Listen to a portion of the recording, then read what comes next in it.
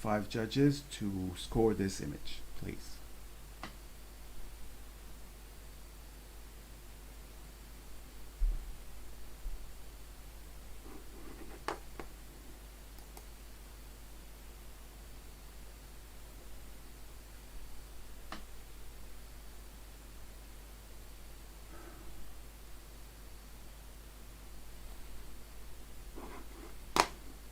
Get my score, Elaine?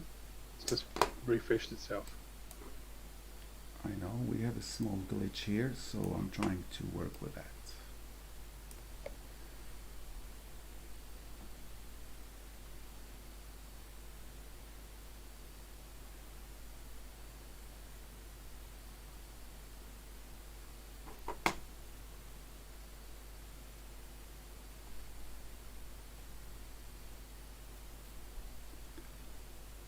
Okay, we have a small glitch here. Are you able to log in, Chris? Yeah, I'm in now. Okay. There's no rescoring here? No. Uh, Okay. I'm going to try it again. Okay, don't try. We'll try. Yeah, try scoring Yeah. again. Maybe we'll get that through at some point.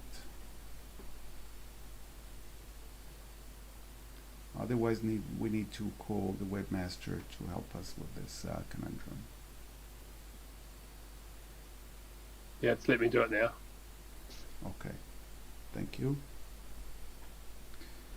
So we are using a special software that was developed and tested, but Murphy is doing that bit.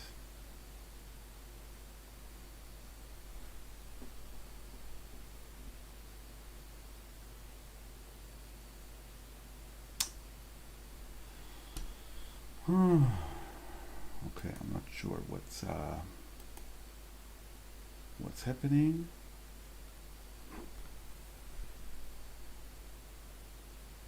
Okay, I will need to call the big guns, so please bear with me and we shall get that sorted.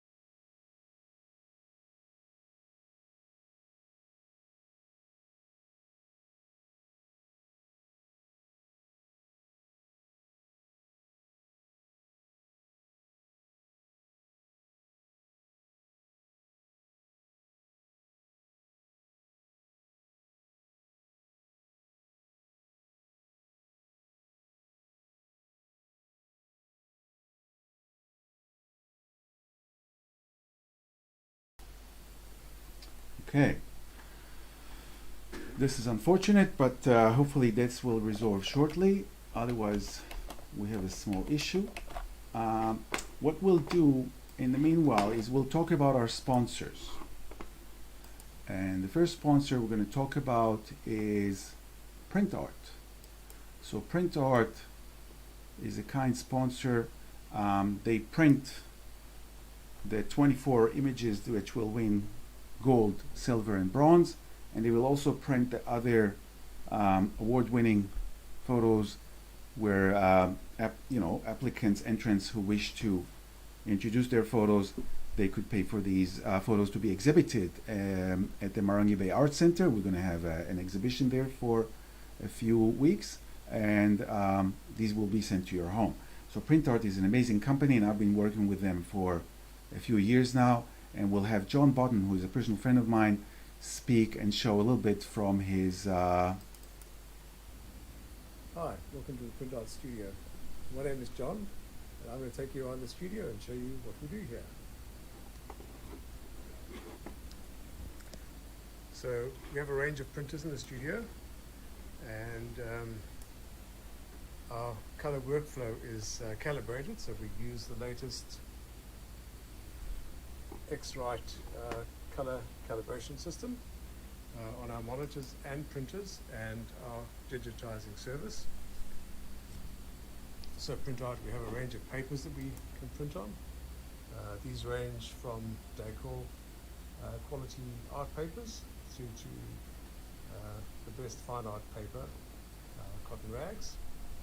Our service provides packaging in crystal clear sleeves with a backing card if required. We also provide a framing service. We frame in standard black, white and natural frames. So unfortunately no custom frames, we only do standard metric sizes, that is A4, A3, A2 and A1. We also provide a range of canvas printing options, so canvas printing and stretching. So these are printed and stretched over kiln dried stretcher bars, and most of the sides are gallery wrapped. And to finish off your canvas frame, we can do a beautiful tray frame, which is either natural, black or white. So for Canberra Club members, we provide a print and mat service. So Karina here has just finished trimming up one of our prints, and she's going to take that through to our matching area, and Nicola is going to take over and mat that for us. So the matching process we use is conservation matching, where the print isn't stuck down to the backing board. It's hinged in such a way that it can be moved and replaced at any time. And it also allows the print to move and breathe within the mat, so it doesn't start crinkling and rippling.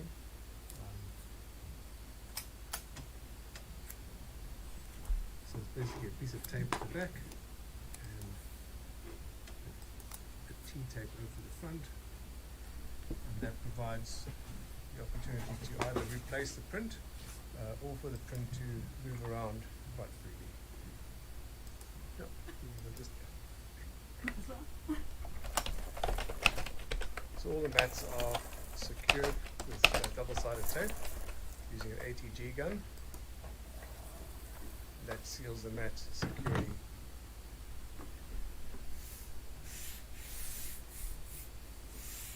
Great. We'll hold that up first, please. There you go. Thank you. Oh, and yeah, so the matching options are either black or white, and that would be the black option. Perfect. Right, we also provide an art digitizing service at Print Art. So our art digitizing service, we have a custom-made frame for holding the artwork securely. We use a Salon P2 camera and a Betalight scan back for digitizing artwork. That provides us with a true 48-bit RGB image file of high resolution and high color fidelity for producing artwork. Artworks are stored securely in our studio. Right, so our range of printers, we have Canon, Epson, and the latest Canon P4000.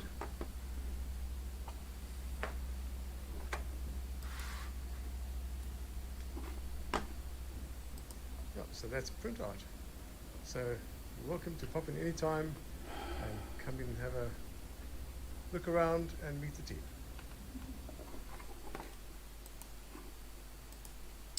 So I think we missed some of that video. We'll show it again later. What I'll do now, we'll actually try to run this again. Hopefully we have some progress, and we will try and show this. And David has already scored. Let's try all the other 4 judges to score this image. Maybe we can get forward with this salon.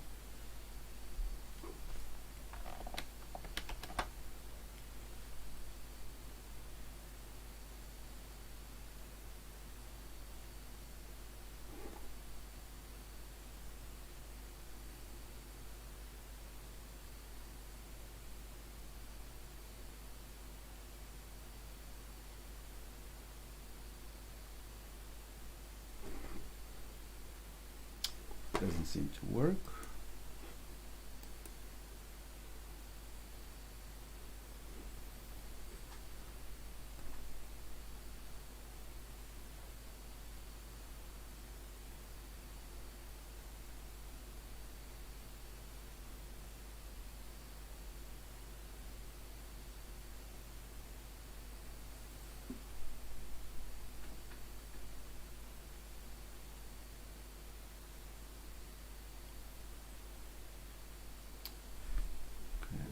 Sure.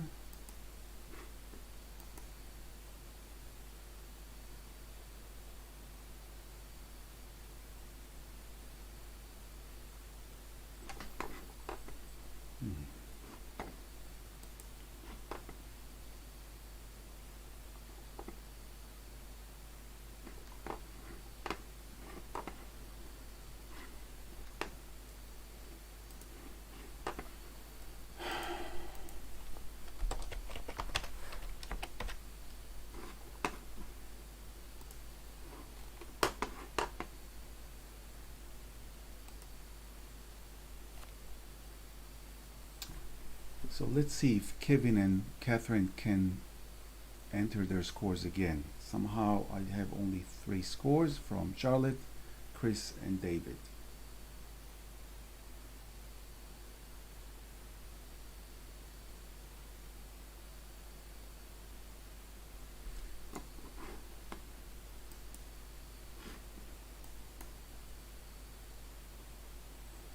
We have Kevin's score, so Catherine.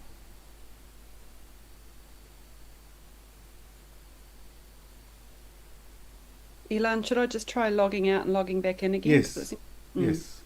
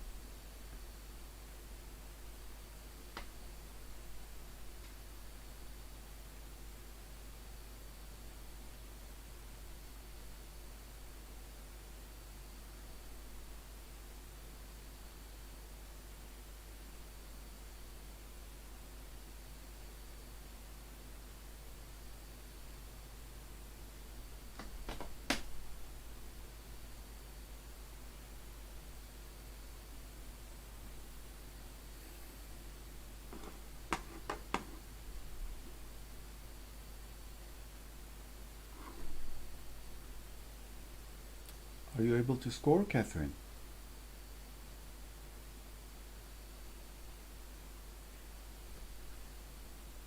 Apologies to the public. We hope to get this run and smoothly, but wasn't meant to be.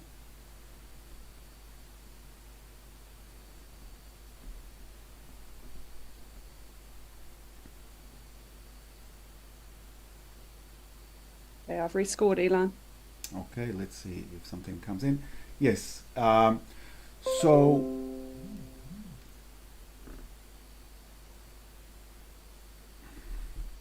I will ask you to rescore, and hopefully you should have a rescore button.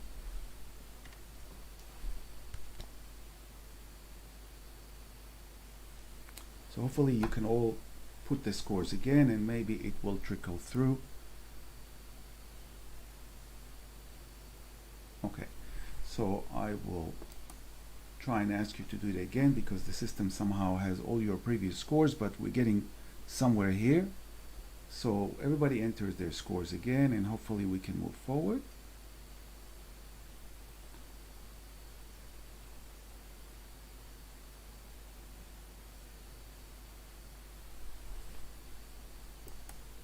And one more time, please.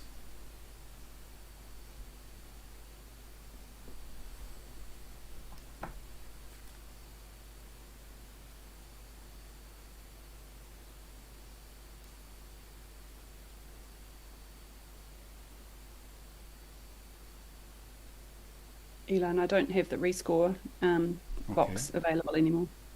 Okay. I think we will move to the next oh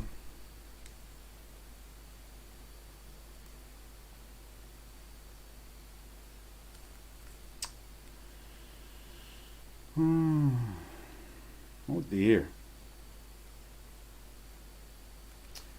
So I will mute myself, and I will get each of you to speak a little about yourself. I will stop sharing, and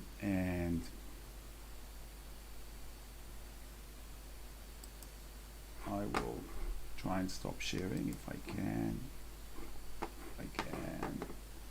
Those machines, huh?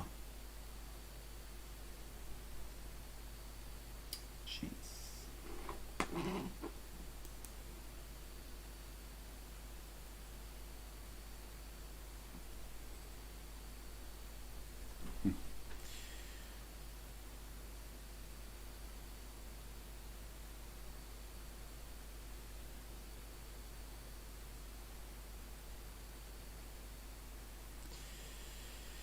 Yes, conundrums.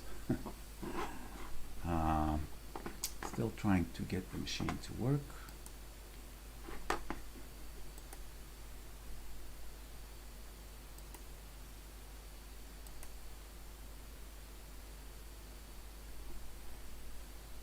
Okay.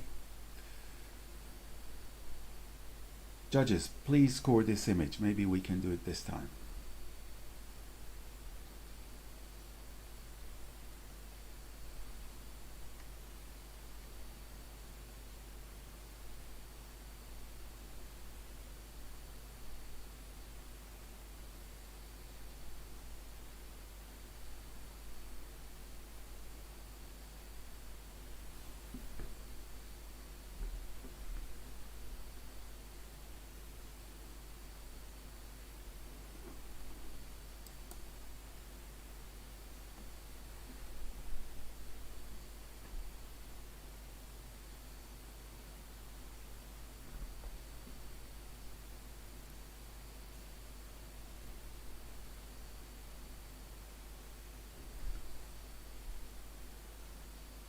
Do you want us to enter the revised score as well, Ilan?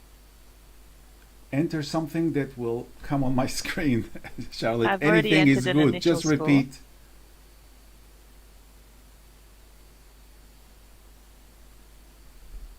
Okay.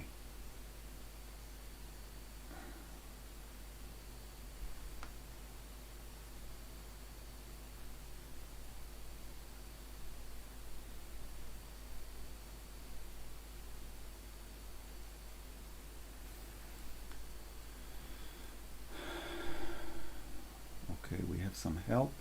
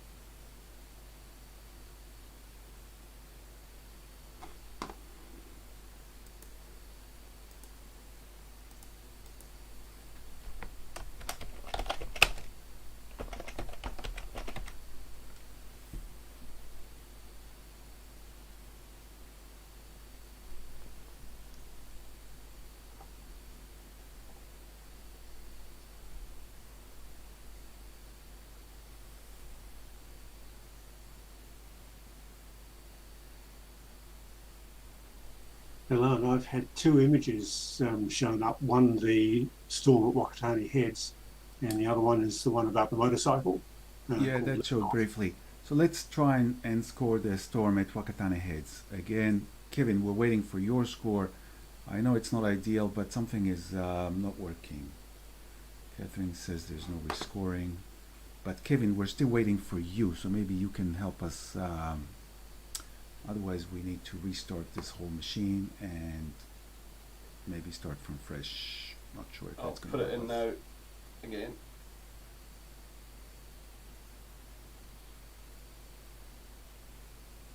Did you get it that time, Elon?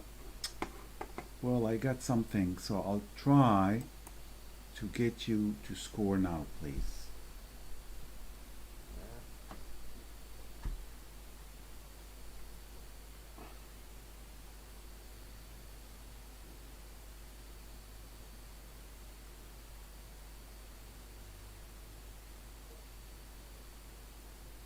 Okay, so I'm going to ask everyone to log off, and I will reset the system, and hopefully that will give us some joy. Otherwise, we're not going to be able to move forward with this machine.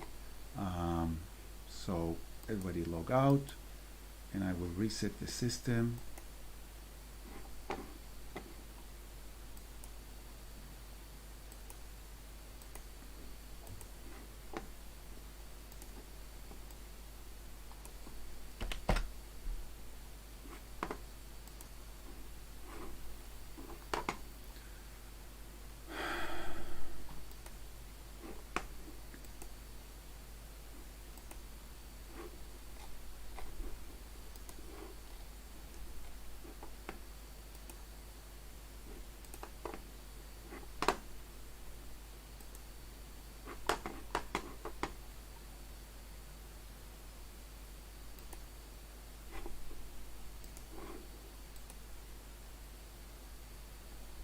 Okay, so please log back in, and hopefully we will have better luck this time.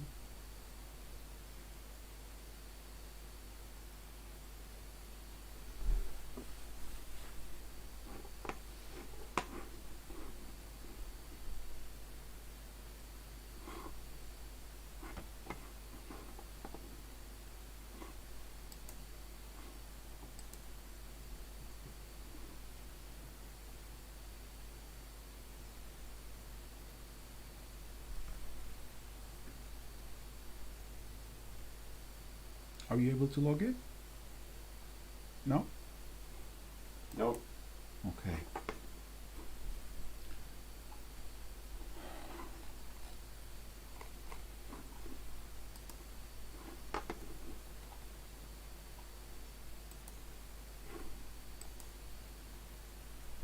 Try to log in now, please.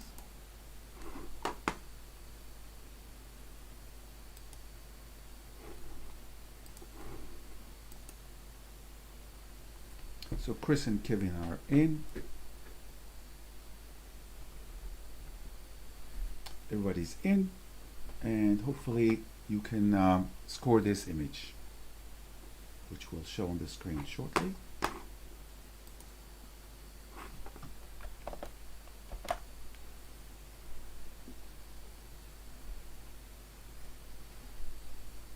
Okay, and so we'll just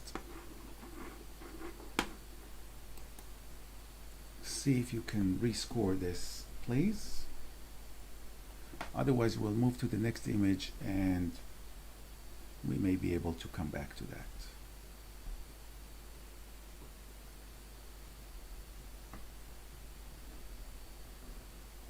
Nothing coming up, Elon. Okay, so I will move to the next image, and hopefully it will we can go back to this image. Okay, so the next image is called Liftoff, and hopefully we can judge this image properly and move on.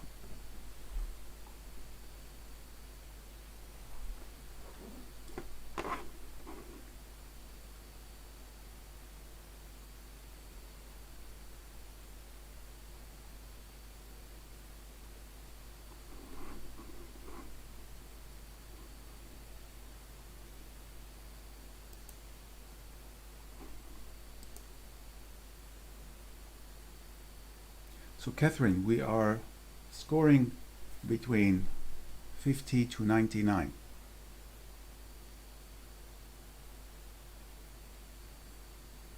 I have entered my score. Can you not see that, Elan? I see it's below 10. Your score is below 10. So we're scoring between 50 to 99. This is the scoring range. I'm just going to put in the chat what I've scored and what it's showing me, okay? Okay.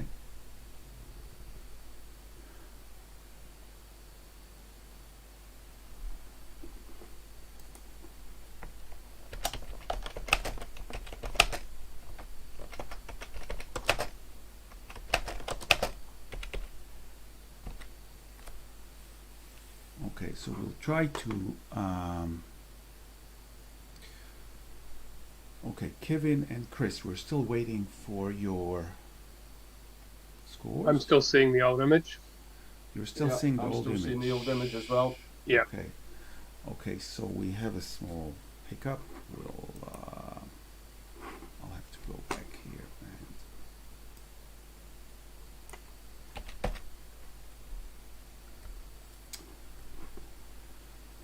and not a happy start, but it is what it is.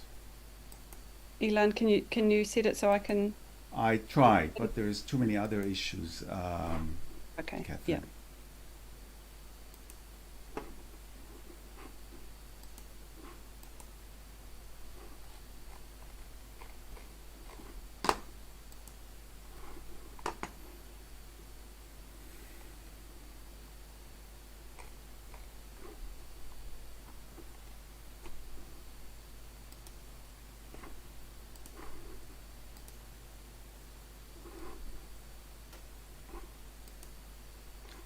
So all 5 judges try to log in back again.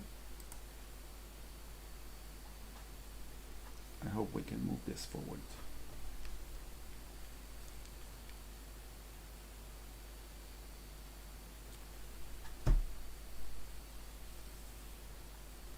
Okay, doesn't work.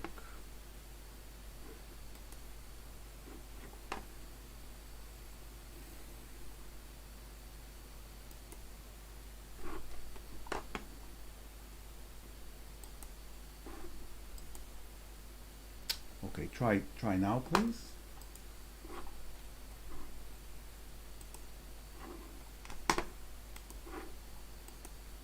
It says it hasn't yet started. Try again.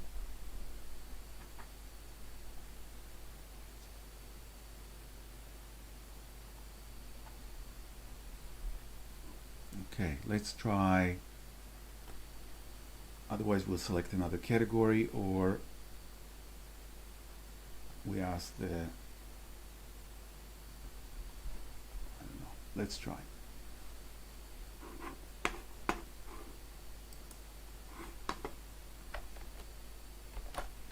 So to the crowd at home, this worked perfectly in our testing, but for some reason it doesn't like us today, and not sure how we're going to go about that, but hopefully this is going to go somewhere. I'm looking at the first image now. Yes, it's the first Salon. image. Okay. First image, absolutely.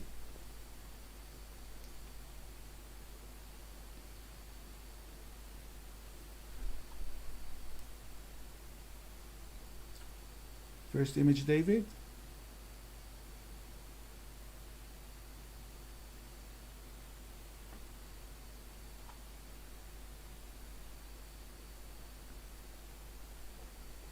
Okay, so we have an initial score of 64, and David is in another scoring range. David, would you like to talk about the image? Yes, I would. The image here invites me to take a walk along the breakwater out towards the horizon, and there I see some items of interest. I see Whale Island, I see a boating marker, and these all add to the visual flow of the image. And then I come across the storm clouds in the background. I think that the tonal range in the whole image is appropriate to the subject, and the treatment adds to the mood of the storm at Wakatani Heads. Great. So what was your score, David? My score was 82. Catherine, would you like to challenge this? I'm certainly not going to challenge it down. Listening to David, I scored this 52. It's perhaps a little bit on the mean side. I agree the tonal range is beautiful, and the sense of the movement in the clouds. I guess I was walking out along there, and then I was reaching the little structure, whatever the name for that is, and I was finding that the delicacy of that wasn't able to compete with the heaviness of the island out to the right. And also very slightly bothered by the fact that that's not central in the frame. If you're going to have it so close to central, it's a little bit off for me. But I am listening to what you're saying, and I do think I might have been a little bit mean, so I'd be interested to hear some other opinions. Well, everybody else is on the same page. David, would you like to, you have the right of reply. Yes, I agree with what Catherine's saying about the visual balance between the marker and the island on the right-hand side, and also the fact that it's that marker is slightly off to one side. It does disturb the visual balance of the image to some extent. So I may have been a little bit generous. Okay, that's okay. I still think it's a beautiful image. So let's try to rescore, and if you want to move your score somewhere, we can at this point, and hopefully we can move to the next image.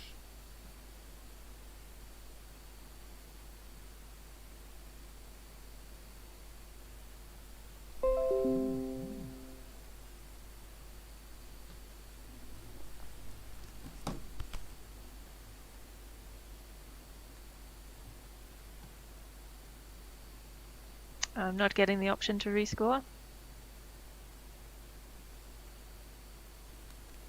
Okay, so I'm advised to pause this session, and I will pause the live streaming, and we will reconvene. The judge, please stay on the Zoom session. We will reconvene at 10 a.m. when this whole thing will be sorted. So I'm pausing the live streaming for a minute, and I will show this slideshow instead.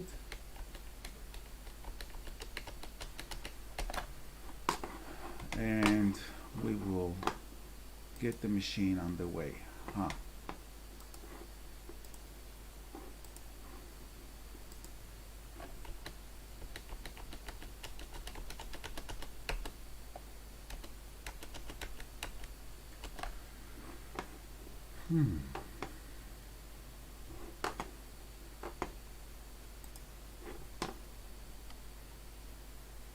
So all judges, please log off, and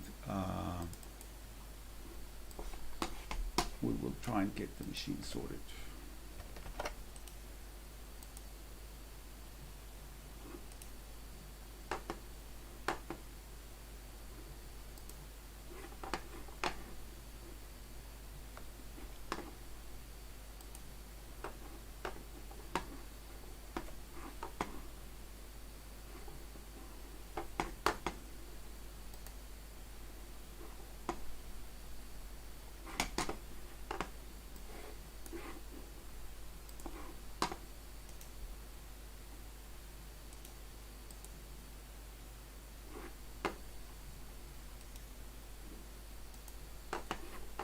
Okay, we're going to invite, I'm going to try and mute this.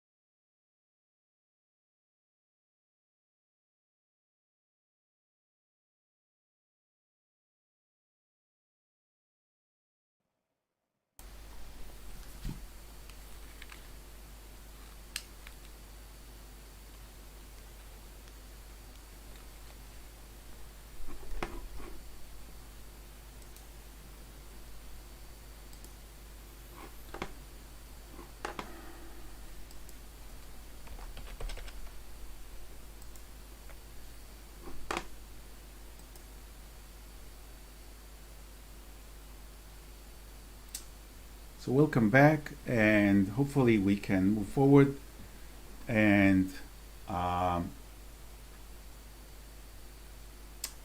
will actually have asked the judges to score this image in front of us and we will move forward with gusto. And the initial score is 73. And Charlotte, would you like to challenge this image, please?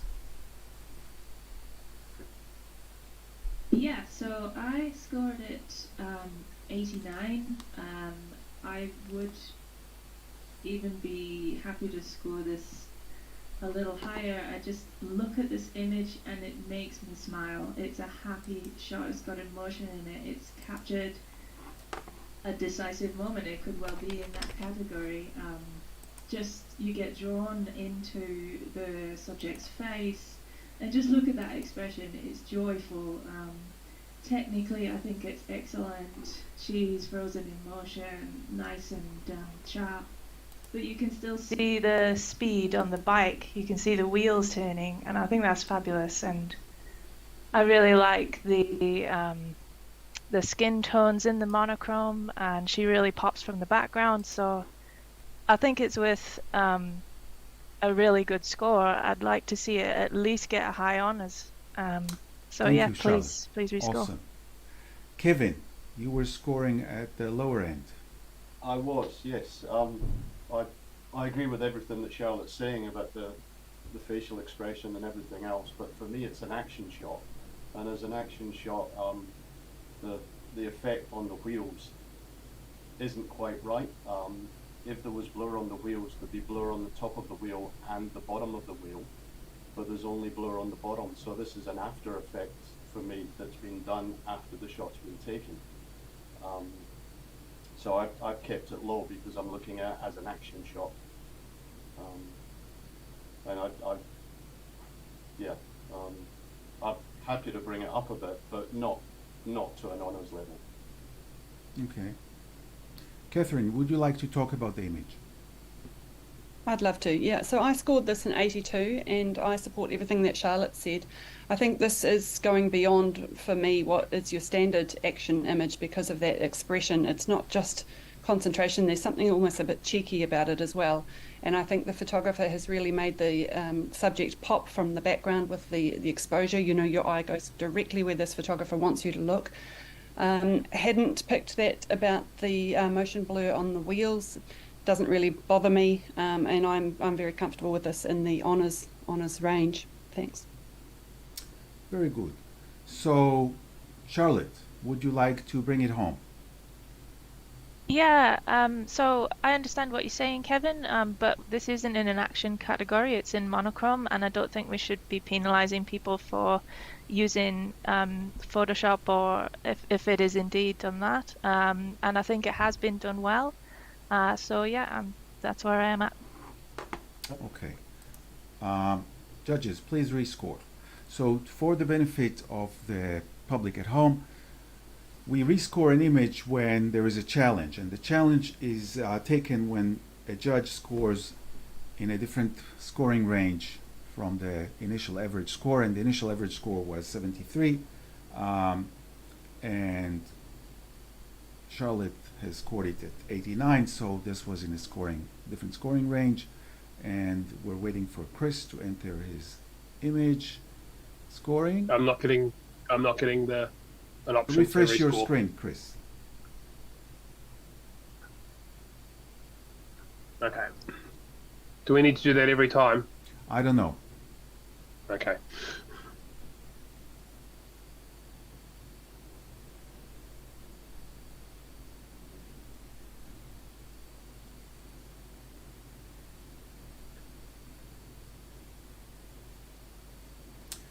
And this was a good discussion, and the image now scores 79, and I'll accept that, and we'll move to the next image.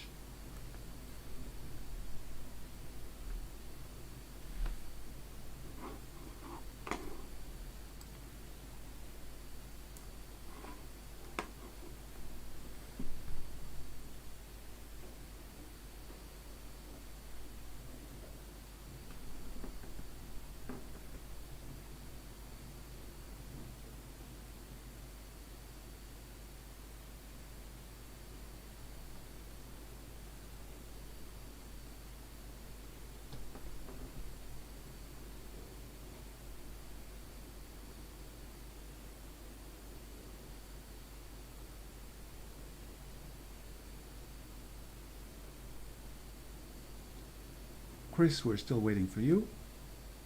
Great. And we have an initial score of 68. David, you're slightly higher. Would you like to challenge this?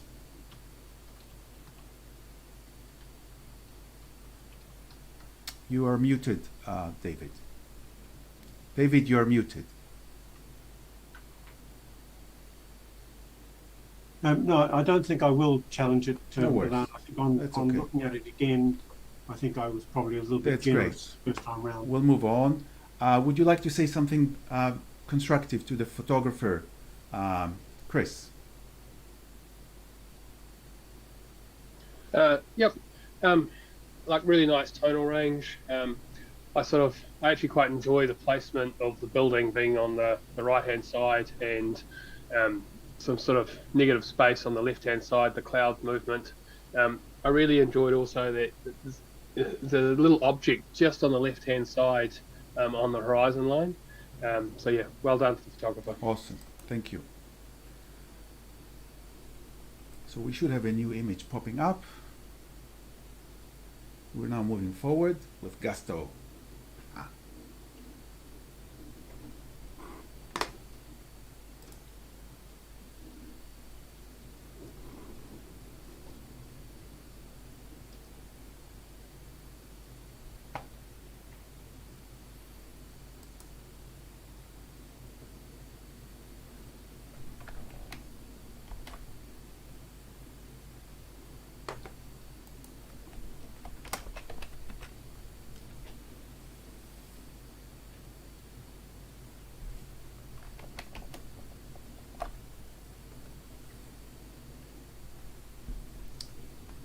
Charlotte.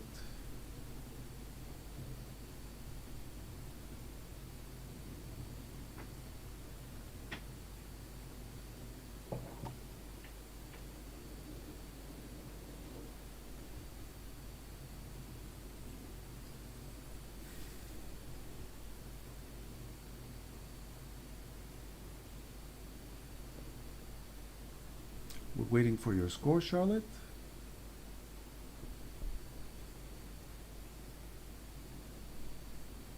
I already entered it. So try to Shall I refresh refresh? your screen, please.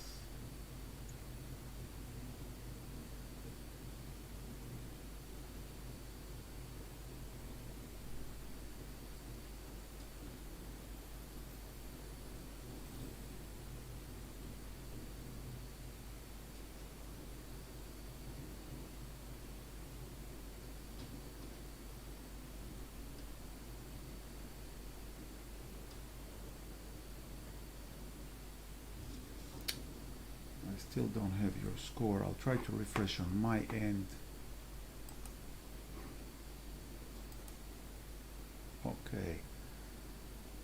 David, somehow your score is now missing. Not sure why.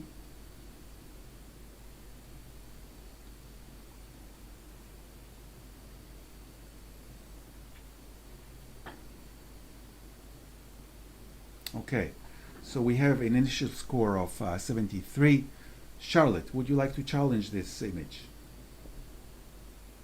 Yeah, I think it's worth more than that. I think it belongs up in the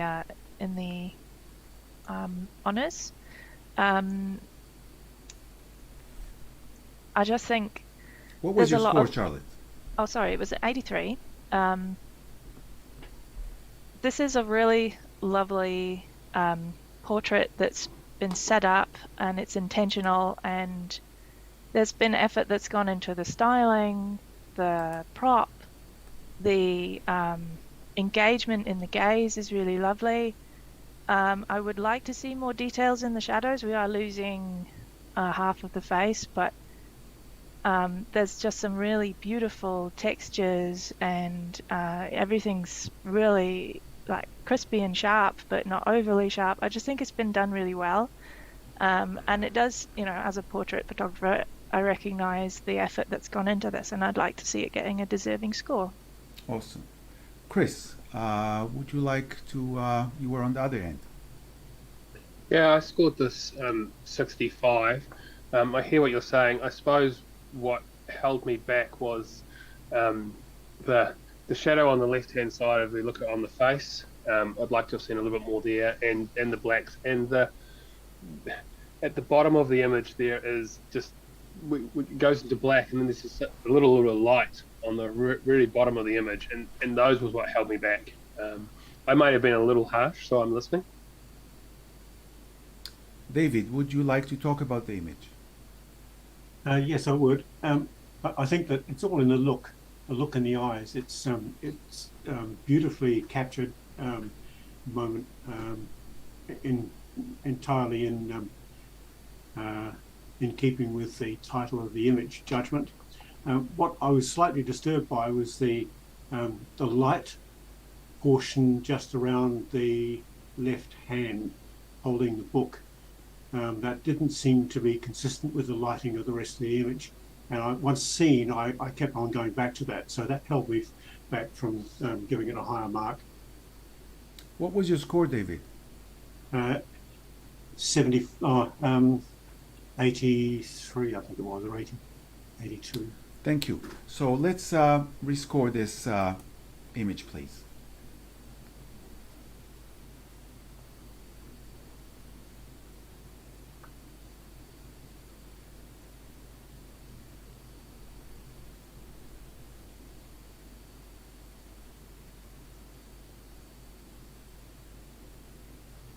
Thank you, judges, and the score has moved from 73 to 77, and I'll accept that, and we'll move to the next image.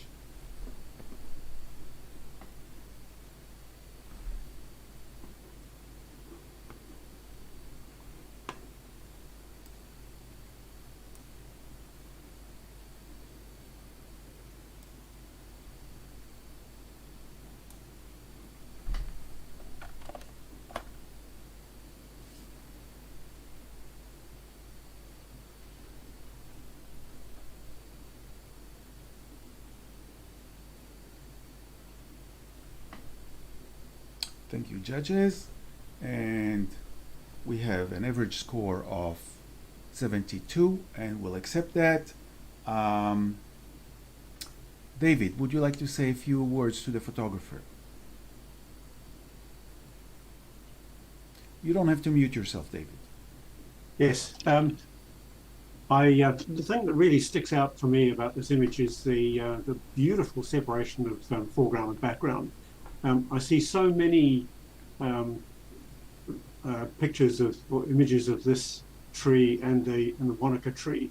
Most of them are in colour, and I find this is particularly striking. What is really remarkable about it is this lovely use of contrast and luminance to give a very three-dimensional look to this image.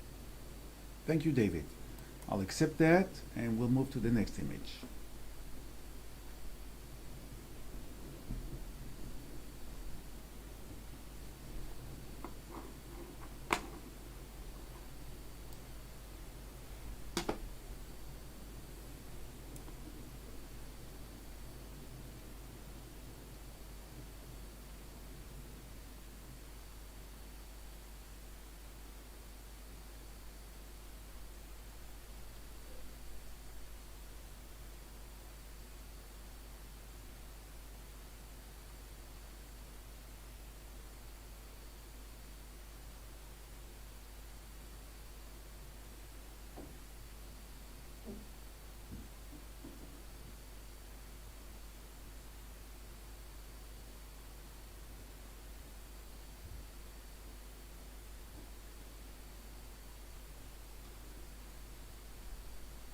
Thank you, judges.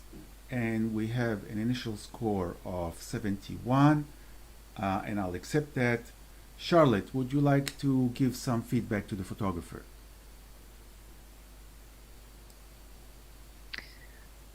Yeah, I think it's a really lovely example of this scene that we do see a lot of. So unfortunately, some of the impact is lost when you're seeing the same scene over and over. But I think this is a really lovely example. The mountains are gorgeously clear in the background. So really lovely tonal range, the contrasts between that and the sky. The tree initially sort of right off to the side there kind of threw me a little bit, but the longer that it sits with me, I quite like the panoramic feel of it. So, and I really enjoy the lighting, the subtle lighting on the trunk of the tree. So yeah. Thank you. Awesome. I'll accept that and we'll move to the next image.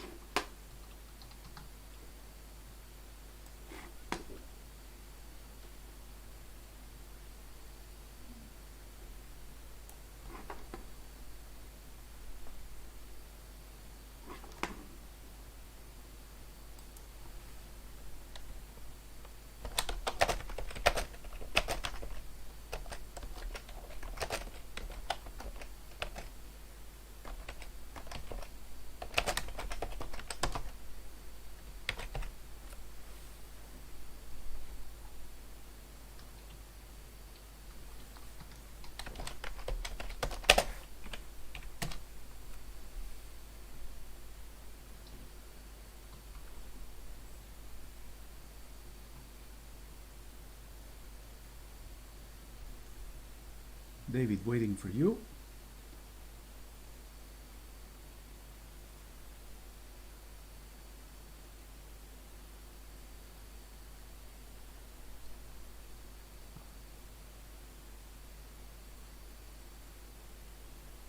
Maybe refresh your screen, David, if you cannot score the image.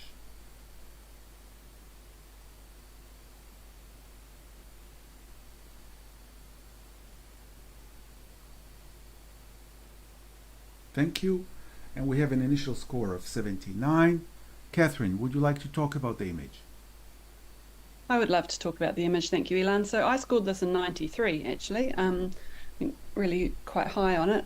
I think this is a very striking image, graphically, obviously, but for me, this also has humour and the reference back to those, sort of fashion images of the 60s with that moon sort of chair, but using an older figure in there. And I think it's been handled very well to bring out all the wonderful texture in the skin around the shoulders, and then you've got those great big knobbly joints on the feet.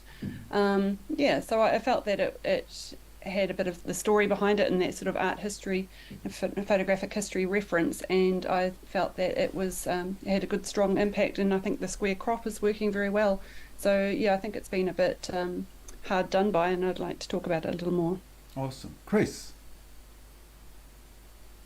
Yeah, I was at the other end and probably I scored it 73. I'm probably a little harsh, to be honest. I enjoyed the symmetrical view of it. What my eye keeps on getting drawn to is the little black triangle of darkness on the left-hand side by the neck and in the arms. It's probably a shadow, but I'm drawn to that. But yeah, I'm listening. Thank you. Charlotte? I didn't get the reference, and I was initially kind of confused. I enjoy the shape and the form that's been used in here, and of course monochrome really helps to bring that out, and I agree that I like the square crop and all of that. I don't like the very sharp look to it, and I don't like the grain, which I think might have been added afterwards, perhaps trying to emulate those old film photographs, but it doesn't really work for me, so I'm happy with this in the highly commended range. Any other judge that would like to join the discussion? Okay, so Catherine, would you like to the right of reply, please? Yeah, just quickly. I think the sharpness is important there to bring out all that texture. I hadn't even noticed that dark triangle, but that's just a natural byproduct of the lighting, which is giving us that texture. And yes, this is definitely a reference back to, normally you would see a young, nubile, beautiful woman in this pose, and so they've taken the opposite approach here with a man, and B, the age. So I'm pretty happy where I am. I'm hoping that you guys can come up a few more points and maybe just get it into the low honours range for me. Thank you, Catherine, and I will ask you to rescore, please.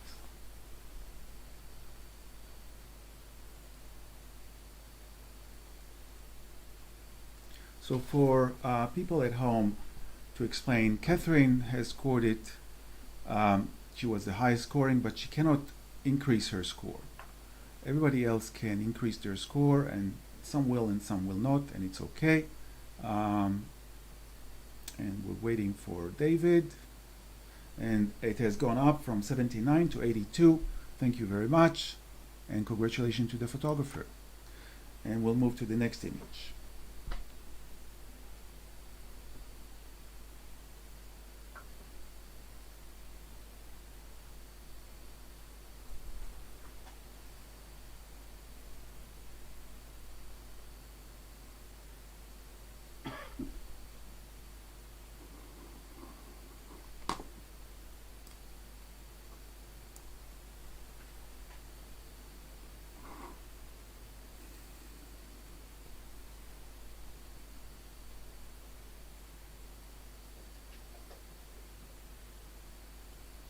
And we have an initial score of 77.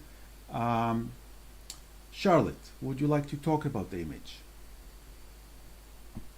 I think the longer you look at this, the more you see.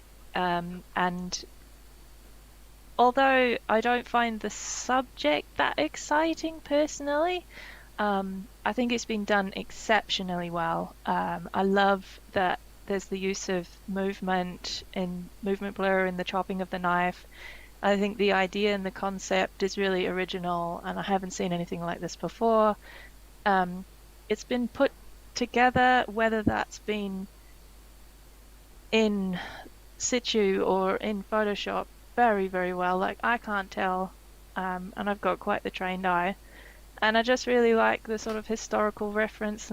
Sorry, apologies, if historical reference to the older style cookbook, and the film camera, and yeah, I love the tones, and it's really, really well done.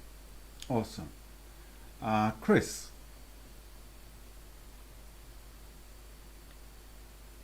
Yeah, what did I score this? I scored this a 70.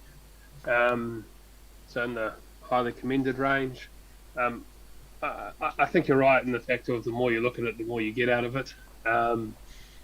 Yeah, I'm listening. David, would you like to talk about the image? No, I think that the comments I would make are already been made. So Okay. Does anyone else wants to contribute?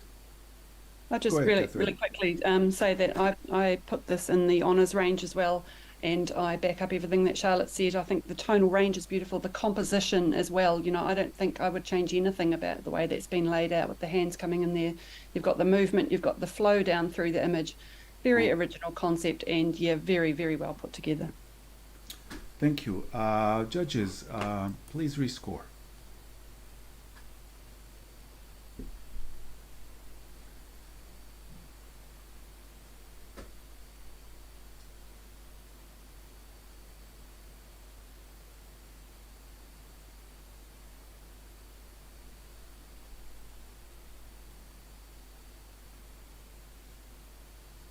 Thank you. It has gone up from 77 to 81, and I'll accept that. Congratulations to the photographer.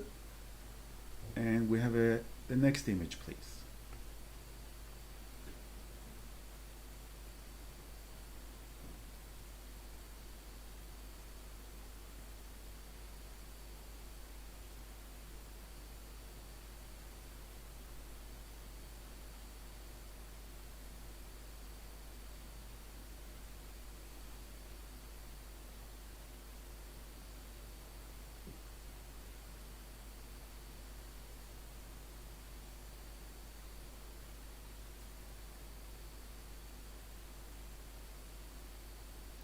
And we have an initial score of 74.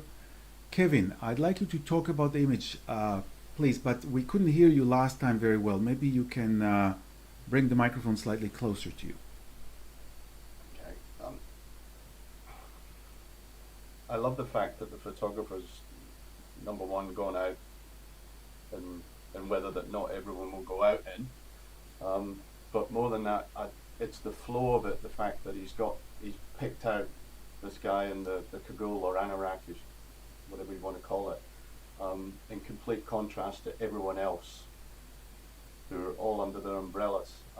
I love the flow of it. I love the fact that the suite moves into this individual character that really he doesn't care whether it's raining or not or pouring. The whole set of the image works for me. Thanks, Kevin. What was your score? 81, sorry. Catherine. So I gave this a 64. I do appreciate everything that you've said, and I think it deserves to be in the higher end of the acceptances. I feel like it's a little bit bright. The whole image could have just been brought down a little bit. I think the subject has been very well placed, and the photographer is really telling you exactly where to look. But beyond that, I don't really see anything that would take it to the honours range. But I can bring up my score a little bit. Kevin, you have the right of reply. No, I'm fine. I mean, it was in my own head. It was not going to be a high honours, and it was on the cusp. But I think the brightness of the centre, it emphasises the fact that that's where we want to look. But there's not a huge amount of difference between the outside and the inside with that tonal range. No, I'm fine with Okay. where it is. I'd That's like to see perfect. it come up a little bit, but if it doesn't, it doesn't. So, judges, please rescore.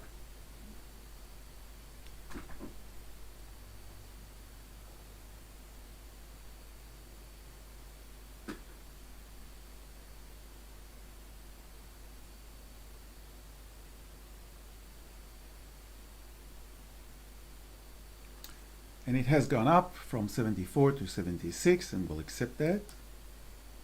And the next image, please.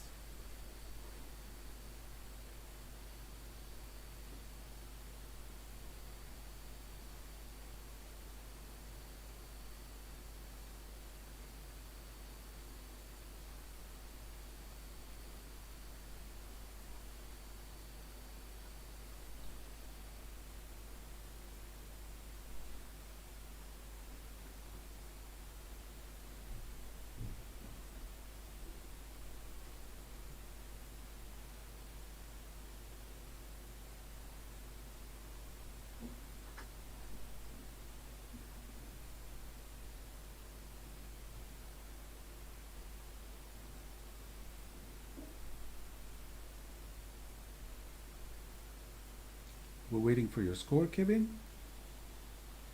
I've put it in. Maybe click on refresh, please.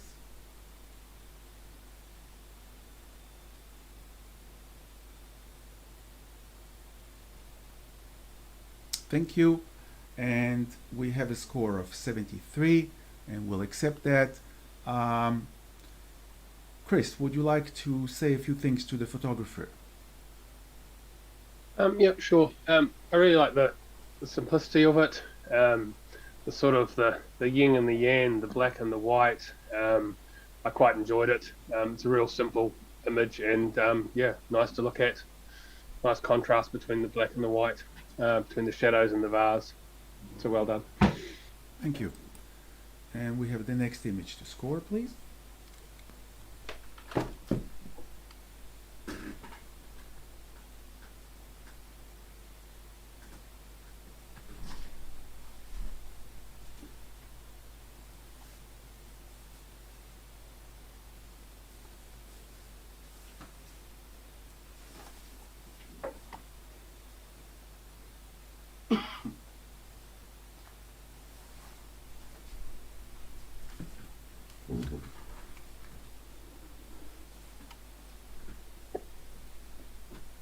And we have an initial score of 77. Charlotte, would you like to talk about the image? Yeah, I think this is another one that could have been put in the decisive moment category.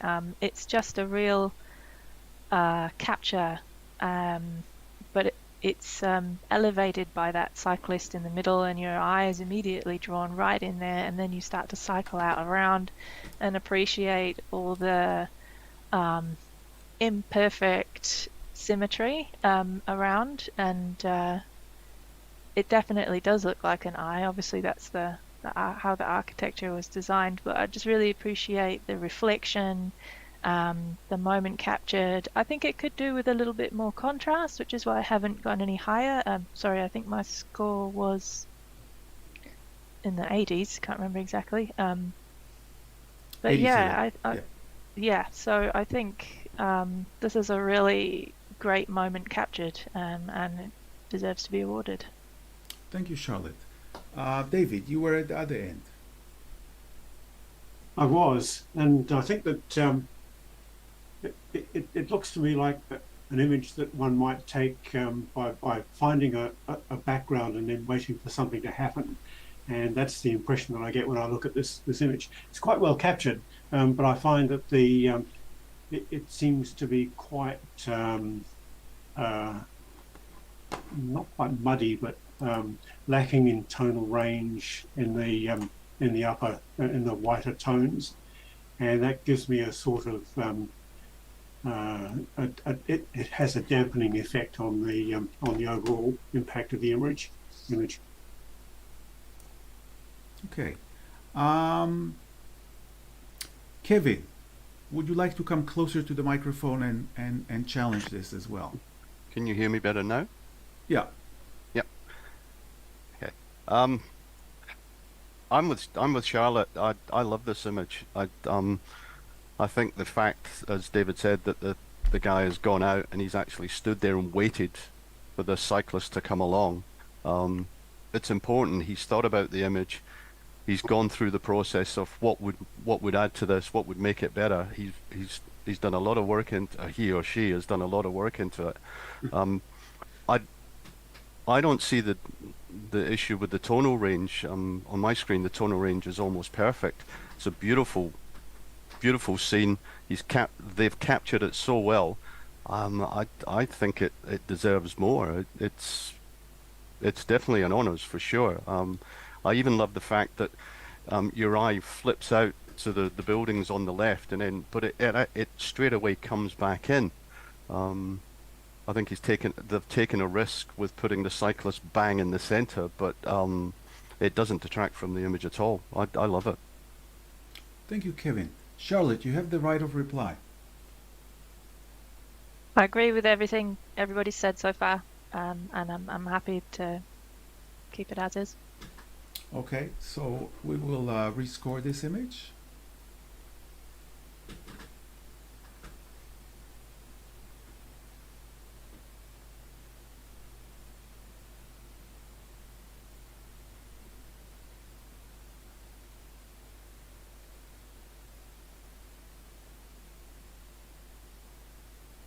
Great, and the score has moved from 77 to 80.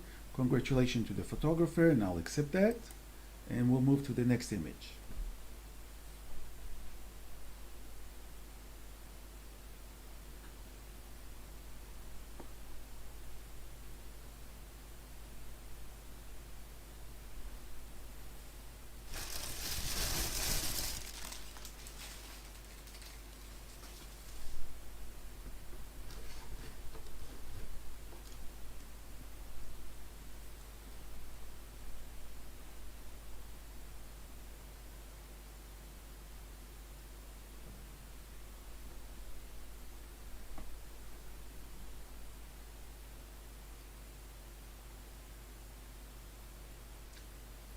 We're waiting for you, Chris. Yep, just entered. Good.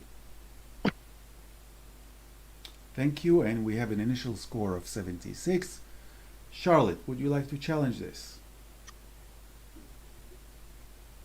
Yeah, I think this is another one of those images like the cyclist that we saw earlier, where it's all about that expression and the power as well. That pose, that it's just, this guy in the picture is really reaching for everything he's got in this race.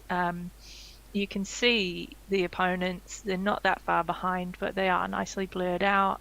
We've got that rule of threes where you've got the three main subjects. You can see other ones in the background.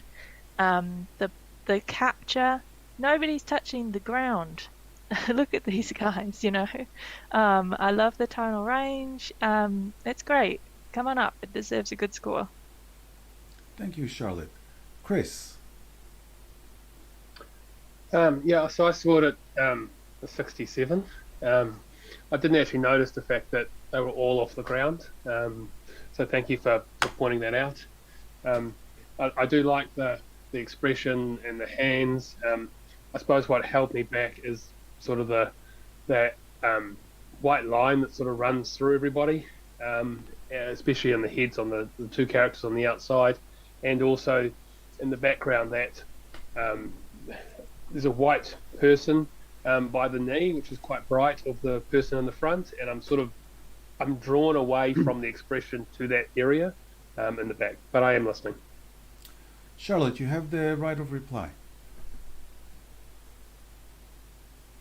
Yeah, I think everything Chris said is totally valid. And once you look at an image for a bit longer, um, you start to see some of those things. But I don't feel like it detracts from the image that much. And it would be a simple thing for the photographer as well to just tone that down in post if they did want to go down that route. Obviously, we have to assess what we've been given. So yeah, I agree with Chris, but I'm sticking to my guns. Awesome. So, judges, please rescore.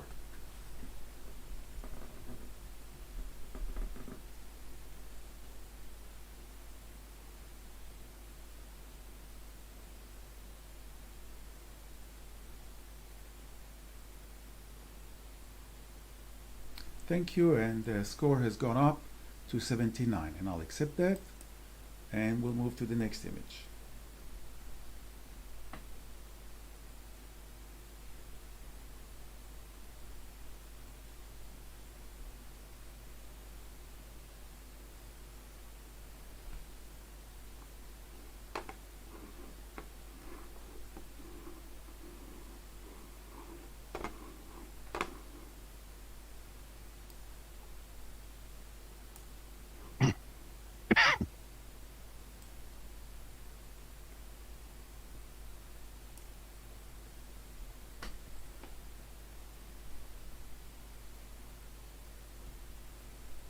Thank you. And we have an initial score of 77. Kevin, would you like to challenge this image? Um, yeah, I think the photographer's done very, very well. Whether it's a setup shot or not, I love the strength of the image and the balance between the old machinery and the young man, whatever he's doing, training to be an engineer or whatever. The look on his face is holds you in, it pulls you in. I think that the only thing to the detriment of it would be that it could be somewhat darker, to emphasize the strength of the image. But other than that, I enjoy it. What was your score? 83. Thank you. Chris? Yeah, so I scored it a 72. I think that's what I did. Yes, 72. Yeah, I did enjoy it, and I got sort of the humor or the irony of the title, wishful thinking of trying to fix something, or it's obviously not fixable. I was drawn to um, the sky on the top left hand corner. It just seems a little odd, that greyness there. But yeah, I am hearing it. I do like the gaze and the contact and the expression of the boy's face. So I'm listening. Kevin, you have the right of reply. I agree with what Chris is saying, and I tend to look for how I can raise an image, and I think that if the photographer had cropped in a bit more, then that would reduce the issue that Chris has with it, because it is somewhat darker in that area, which looks a bit off. But yeah, the rest of the image is fine to me. A little bit darker would be and grainier maybe, but it does hold my attention, and I as I said, I enjoyed it, so I think it's deserving of an honors. Judges, please rescore.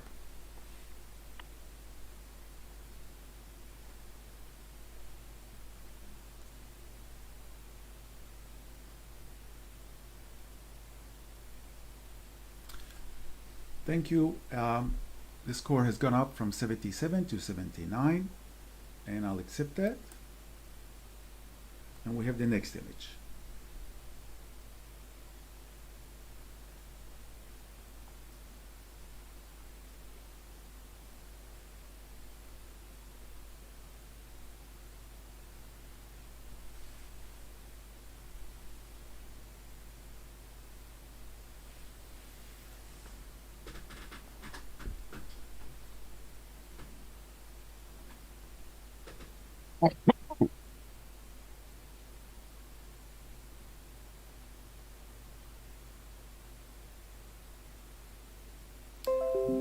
Thank you, judges. And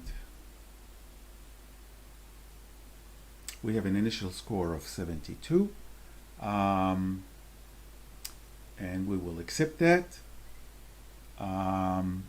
David, would you like to say a few good things to the photographer?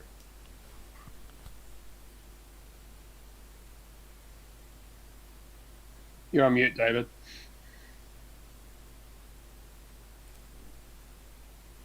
Okay, I think the remarkable thing about this image is how close the photographer has got to I presume it's a tuatara, and the detail in the face is quite remarkable from that point of view.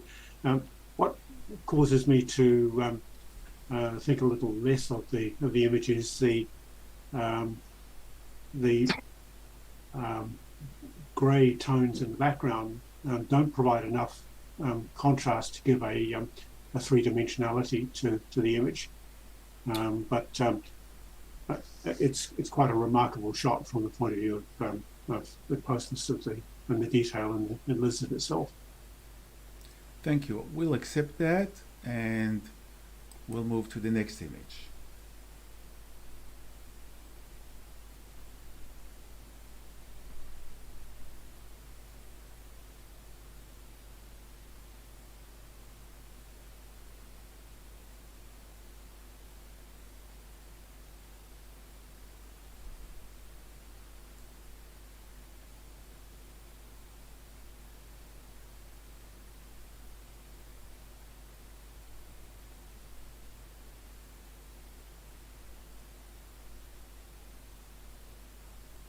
And the initial score is 74.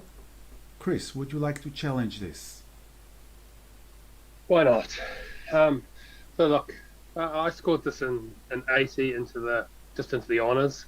I really like the peacefulness of it.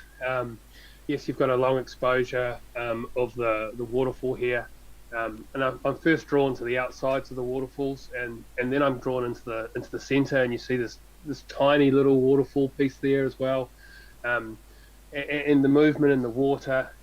I think it's been exceptionally done. Nice tonal range. I quite enjoyed it just looking at it. Thank you, Chris. Charlotte. Yeah, Chris, I agree with what you said. I scored it 65, I think, which perhaps was a bit low, but for me it's just a bit harsh in the contrast for an image that is supposed to be kind of peaceful, and my eye bounces around on the whites of each bunch of the little smaller waterfalls there. The thing I like about it the most is actually where the water meets the water underneath, and they've got this really lovely painterly texture, and just lacking a bit of impact, perhaps. I'm not sure. It's just something that doesn't quite make it for me, but I'm listening. Chris, you have the right of reply. Catherine, Wait, Catherine, you wanted to say something? Yes, please, just quickly. So I gave this a 73, and I'm going to raise my score. I think this is a little different from a lot of the slow shutter waterfall images that we see. This is a very graphic image, and the photographer's created a real central figure in there almost. And I feel that they've also balanced it extremely well with that darker section on the bottom and then around the top to compose it and keep your eye in there. All the little mini waterfalls that Chris was talking about in there, you've actually got waterfalls within waterfalls. My eye bounces around. I see that as a positive, the way my eye bounces around the tops of those soft pieces, and then you've got that beautiful contrast between the softness and then that hard central rock figure in the middle. So yeah, I'm very happy to come up. Thanks for the great discussion. Chris. Thank you, No, Catherine. I think Catherine said it beautifully. I don't know, David wants to say, hey. Well, Yes, David? I'd just like to make a quick comment. It's an image that for me rewards looking at it for some time. My initial impression was somewhat harsher than the impression I have now, having looked at it for a longer period of time. So it's rewarded that continued looking at it. Thank you, David. Judges, please rescore.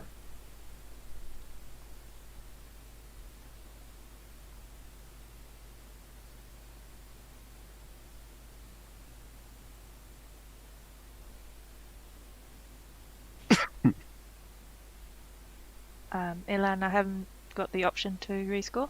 Maybe refresh.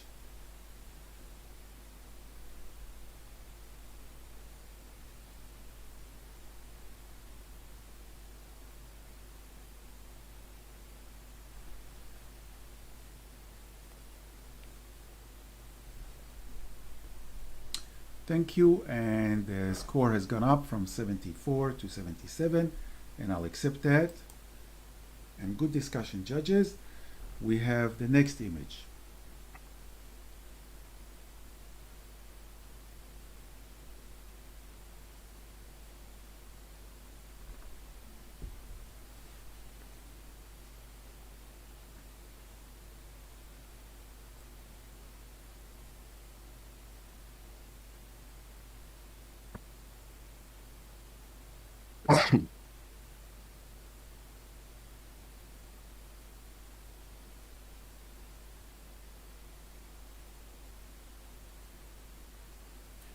Thank you, judges, and we have an initial score of 69. Chris, would you like to challenge this? why not? Let's go. What did I score? I scored it as so 76. So into the highly commended.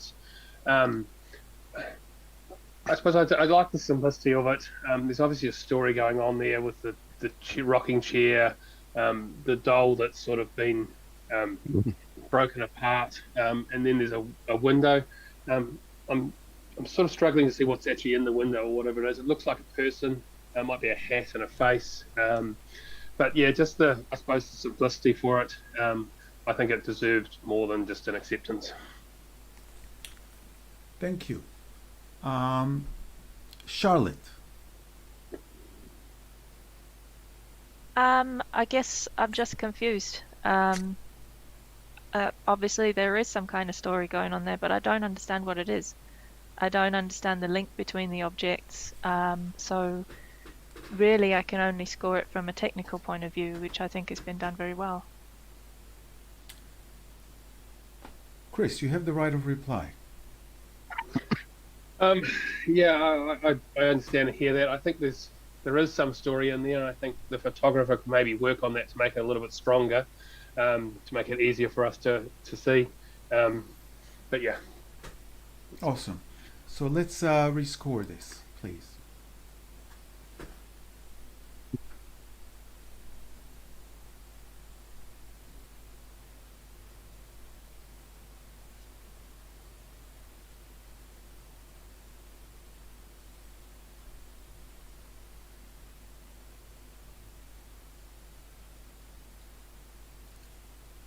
Thank you, and it has gone up from 69 to 70, and I'll accept that.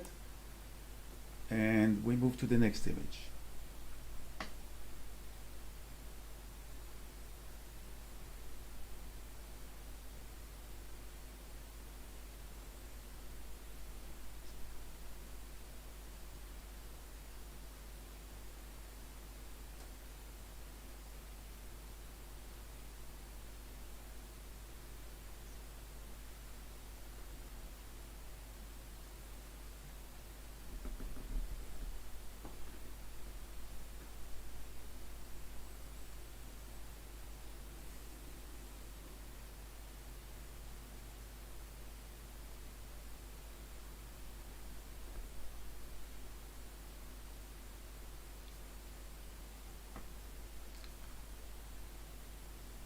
David?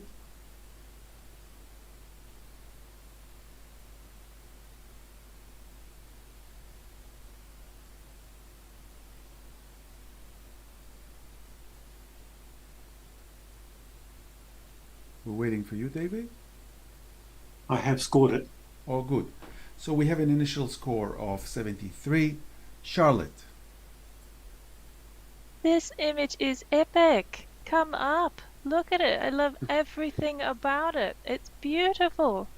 It is so atmospheric. It's rich in tones. The bird, that moment captured, it's perfectly composed. Look at the painterly imagery of the rocks in the water, that haze that's coming through.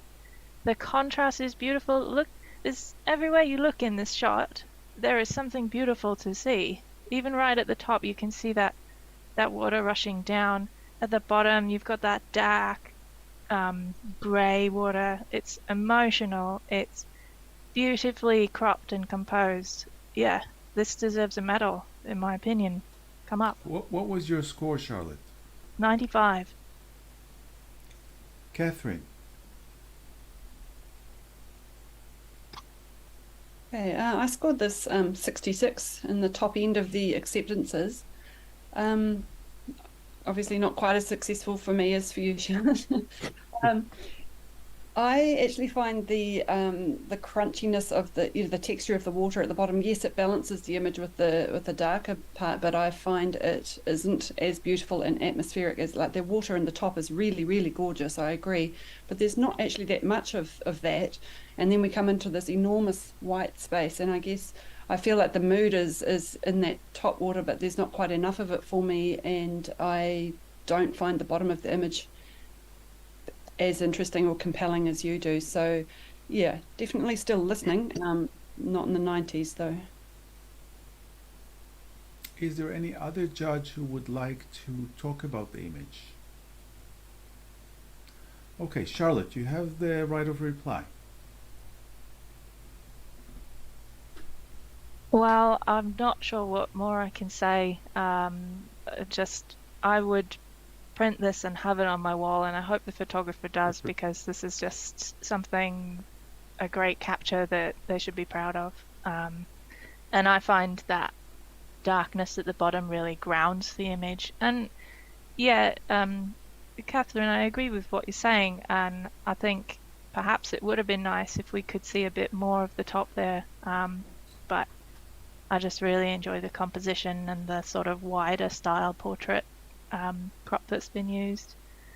Yeah, I love it. Charlotte, that's okay. You're very emotional and you like that photo. That's perfect. Let's rescore this, please.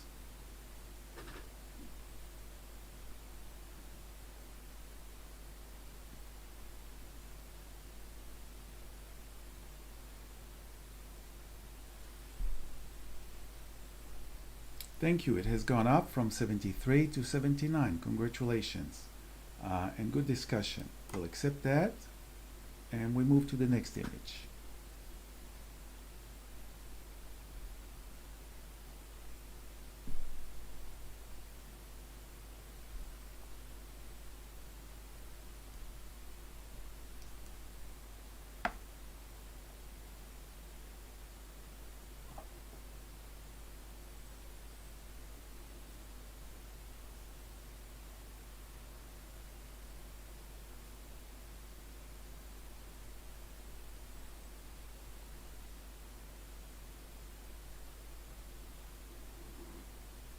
And we have an initial score of 77. David, would you like to challenge this? Yes, I would. I think this is a wonderful relationship image, and it's got that decisive moment character to it, where the dog is appears to be totally devoted to the boy. The boy is not quite so happy with it, but engaging with the dog. So I think this is an image that's full of character and story. What was your score, David? My score was 86. Thank you. Catherine. I gave this 67. I agree, it's a lovely little moment. I did find that my eye just keeps coming back to the extremely bright area on the boy's face around his ear, and that and the bright hand are really competing with my attention, and you really have to sort of look into the centre to find the moment. But I agree, lovely moment. I think the boy's really into it. I think he's smiling and grimacing. Yeah, I think I have been a bit mean on this one, and I'll be coming up. Yeah, but maybe not quite as enthusiastic as you guys. Thank you, judges. Let's rescore.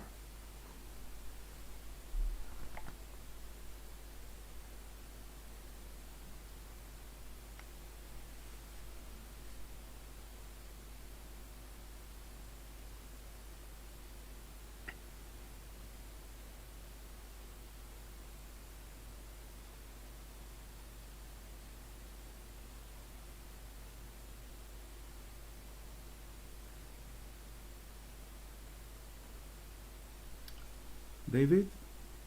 Yes. And the score stayed the same. Thank you, judges. We'll accept that. And we have the next image, please.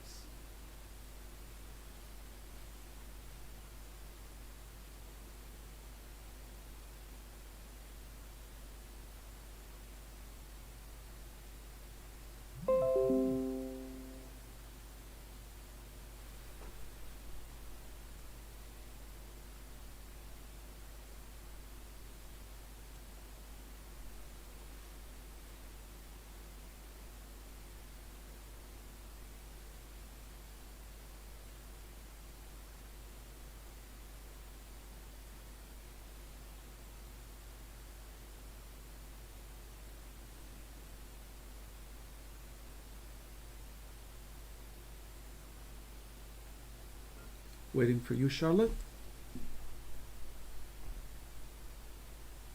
I'll refresh because I already scored. Okay.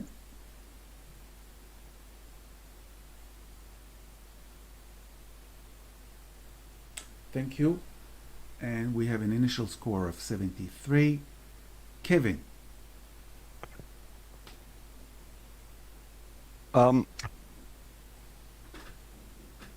I love the message. I've no idea what the message is, but I love the fact that they're trying to send a message, and I love the play of the hands.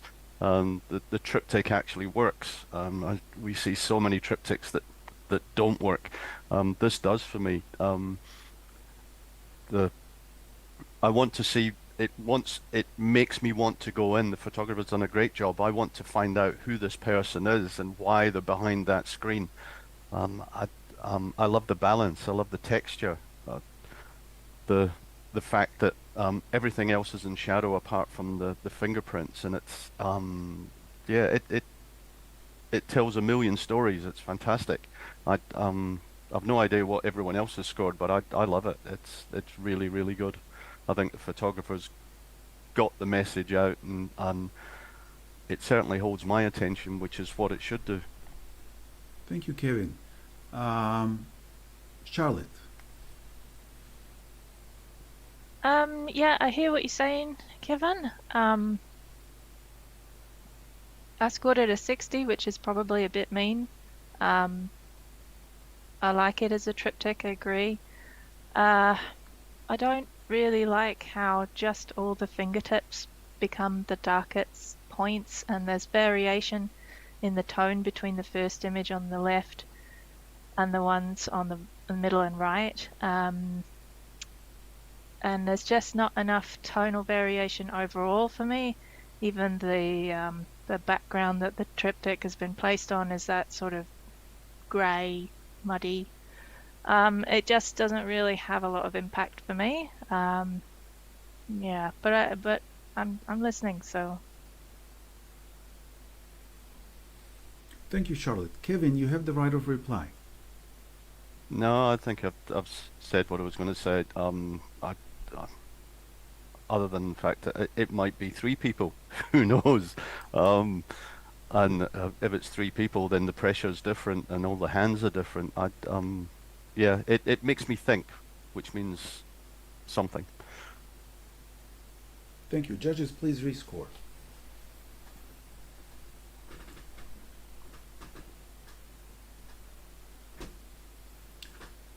And the score has gone up from 73 to 74, and I'll accept that, and we'll move forward.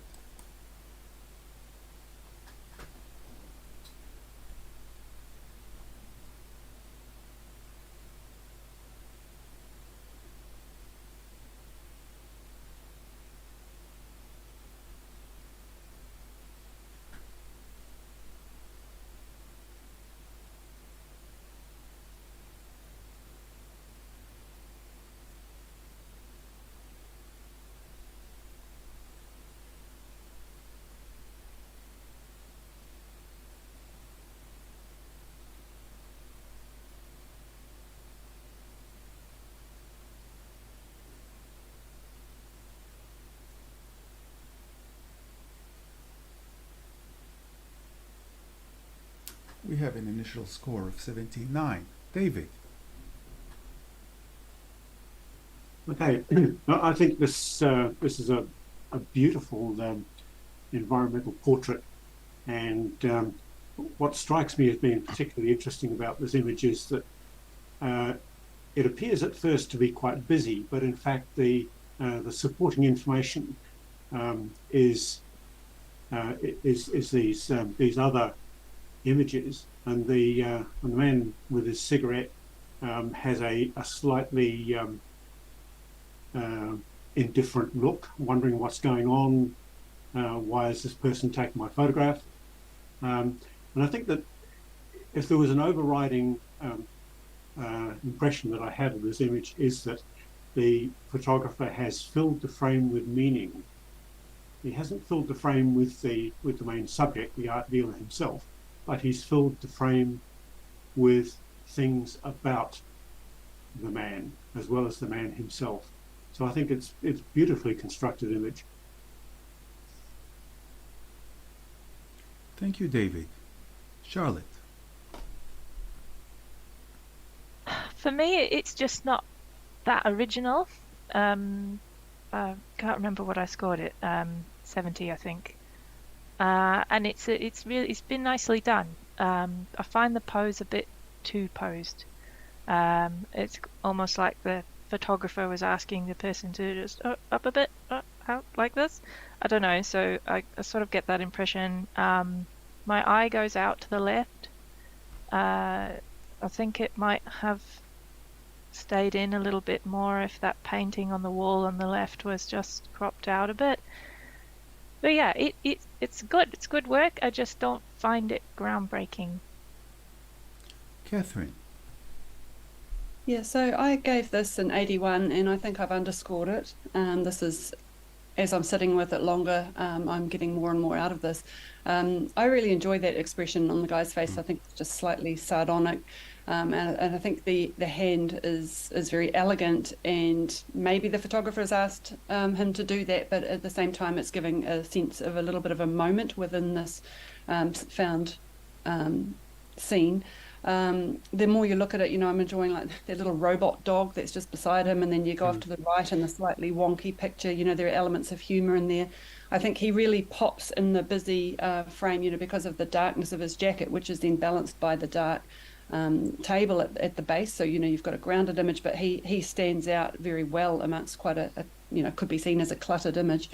And then again, you've got the darkness is again echoed with that square frame on the left, the large piece there.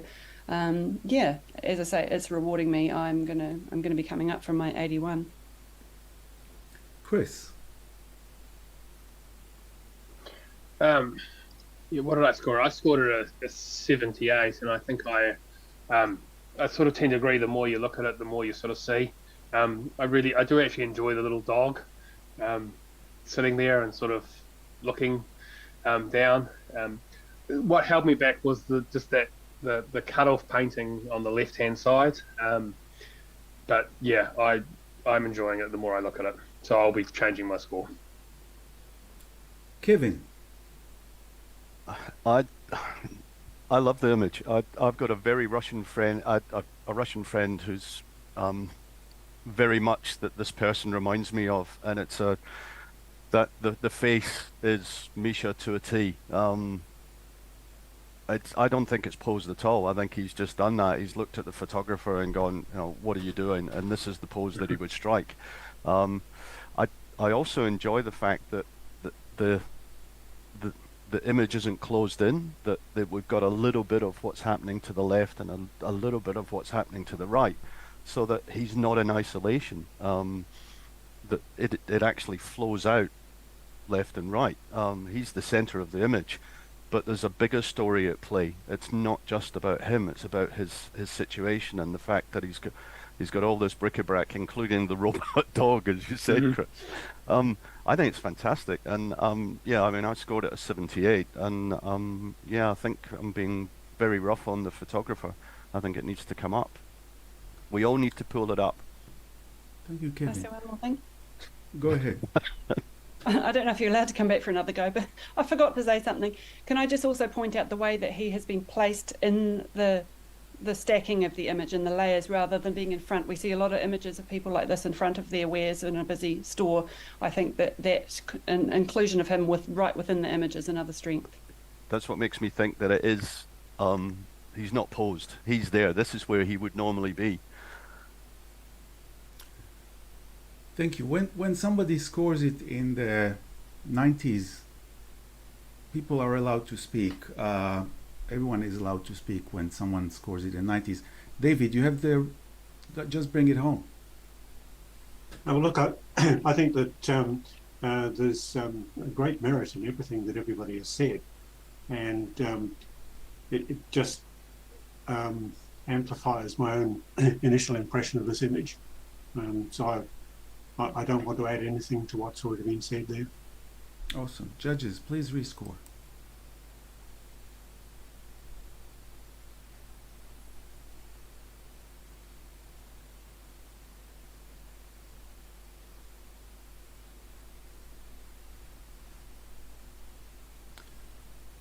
Awesome. Good discussion, and the score has gone up to 86. Congratulations. And we'll move to the next image.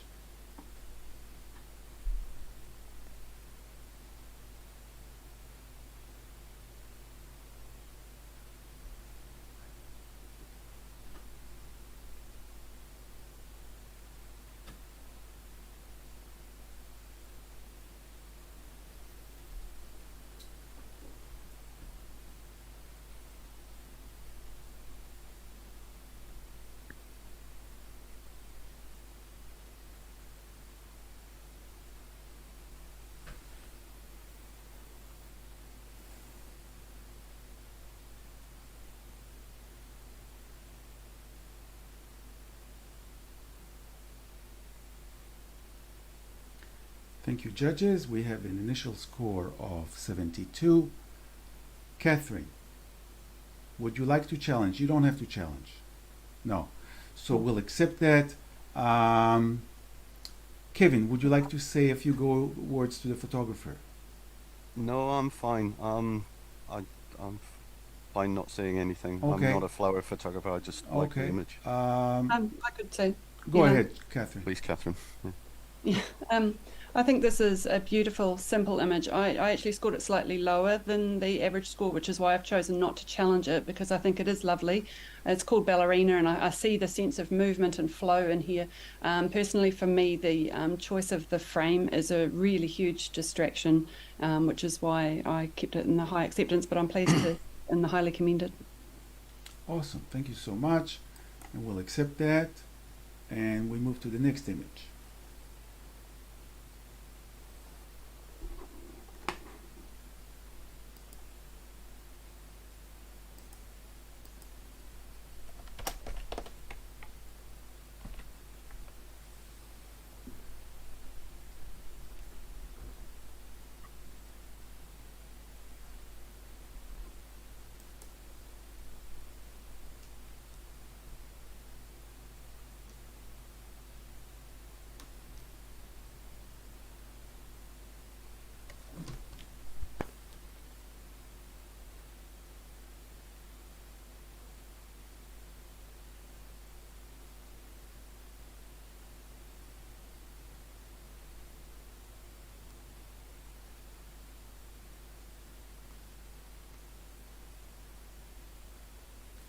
and we have an initial score of 79. Charlotte.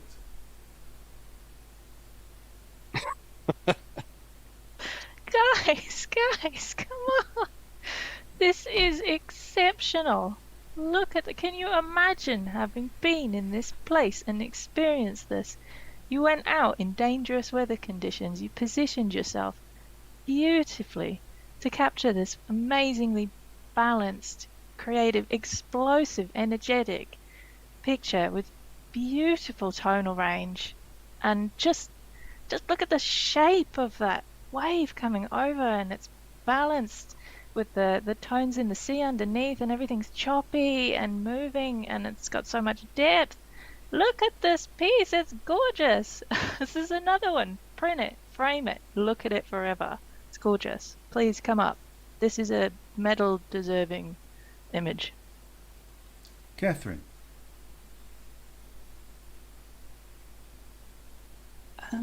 I gave this 72.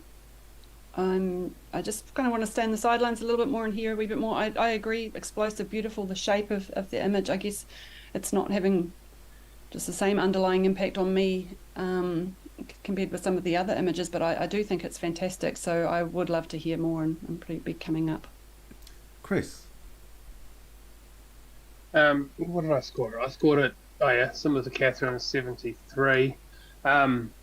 Yeah, I hear what you're saying. I suppose I'm not sure the photographer had put them. We don't know if the photographer put themselves in danger to take the image. But it is a lovely capture. I do like the balance of it, of the two lighthouses there, the action that's in the waves. I suppose I was a bit harsh on it, to be honest, and I'm interested in what other people have to say. David. I've been to Barra, and I believe the photographer's at the very least is going to get very, very wet. I've given it 81, so it's a low honours.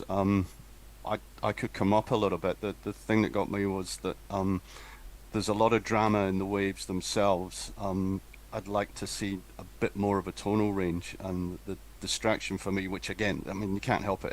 It's nature. It is what it is the loss of definition on the left-hand side in that front wave where the spray's coming through.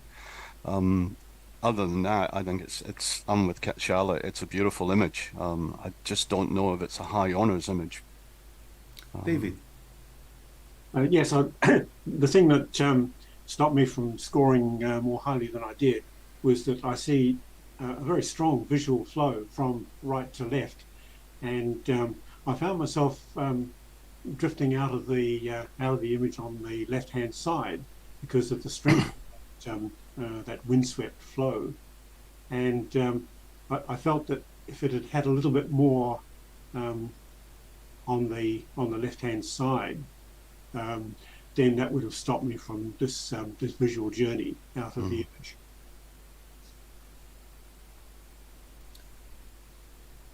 Charlotte, you have the right of reply.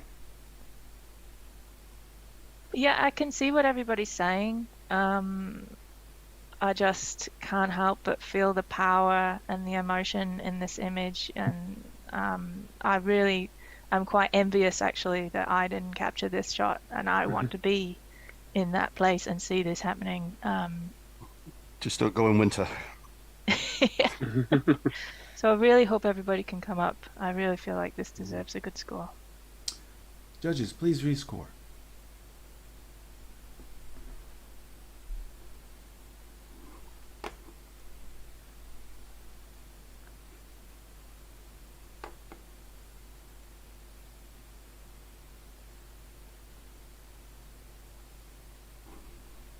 Sorry, Elon, I've refreshed my screen, but Yeah. I just got it now. Yeah. thanks.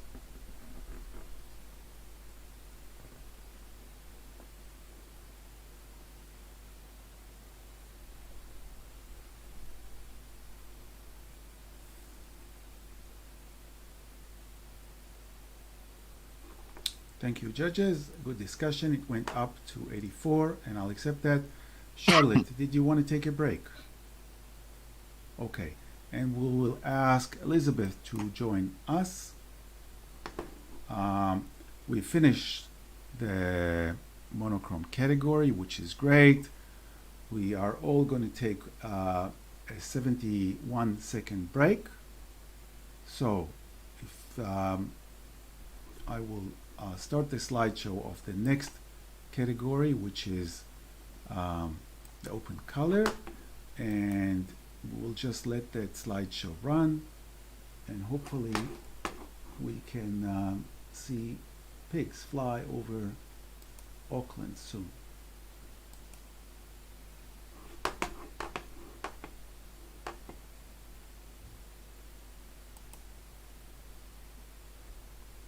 Yeah, let's make this big.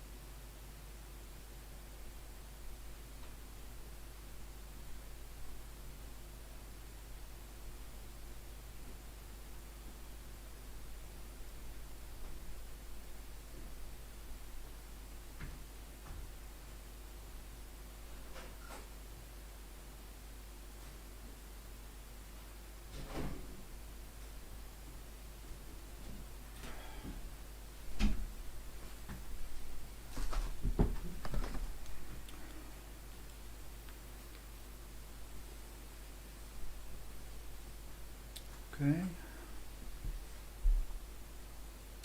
So Elizabeth, maybe you can turn on your video, please.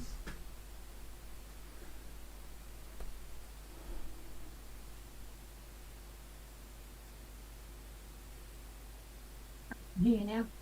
Yep, well done. And we'll wait for Kevin, Chris, and Catherine to turn on their videos.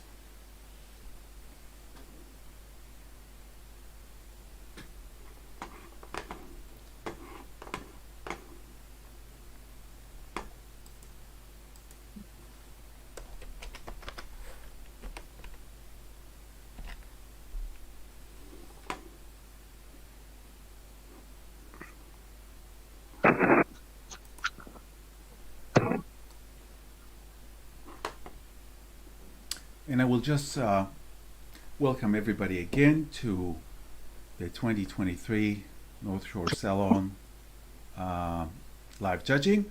And we've moved to the next category. This category is open color. And the definition is any subject or style of image in color, and we will commence the stop this, and we'll go to the right place here.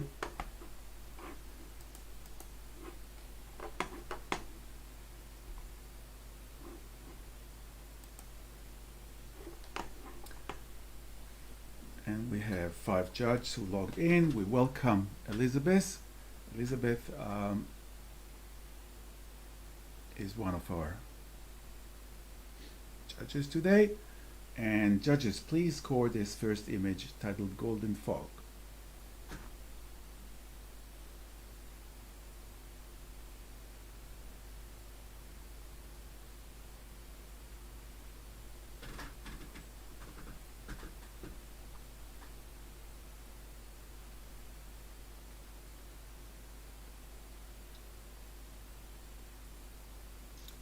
And we have an initial score of 69.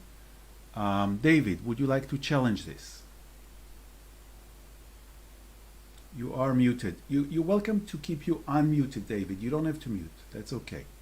No, but you don't know what I'm saying. No.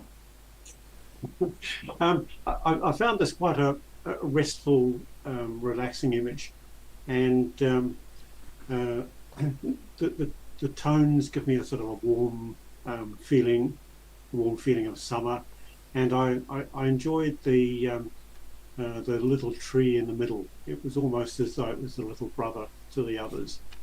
I kind of I warmed to the image the more I looked at it. So I gave it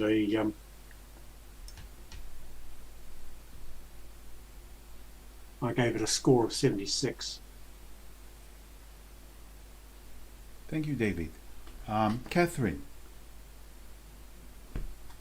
I gave this a 64. I hear and agree with everything you're saying there, David.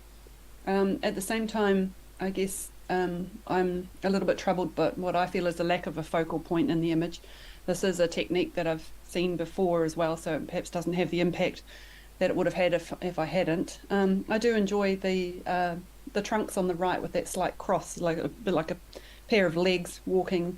But you know, I don't know if that's the focal point, or as you say, probably the little tree. But there's less detail in the little tree than in the trunks in the foreground. So I think, you know, I'm in the high end of acceptance, but it's just that lack of focal point that is keeping me there.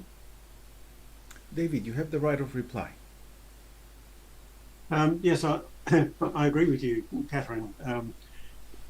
I think that it's a blurry image. It's impressionistic. And so I wouldn't necessarily expect to see a lot of detail in the main subject. It's more about a feeling for me than it is about detail and definition. Thank you, David. Judges, please rescore.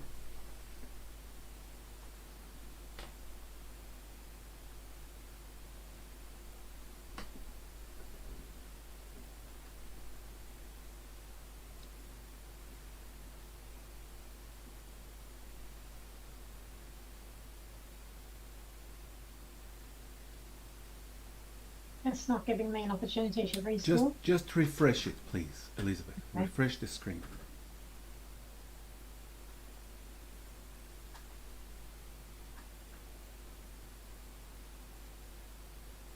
Okay. Thank you, and it has gone up by 1 point to 70, and I'll accept that. We should have the next image.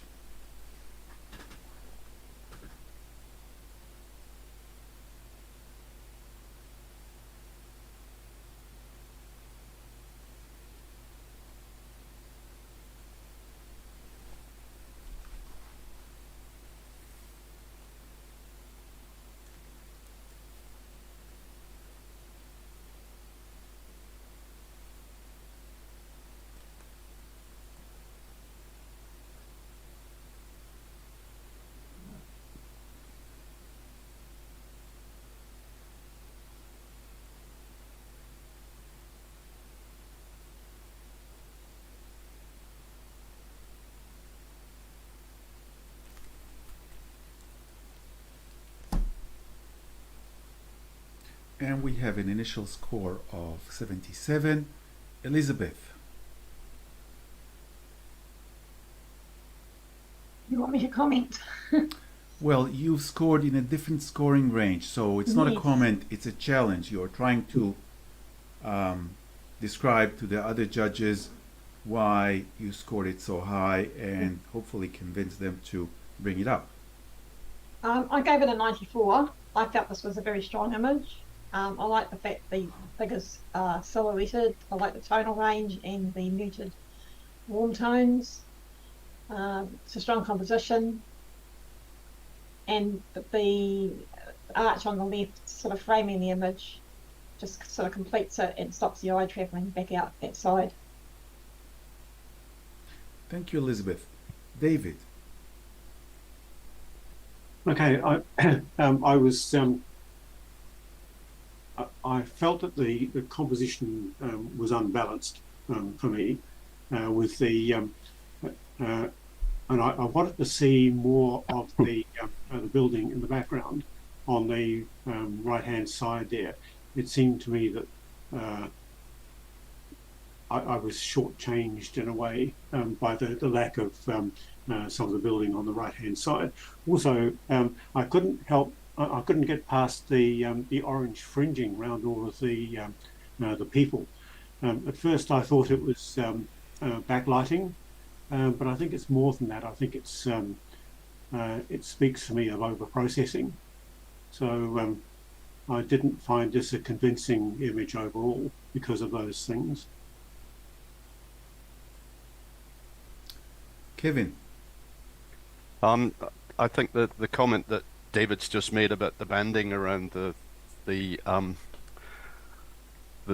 people in the photo is what lowers it for me. I know there's a big difference that I think to bring out a bit of detail in those people, they've sort of not done it as well as it could. And I think if the photographer when they're cloning, if they go around the edges with a darken clone, they might find that it will remove that halo.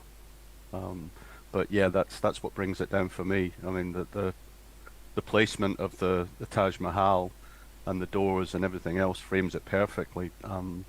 Other than the top of the dome, the spire on the top of the dome going out of the image is a bit distracting. I think giving it another half an inch or so of space or sky so you can see the finality of it. But yeah, definitely the banding is what gets me as well. What would you score, Kevin? I can't remember. Hang on. 65. Okay, I'm listening to the comments, and I may have been a bit harsh on it. I'm certainly listening. Chris. I think Catherine wants to say something. Catherine, go ahead. Thank you. So I gave this an 87. I do hear what you're saying about the technicals, and maybe that's a good reason not to take it into the 90s, but I think this image has a very strong initial impact with the contrast, the colour palette, and I feel that there's a sort of a sense of wonderment in these figures just standing there looking at the glory of this building. I'm enjoying the placement of the figures and that little bit of separation between the two on the far left there. The light on the figures as well, and just that little bit of detail on all of them, the light coming through the skirt on the front figure. And I feel like that front figure's got quite an interesting pose with just a little bit of a sense of movement going on there with the hands out and just that little tilt of the head. So I'm really enjoying all of those things. And yes, there are some technical issues, but I think we need to reward these other things as well. Maybe not into the 90s, but I think the score needs to come up. Chris.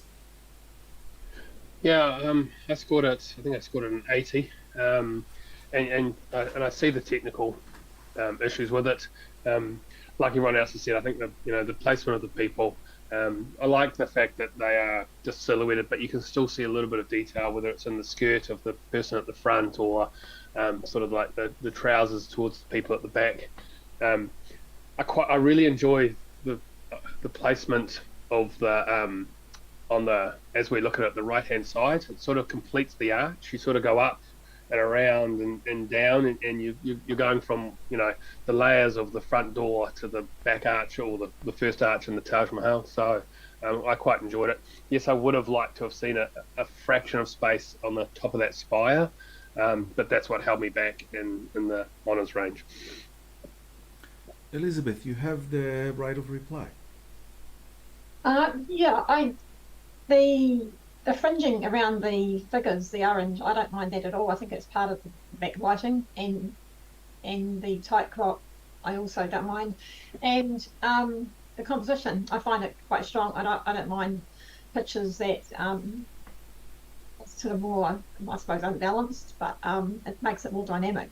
So yeah. Thanks. Judges, please rescore.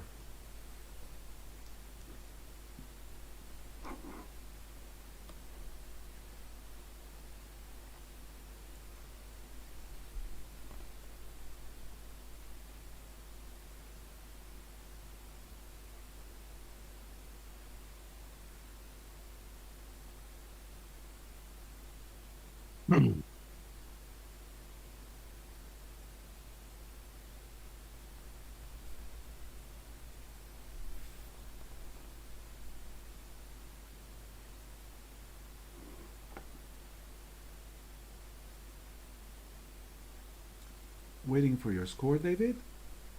I can't see the. Just refresh your screen. I don't have the refresh button. F5. Your browser should have a refresh button on the screen. Your browser. Yeah, it's usually. Yeah. Hey, there we go. Thank you.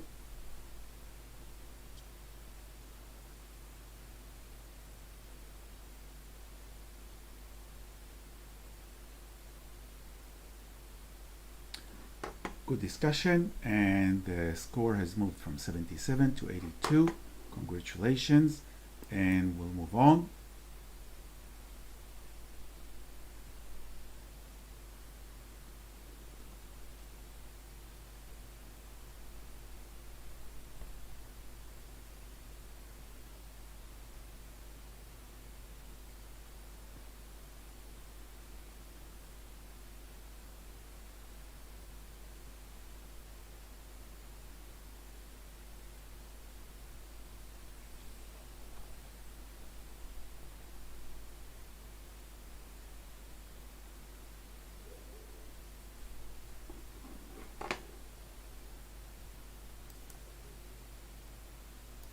And we have an initial score of 80. We're all in this sort of scoring range, give or take. So I will accept that. David, would you like to say a few words to the photographer?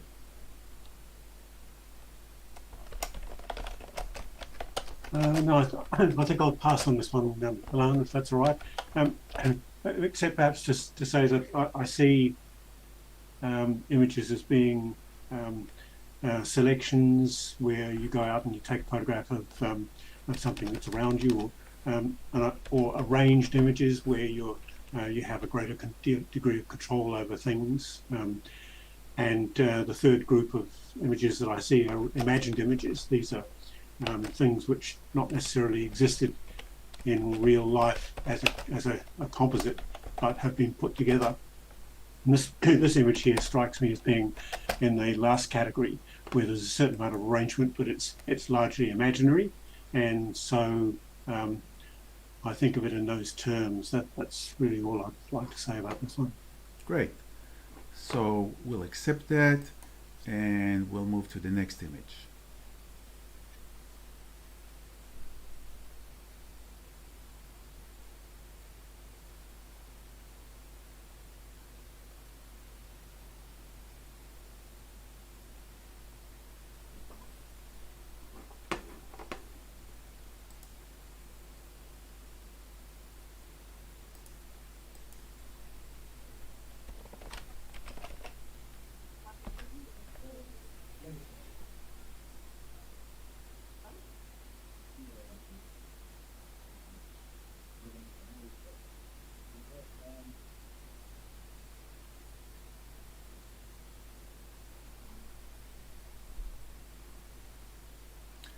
So we have an initial score of 72.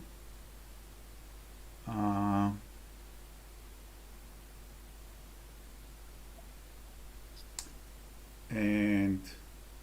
we will accept that.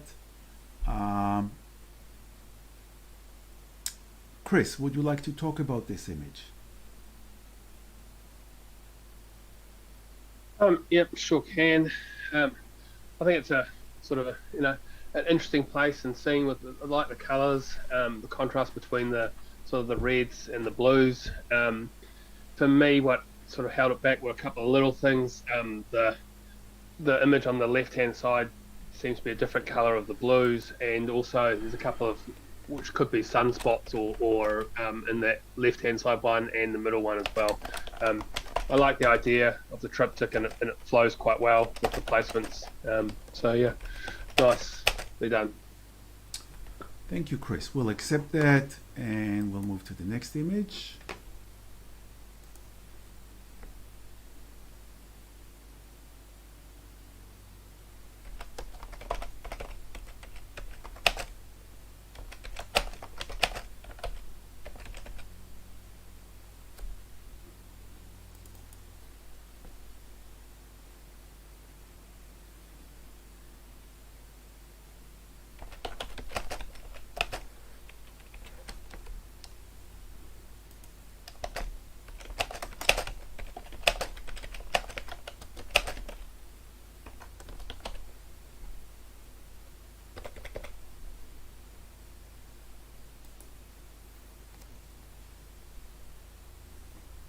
And we have an initial score of 70. And we will accept that. Chris, would you like to say a few words to the photographer? Yeah, like there's a nice story. Well, there's a storyline in here. I suppose for me, I'd like to have just seen a little bit more, whether it's one of the gamblers or the people or some hands or something like that. There's a lot going on with the gun, the alcohol, the cards, the money. A nice sort of scene. Well done. Awesome. Catherine, I will give you a break and we'll ask Jace to join us.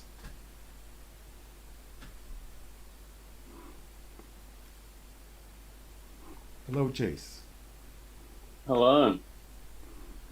So Let me jump in through the judging. Stand by.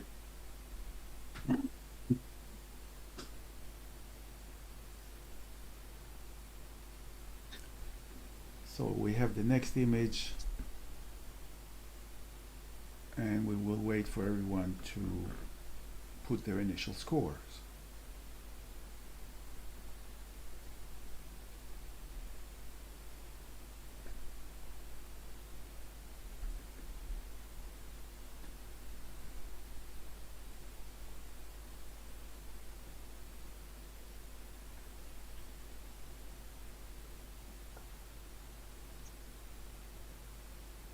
And we have an initial score of 76. Kevin. You are muted, Kevin. I said, how did I know you were going to call my name out? I love this image. I think it shows a hoarfrost at Lake Burnmore perfectly.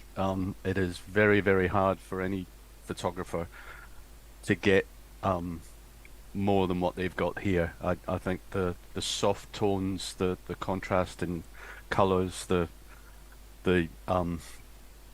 depth as the light disappears and everything disappears into the distance from right to left, it perfectly encapsulates what it's like. And I actually sit here and I'm looking at this and I'm going, I feel everything shrinking because it's so cold. It's a wonderful image. I think if anyone who's been in the midst of a hoarfrost would really appreciate this shot. I think it's fantastic. It doesn't have to be dramatic. There is no drama in a hoarfrost unless you're above it. When you're in it, this is what you get. For me, it's perfect. It's a beautiful landscape. well done to the photographer who took it. Thank you, Kevin. David. Oh, Kevin, you've given me a whole new insight into it. I had looked at this image and read it from left to right, from very little detail to increasing amounts of detail. And so my eye was drawn to the right-hand side, and then I dropped out of the image. But I'm now seeing it quite differently as a result of your comments. So thank you very much indeed. What was your score, David? 68. And I'm definitely going to go up. Okay. I think I'm going to give Kevin the right of reply, please. Kudos to the photographer. I was jealous this year because I didn't get down to the hoarfrost. I was too busy elsewhere in the rain in Rotorua. It is a tough exercise, and I think the fact that they've gone out and stood on the shores of Lake Benmore freezing. I know we're not supposed to talk about degree of difficulty, but this is not an easy shot to get, and I think the way that they've captured it, reading from right to left, it works. Yeah, I love it. Please score it higher. Thank you, judges. Let's rescore.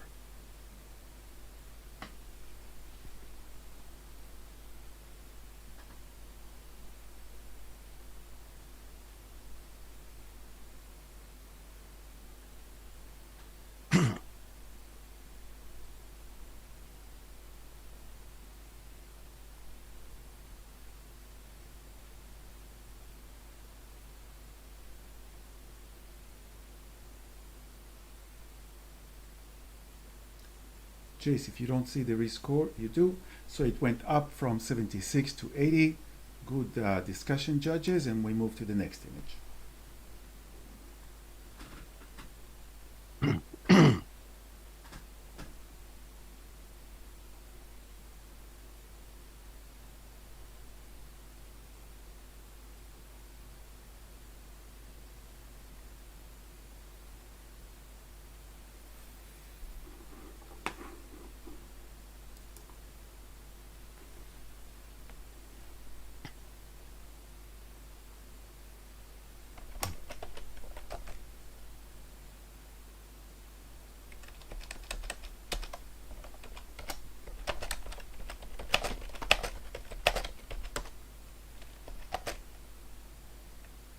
And we have an initial score of 75.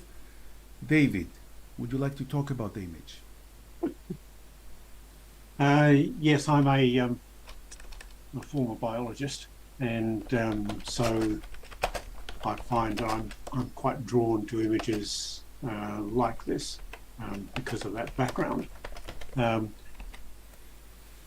I quite enjoyed the sense of a precipitous location for the birds nesting, and it so I just enjoyed it for that. What was your score, David? My score was 80. Thank you. Kevin.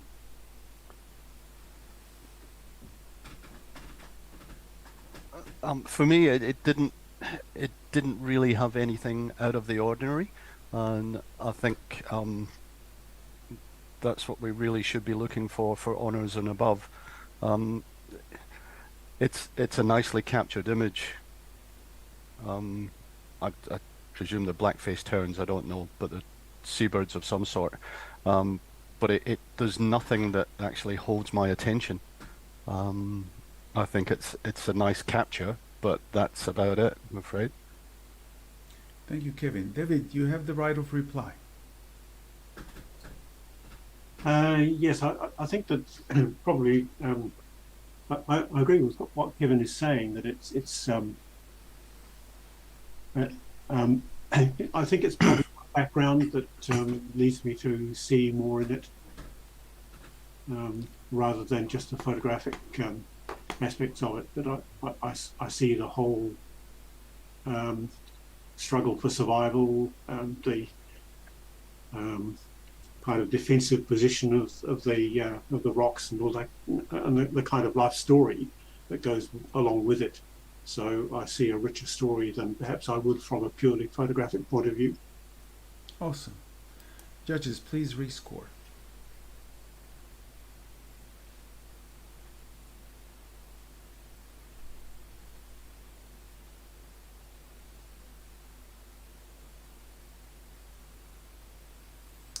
Thank you, judges, and the score stays the same.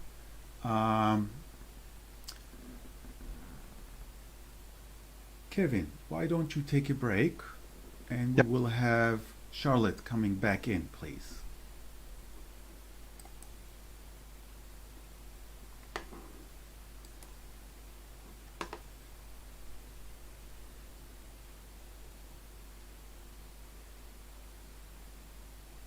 We are waiting for Charlotte to jump back in.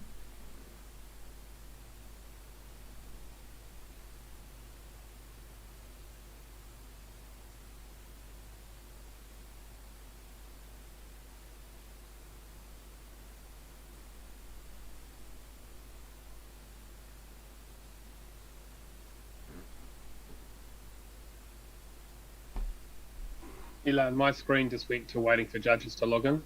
Yes, because we're waiting for Charlotte to log in, and once we have 5 judges, we'll be able to continue with the new image. My screen also says waiting for judges to log in. I'll just give it a refresh. Yeah, we now need David to log back in.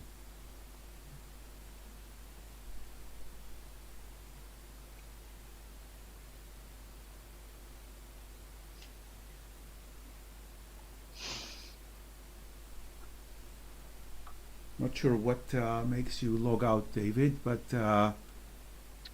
Sorry, David. no, it's something that makes David log out. I'm not sure what, but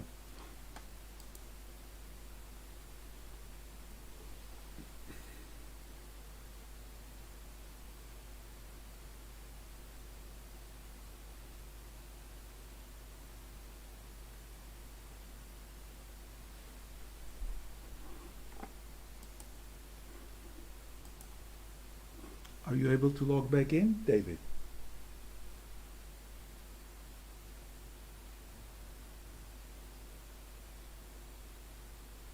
Okay, so David has trouble. Maybe we'll get Catherine. Catherine, if you can join us back, that'd be great. So Catherine is with us, and please score this image on the screen.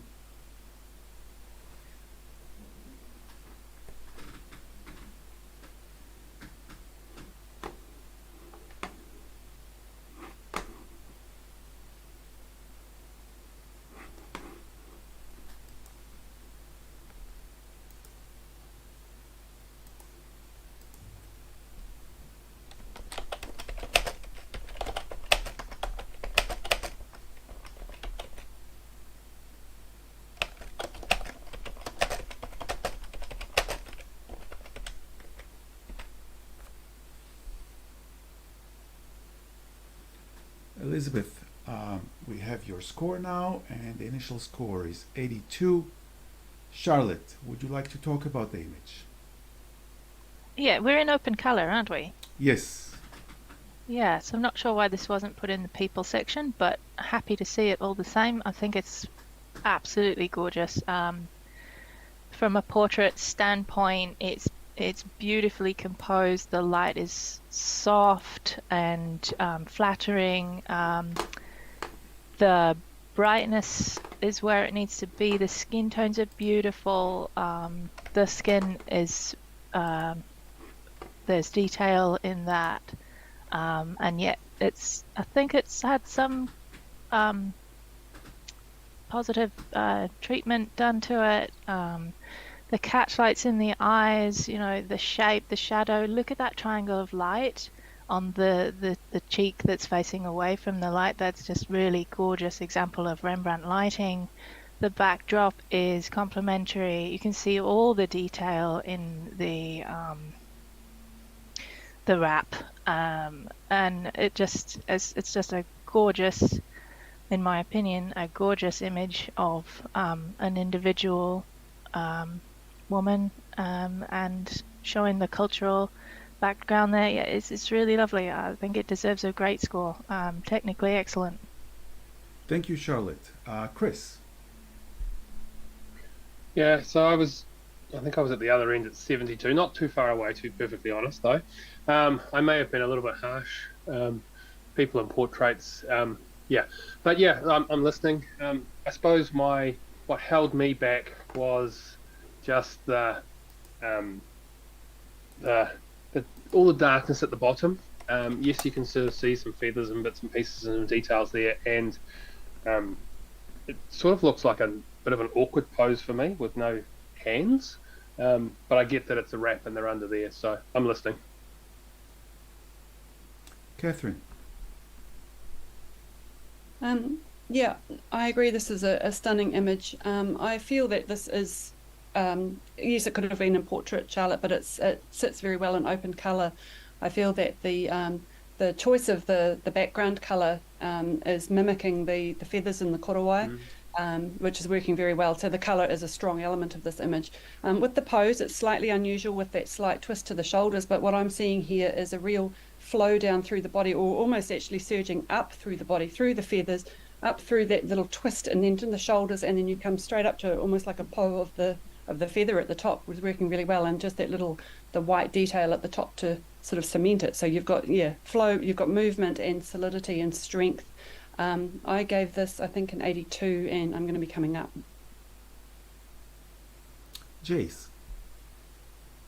Yeah, just really quickly, I was on 82 as well, and I think I'll come up a bit. The thing, the posing, I think everything that has been mentioned positive is really fantastic. The couple of things that I was a bit concerned about was the choice to not include any hair light or any. It'd be nice to see a little bit of highlight, bit of rim light to really separate from the background, and especially bring that feather the attention it deserves as the kind of the pinnacle of the pose. I love the tension in the pose. I think it's really great. Maybe the other thing that held me back a little bit was just the expression doesn't come through with the strength that the posing and the composition and the use of color all lead me to. So those are the things that kept me at 82, but I'll happily come up a bit, and we'll see where we get to. Elizabeth, would you like to join the discussion? You are muted. You are muted. You are muted.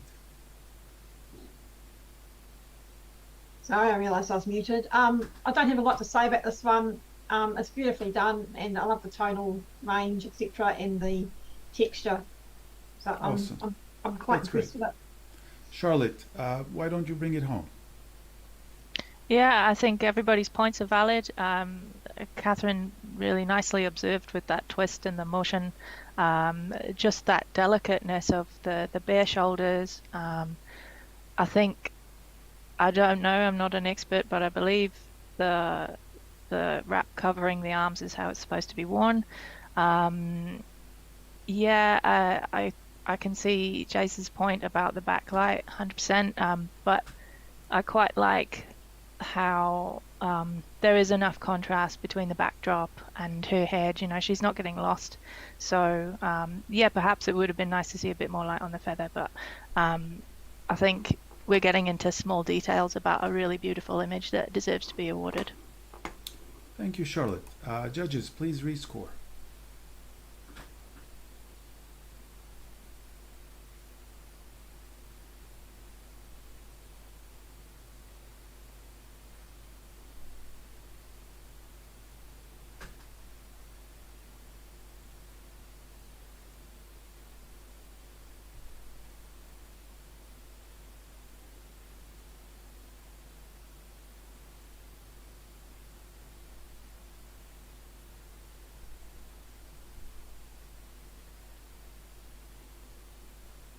Jace, you may need to refresh your screen if you cannot see the rescore.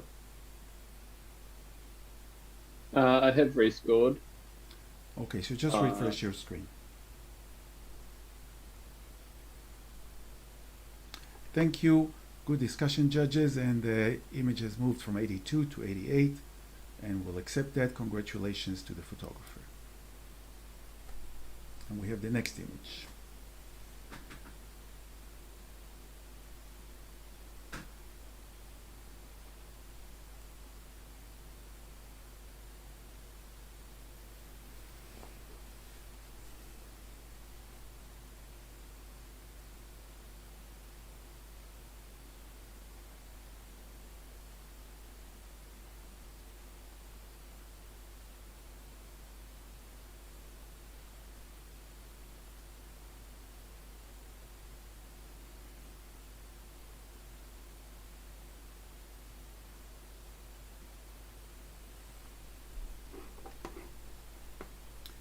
And we have an initial score of 70.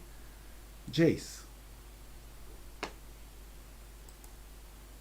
Yeah, I scored this quite high. I gave it 85, and I really spent some time over this in the prejudging, and I love looking at it again. I'm glad to have a chat about it. I think that it's easy to be easy to miss the power of this image because of its subtlety, the lines and shapes and the range of tonality and the level of detail that is just perfectly held.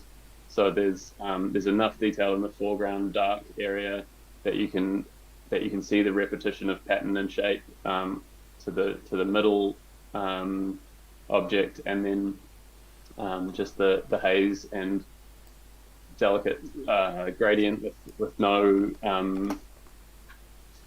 areas missing detail that matter. And I think the thing that I wasn't totally sure about, but I committed to anyway, was that the little detail that I really like is the possible human figure in the center of the middle arch in the back. And it may not be. I looked at it really hard and tried to decide, and then I just thought, oh look, it doesn't.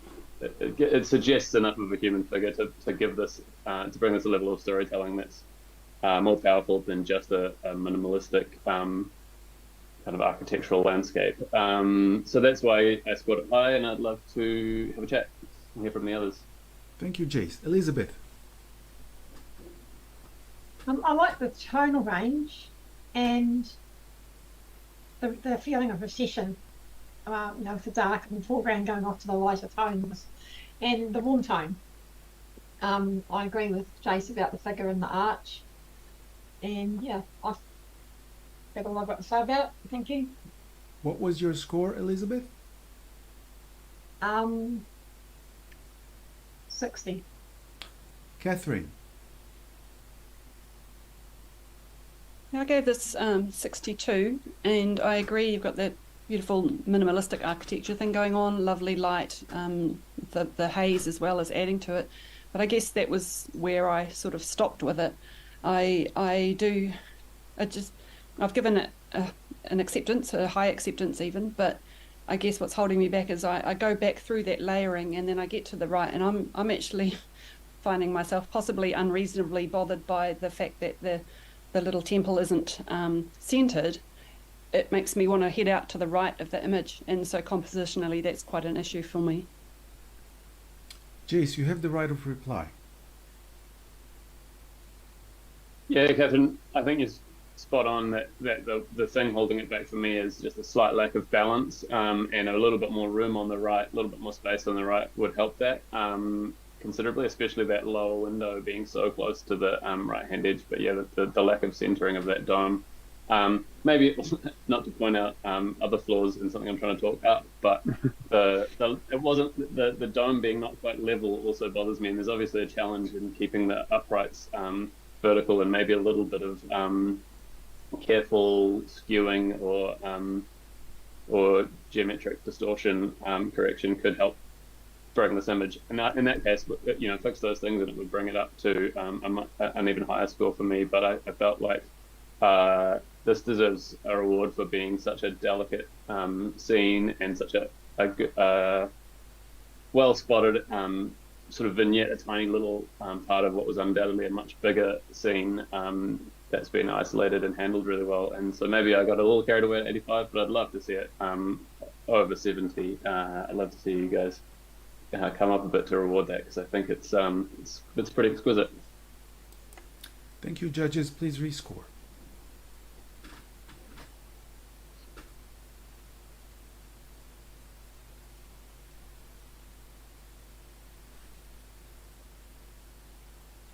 And it's gone up from 70 to 72, and we'll accept that. And we move to the next image.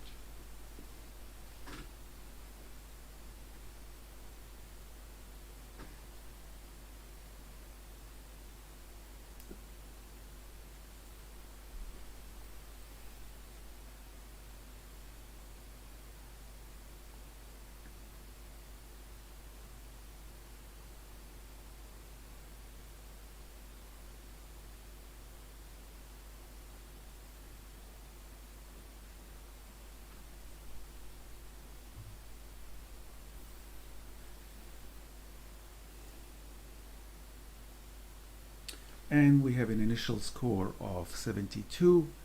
Charlotte, would you like to challenge this image? Look, I scored this one an 80 because it's just so clean and perfect, and the choice of color between the whatever the vase is on and the background is beautifully harmonious. The white of the vase just pops, the white of the flowers, it's just everything is just beautifully done. The detail in there, the quality of the image, it's very minimalistic.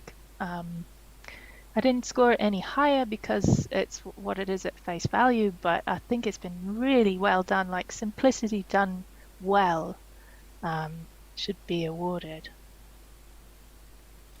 Chris. I scored it. What did I score it? A 68. I agree it is simplicity done well. I suppose what held me back a little bit was the shadows and the leaves on the left hand side, and also the highlight on that top leaf. They could have been fixed in post, I suppose. But I'm listening.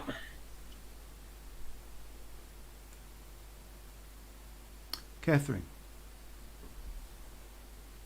Thank you. Yeah, I gave this a 78, and I'm going to come up into the 80s as well. Charlotte, I agree. It's simplicity done extremely well. I personally can't fault it. I feel that the darkness of those leaves is actually adding a little bit of pop and contrast, and the highlight on that top leaf makes perfect sense, and in a way it's balancing the flower and the vase. I think this is an open colour section. This photographer is really using colour, simplicity. They've composed this beautifully. And yes, I see your point that face value, it is what it is, but I personally can't fault it, so I think it needs to be in the 80s. Charlotte, you have the right of reply. What she said. Okay, let's bring it home, guys. Please rescore.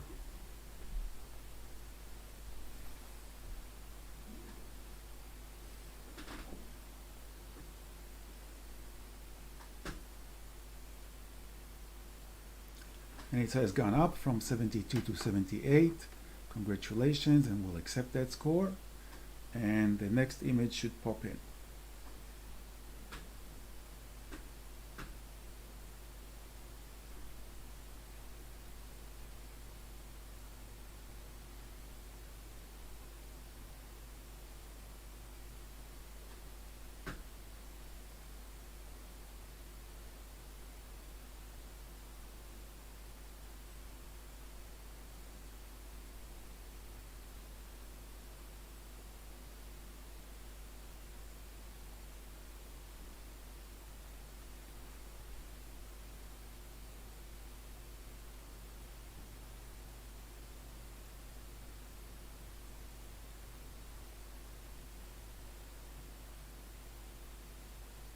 And we have an initial score of 77. Charlotte, would you like to challenge this? Me again. That's okay. I think this is just wonderful. It reminds me of David Hockney's Splash. and his other works on a similar vein. I think it's just so clean and structural, and then you've got this random cactus and a bit of cloud, and it's kind of like, well, that is just I don't know what to make of it, but I like it, and it makes me smile, and it's pink. You know, the shadow of the architecture there on the right, I think the balance with it being sort of not quite 2/3 along with the flat of the lighter wall, and then yeah, I just think it's awesome. And I really enjoy the crop. It's modern.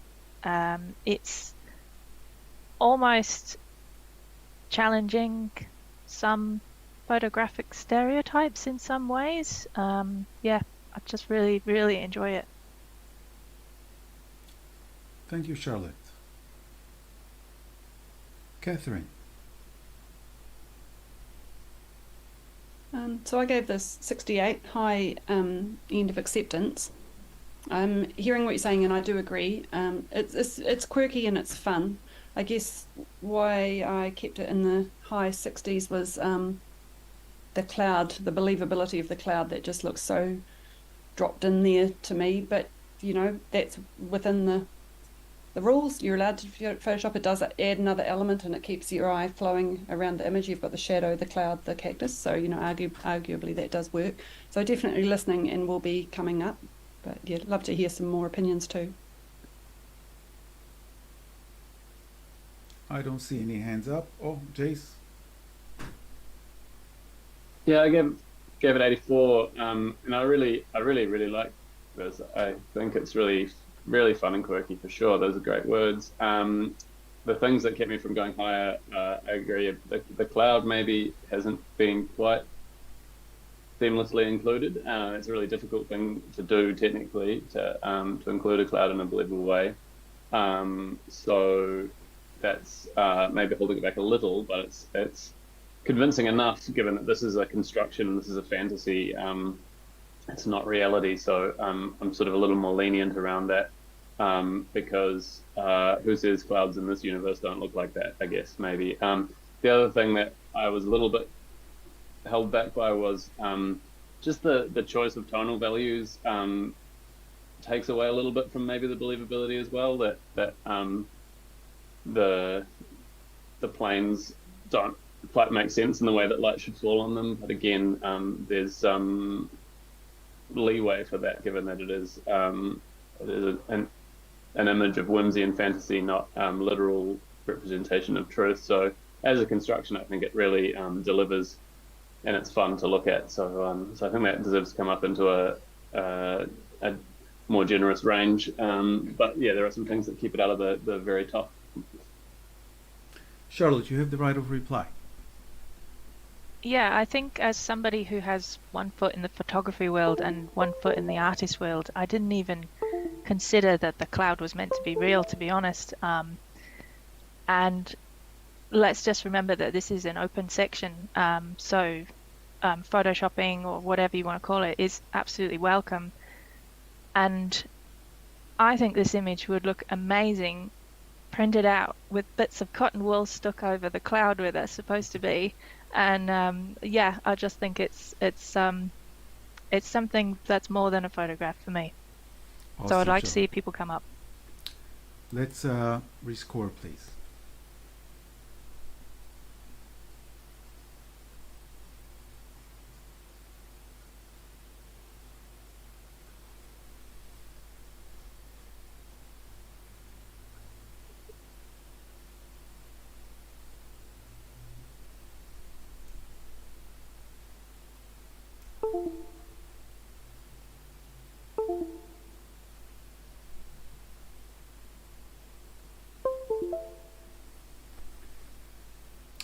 And good talking, judges. The score has gone up from 77 to 83, and we'll accept that.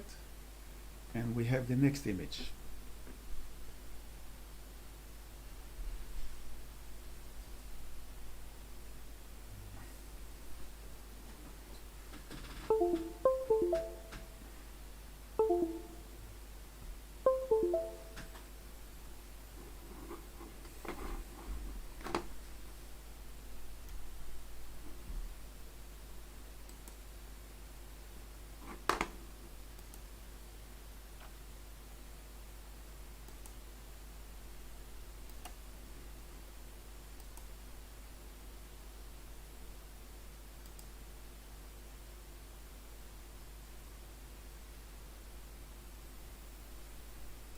And we have an initial score of 76. Jace. All right, I gave this 81.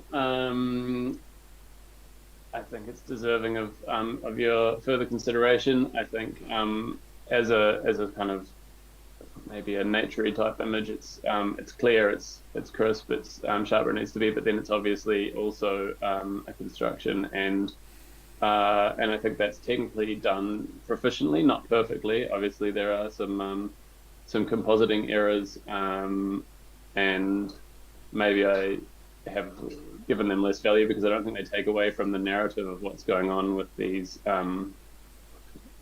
birds. I think the storytelling is what I'm trying to reward here. I think our bird on the left is holding forth, and the other two are kind of like, oh, there goes Kevin again, ranting and raving, and I think that's funny. I think there's some humour here, and that deserves a reward. So yeah, look past the compositing issues and come with me to give it a reward for its humour. Thank you, Jace. Catherine. It's you and me again, Jason. I gave this a 68.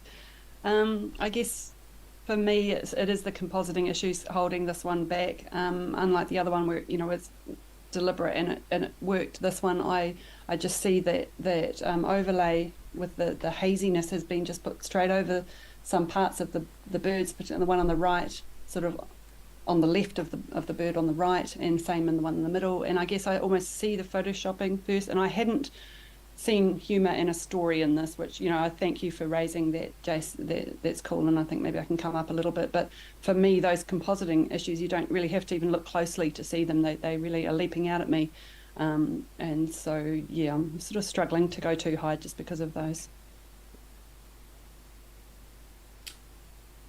Jace, I think you have the right of reply. Sure. Yeah, I think, look, and the longer I sit with it, I think the more I look at those technical issues as bigger drawbacks. And so I guess to the photographer, I'd say congratulations on a great concept, and keep working on the technical skills to help you deliver that. But well done regardless. Good discussion. Let's rescore this image, please.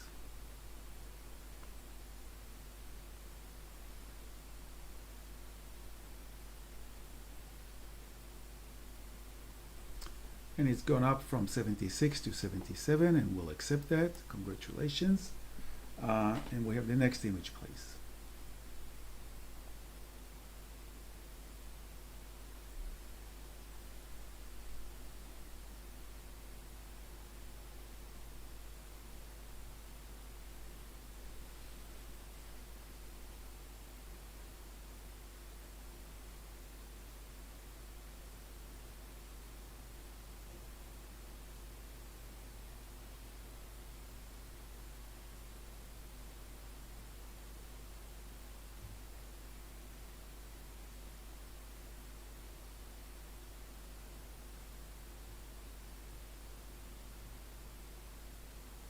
Thank you, judges. And we have an initial score of 72. Chris. Yeah, I suppose I scored this. What did I score this in 80? So just into the honours range. I really enjoyed the movement in this image. I flow up the water there into the background. What held me back is I really would have liked to have seen something catch my eye in there, apart from the white sort of rock.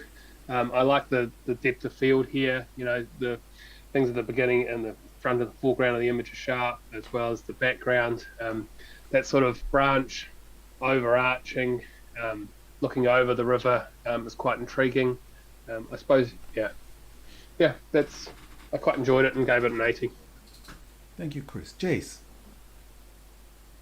Yeah, I'm at the other end of the spectrum now. I was 63, and I think it's a nicely seen, a nicely spotted scene, landscape scene. I think the the lack of payoff when you wander up that stream and then all you get is a really hot rock, and there's a pool of beautiful light there, and it needs something there to reward traveling up there. And in the end, I just kind of found myself squinting around looking for something, and it's the brightest part of the image, and there's just sort of messiness there.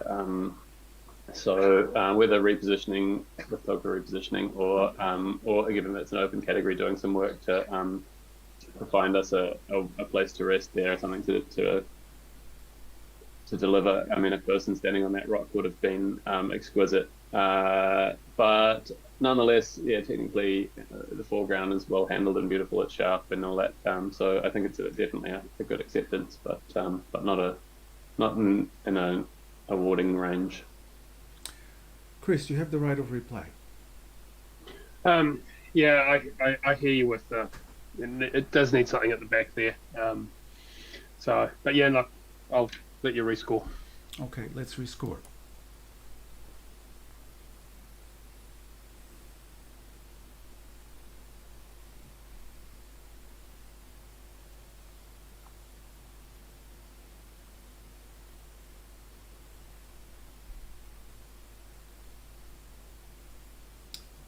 Thank you, judges, and the score is 71. We'll accept that.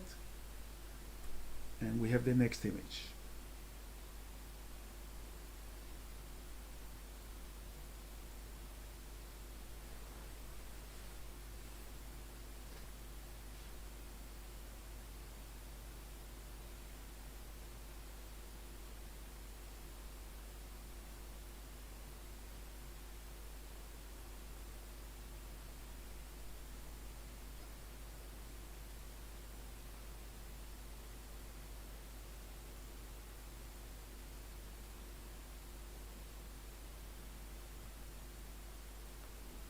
And we have an initial score of 82. Catherine.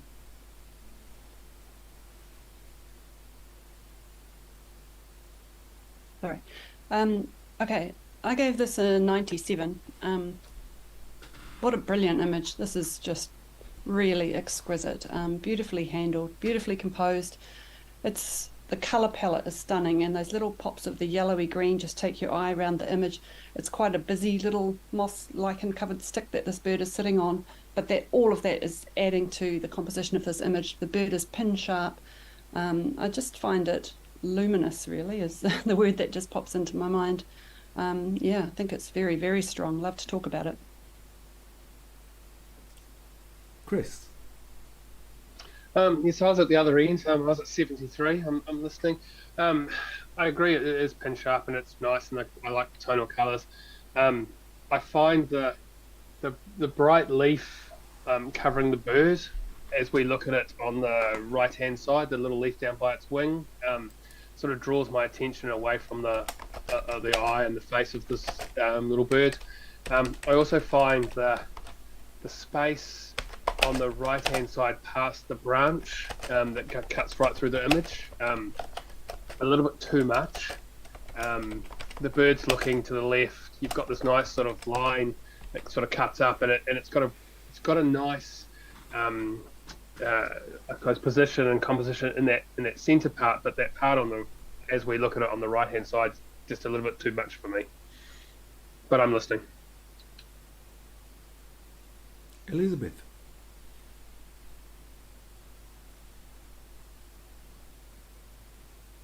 I really like this image. I like the detail, the colours are all sort of in the same tonal range, and the sharpness of the bird's eye and beak and amongst all that greenery, and that just makes it stand out, and it's nicely framed. So I scored this what did I score it? An 80. Thank you, Elizabeth.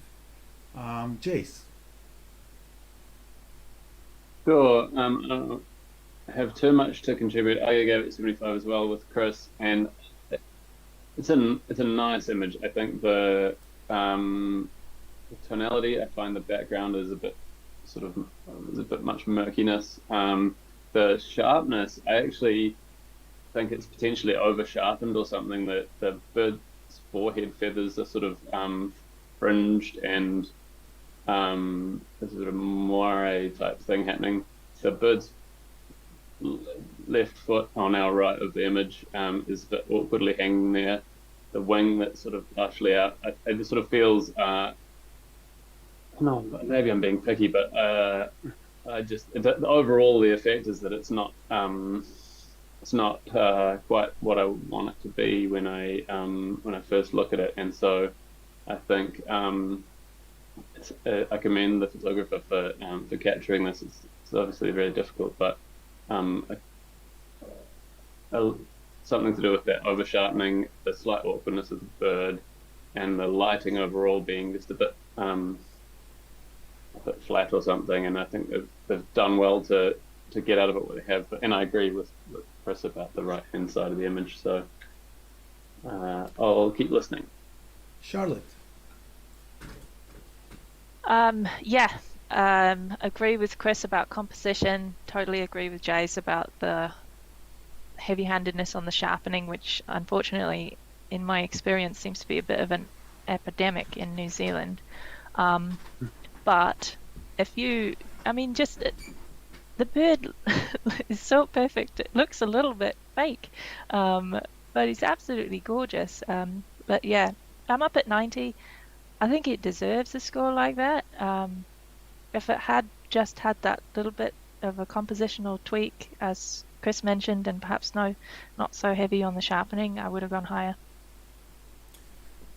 Bring it home, Catherine.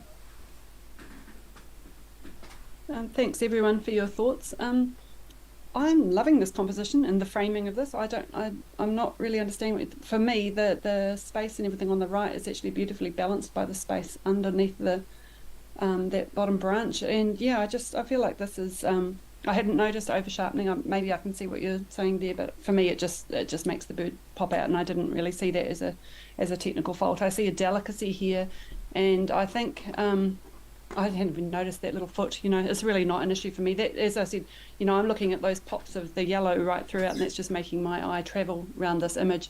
I just feel that there are a lot of bird on a stick images out there, and this photographer has really elevated this beyond that, and I think it deserves to be celebrated. Thank you, judges. Let's rescore.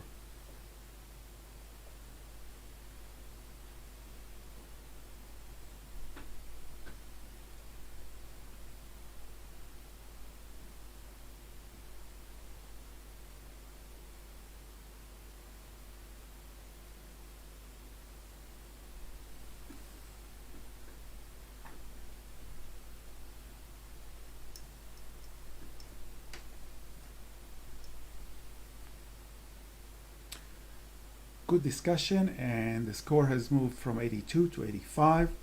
Congratulations to the photographer, and we'll accept that.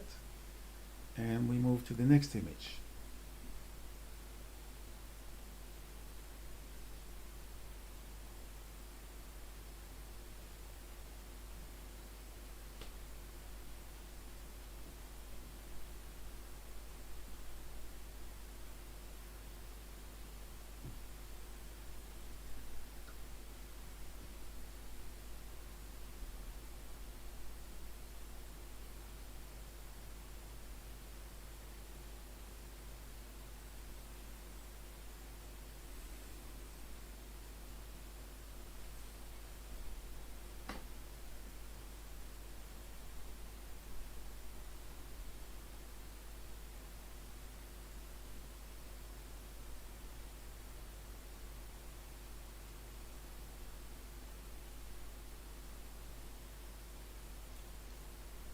Maybe refresh your screen, Jace. We've got it, and we have an initial score 84.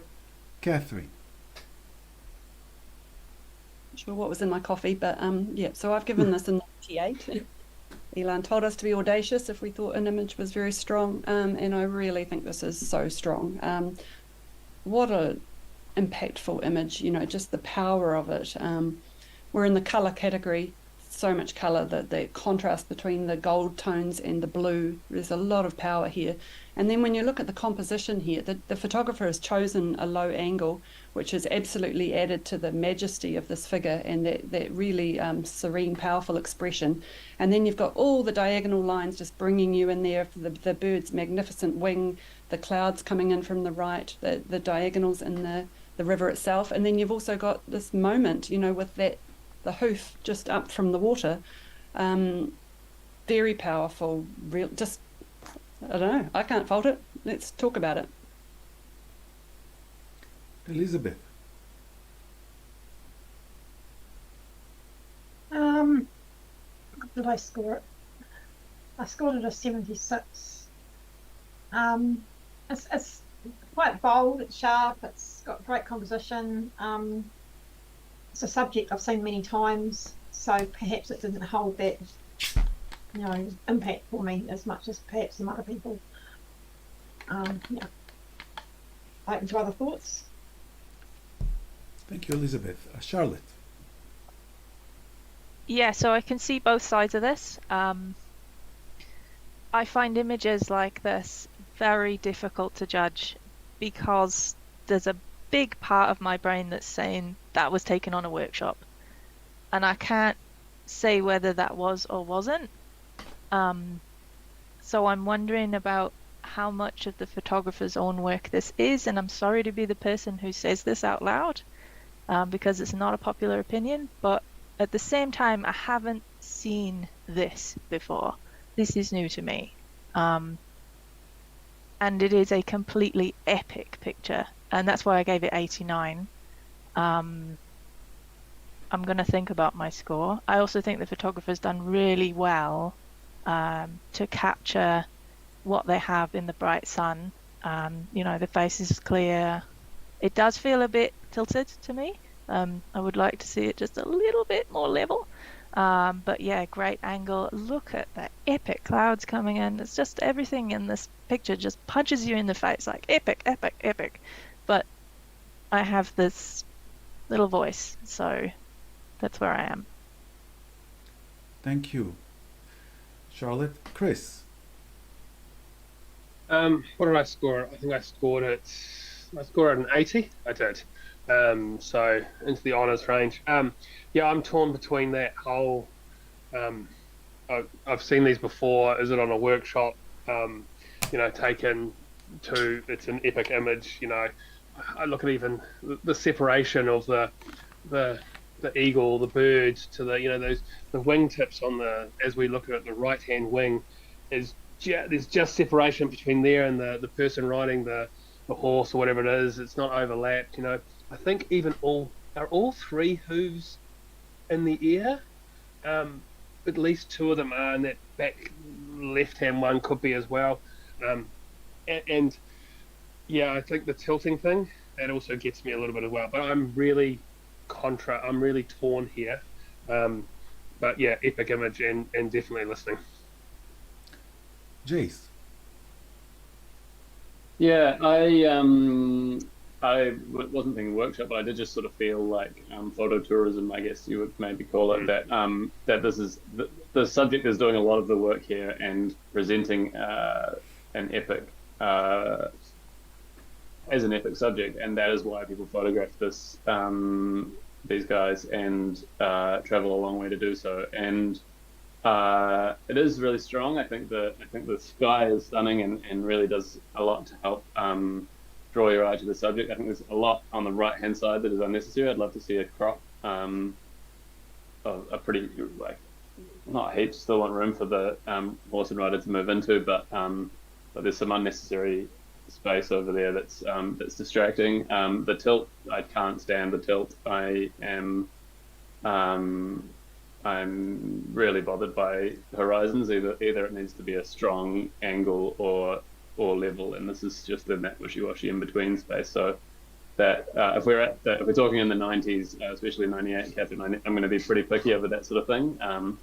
I think, yeah, how much work is the subject doing, and how much work is the photographer doing here? And that's what's keeping me in the. I think I was in the 80s, 80, 82 maybe, and I can come up into the high 80s. I think it's an honors worthy image, but is it right up in that that top percent?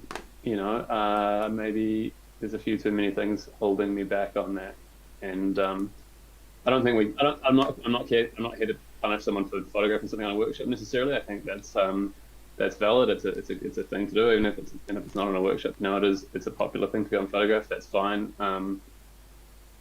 We have to take on its merits what the photographer has brought to it, and I'm not sure if it's quite enough to get me into that range, Catherine. But give it another crack. Catherine, you have the right of reply.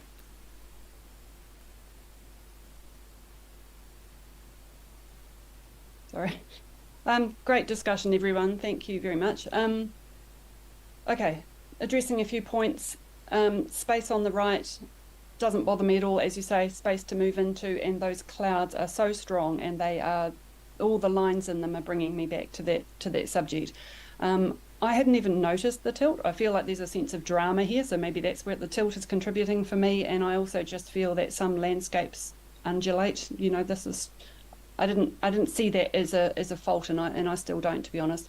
Yes, this could have well been photographed on a workshop, but I think questions of, you know, what has the photographer brought to this?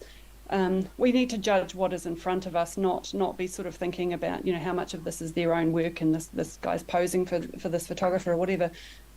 Regardless of all of that, this photographer has brought so much to this image. They have chosen their vantage point. They have dealt brilliantly with that sun. They've got that separation that you mentioned between the wing and the face. They've got that sense of moment.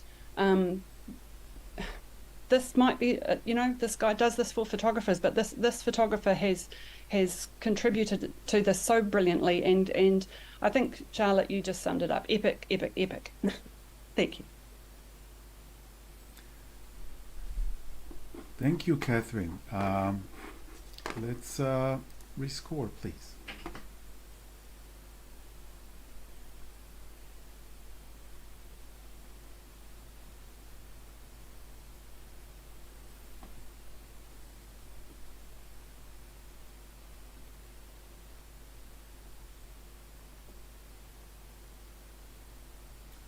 Good discussion, and the image has moved from 84 to 87. Congratulations to the photographer, and we'll accept that.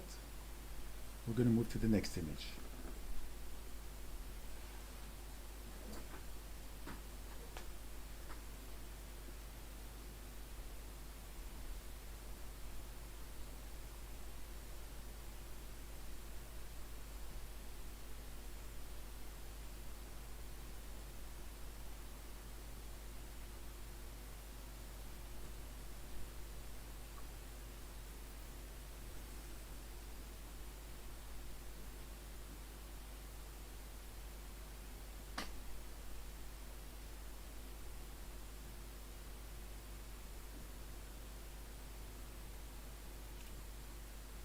Thank you, judges.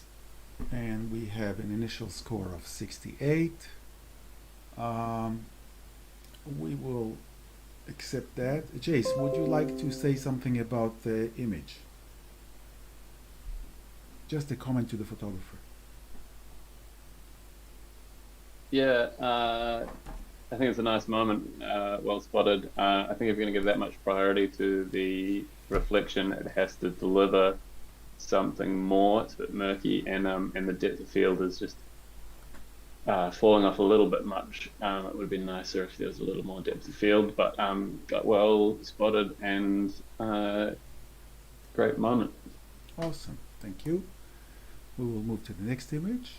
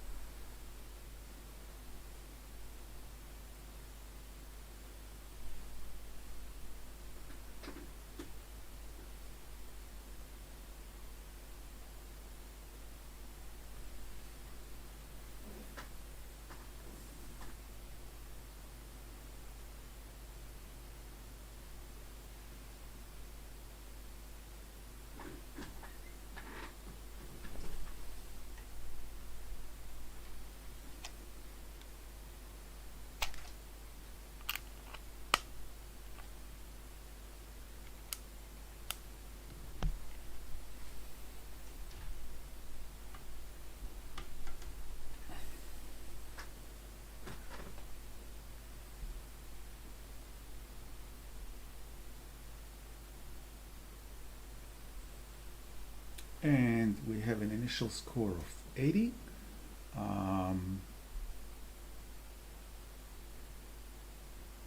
Elizabeth. Yeah, I really like this image. I thought it was strong. Shows action. I like the warm tones and the spray of snow, and the expression on the dog's face and the action. It just tells the story, and yeah, I find it has a lot of impact with the viewer. Chris. Yeah, I was at the complete opposite other end at 67. I was wondering what I'm missing. What's really holding me back is the crop, and it feels really tight on that side. You know, as we look at it on the right hand side, which is where the dog is moving into. Yeah, I'm not. Yeah, it's the cropping really that I suppose brings tension to me and has held me back. Yeah, I agree. You know, it's the eyes are sharp, nice expression, nice moment, and the snow going, and even the ears. It's really that crop that's holding me back. Catherine. Elizabeth, I'm not sure what you scored this. I'm assuming because you were able to challenge, you must have been in the 90s. Can you just tell us what your score was, please? Oh, sorry, yeah, I scored it at 98. Oh, okay, right. Well, my assumption then. All right. Well, so did I. 88, and I guess I probably would have gone into the 90s had it not been for that crop. I agree. It's just a little bit tight on the right, but I think everything else about this image is working so well, which is why I still went very high in the 80s. The movement, the excitement, the sharpness, the spray, the colours here, you know, this is the colour category. We've got that contrast between the cool snow and the warm dog. Yeah, this gorgeous little paws. I know it shouldn't be rewarding for having gorgeous paws, but, you know, they've been nicely captured, and just the fact that they're not quite touching the snow, you know, we've got it in mid-leap there. Full of energy, full of the dog's excitement, and yeah, I think it needs rewarding. So. Thank you, Catherine. Elizabeth, do you want to add anything, or should we just rescore? Yeah, the only thing I'd say is I don't mind the tight crop because I feel the dog's coming out at the photographer rather than so much off on another angle. It could have done with a slight more space on the right, but yeah, I'm happy with it. Thank you. Let's rescore.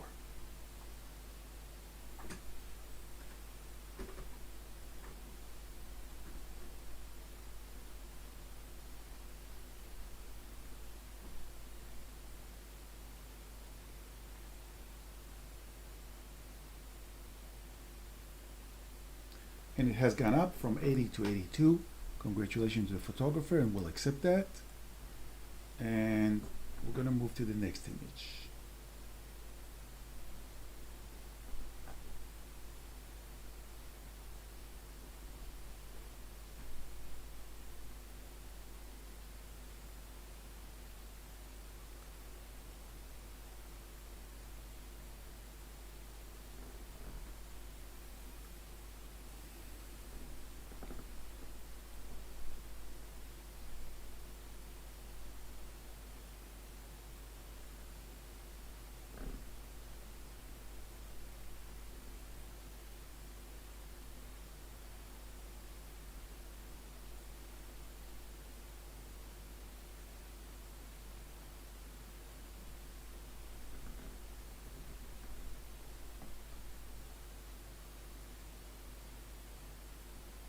Chris, just waiting for your score.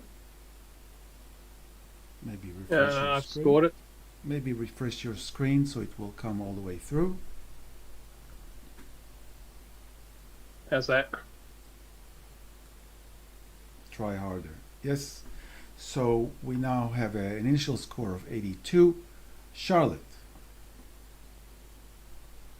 So I scored this a 90 because I want to talk about it. I want us to talk about it. I don't know if any of you have seen that Disney Pixar short, which features these little birds. But it just is such a character. It looks like he's just going over to this little crab like, "What you doing, buddy? Did you fall over?" you know, and it's just got, I mean, I know he's going to eat him, but still, you can imagine these things. And I just think it's just wonderful interplay, a moment caught between these two creatures. And I know one of you's probably going to say, I don't like all the space to the right, but I quite like that sort of jaunty, off-sided feel. Perhaps a tiny bit over sharpened, which is why I haven't gotten any higher. But really, it's just a gorgeous story. Look at the light on the bird, the little pinpoint highlights on the little crabby thing, on the beak. Yeah, I just think it's wonderful. Really lovely. Catherine. I gave this 74, so highly commended. I didn't get the Pixar story, have to admit, listening to that. I think this has been beautifully handled, you know, technically. Maybe I hadn't really noticed, needed a little bit of over sharpening potentially, but, you know, the simplicity of it is wonderful. And that sort of sense of anticipation, you know, is the moment just before the little crab gets eaten. I guess, though, I didn't, I felt it had been extremely competently handled, but I wasn't seeing that extra story or something. You know, we do see birds eating insects quite frequently that, you know, that would elevate it for me. I think the depth of field's great. And as you say, the little highlights, but is that enough to take it up? I'm still listening. Yeah. Jace, would you like to add to the debate? I sure would. I gave it 88, and I was it should have given it into the 90s. I think like for a bird image with the X factor, just perfect minimal composition, nothing distracting. But the story is well, it's whatever you want it to be. You can construct a number of stories where the crab's about to die, become lunch, or if they're just having a weird little chat.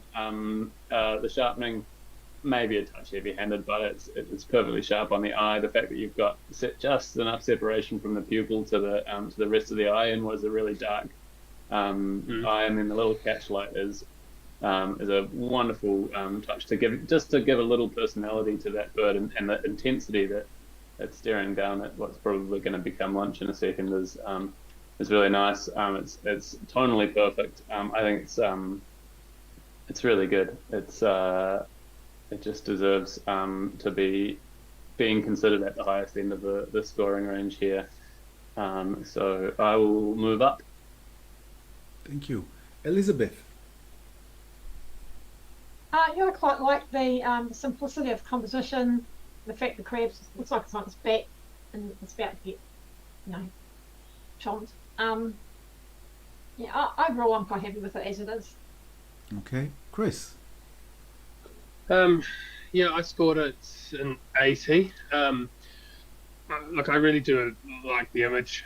I think there's a lot of details, like Jason pointed out, in the eye and the catchlights, the separation of the beak, you know, the crab on its back sort of trying to defend itself. What initially held me back was the bright patch on the feathers on the left-hand side. It takes me away, but I am actually listening, and yeah, I'm in the 80s already, so we'll see how it goes. Charlotte, you have the right of reply. Yeah, I hear what everybody's saying. Thanks for picking out all the extra wonderful points of this picture.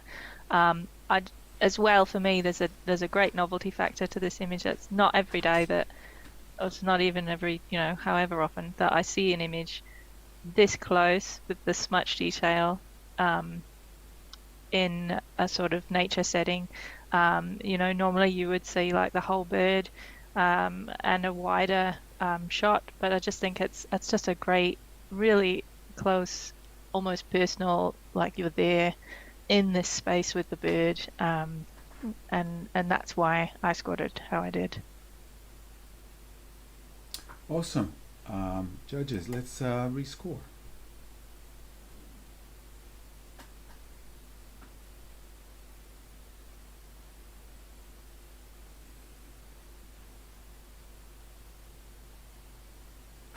Good discussion, and the score has moved from 82 to 87. Congratulations to the photographer, and we'll accept that. And we move to the next image.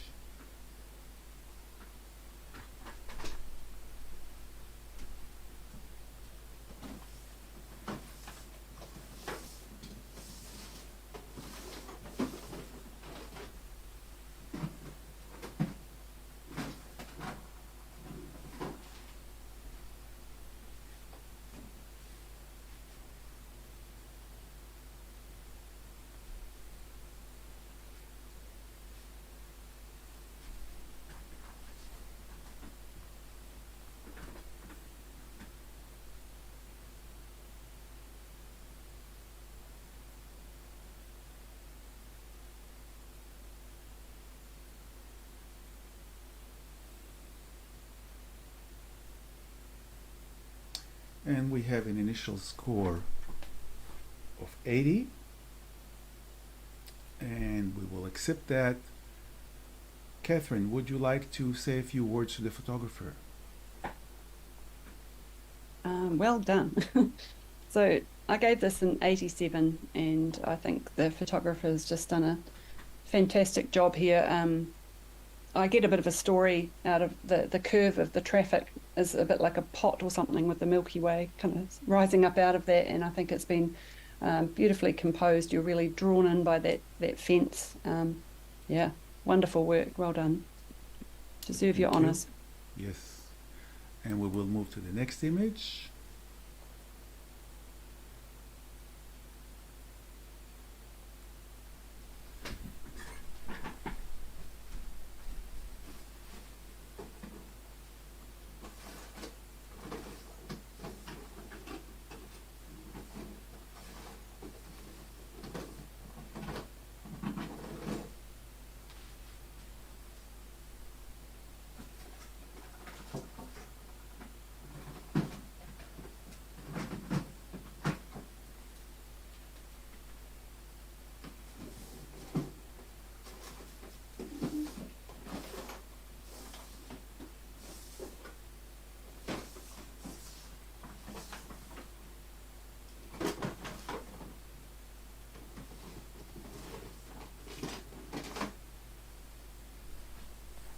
And we have an initial score of 76.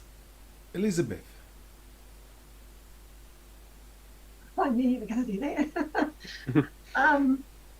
Yeah, I actually love this image. The minimalistic colour palette, I think, adds to it, and the simplicity of the composition, and this, it's just so simple, and it tells a good story.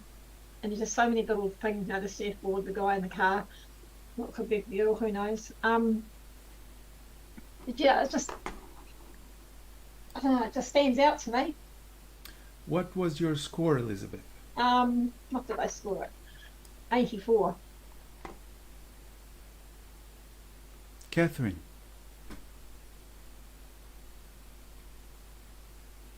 Might have been a bit mean here. I gave this a 68 for all of the reasons that you have elucidated there, Elizabeth. You know, I felt that those are all strengths of the image, which for me put it in the high end of the acceptance range. It's got a sense of story. I guess the shaggy hair of the driver is adding to that as well. And it's simple. It doesn't hold my interest for that long, I guess. So yeah, interested to hear what some other people think of it. Jace. Yeah, I think I was sort of maybe wanting to like this a lot more. I think it's I think it deserves to be rewarded in the 70s. I think it's above acceptance. But I think this type of image, to me, to get into that honours range or into the 80s range, it demands perfection, and so the point of view of the photographer here is just slightly to the right of the car.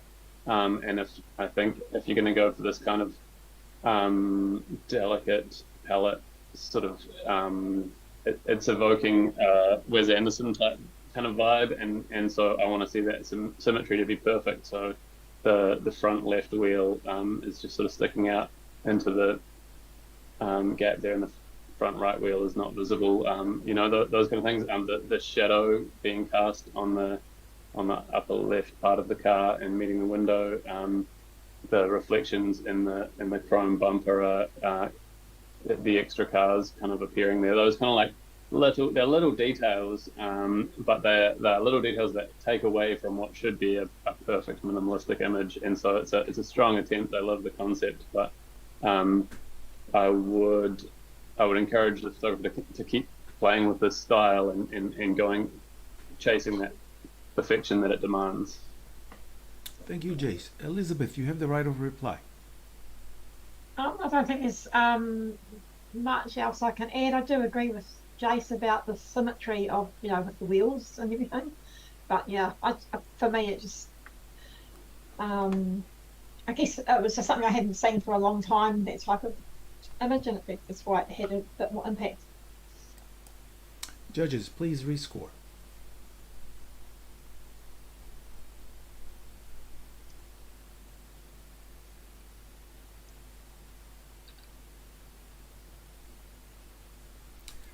And it moved up from 76 to 77. Good discussion, and we'll accept that. And we move to the next image.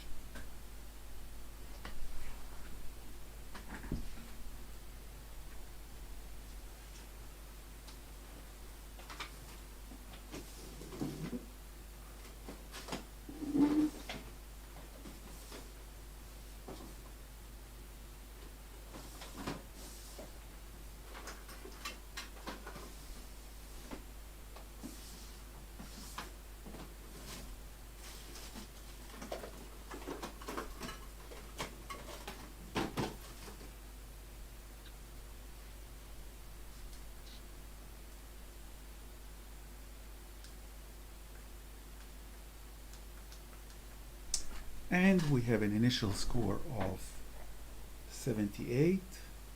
Elizabeth. Yeah, I'm really intrigued by the formations in the bubble, the ice, and there's so many different shapes within that, and I like the warm tone coming in from the background. I realise this is probably quite difficult to photograph, and so I appreciate the fact it's got a very shallow depth of field, but you've also got all the little ice details along the what it's sitting on that are sharp as well. So yeah, I think probably the only thing that detracts slightly for me is the little highlight on the right hand side of the bubble. So open to the others. Thank you, Elizabeth. Catherine. So I gave this a 74, so in highly commended. Beautiful delicacy to it and lovely colour palette. The highlight on the bubble doesn't bother me, but the heaviness of the dark green form in the background does for me compete quite significantly with the ice bubble. So that was what was holding me back from going a little higher. But yeah, I think it's beautiful. I'd like to hear a bit more. Elizabeth, you have the right of reply. Yeah, I actually, now that Catherine's brought it up, the dark shape in the background does compete a bit. Other than that, yeah, that's about it for me. That's okay. Let's Yeah. rescore.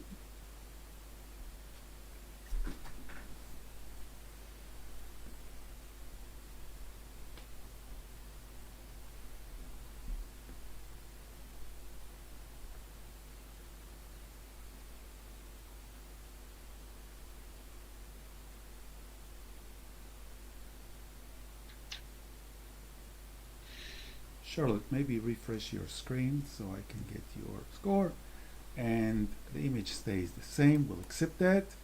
And we'll move to the next image.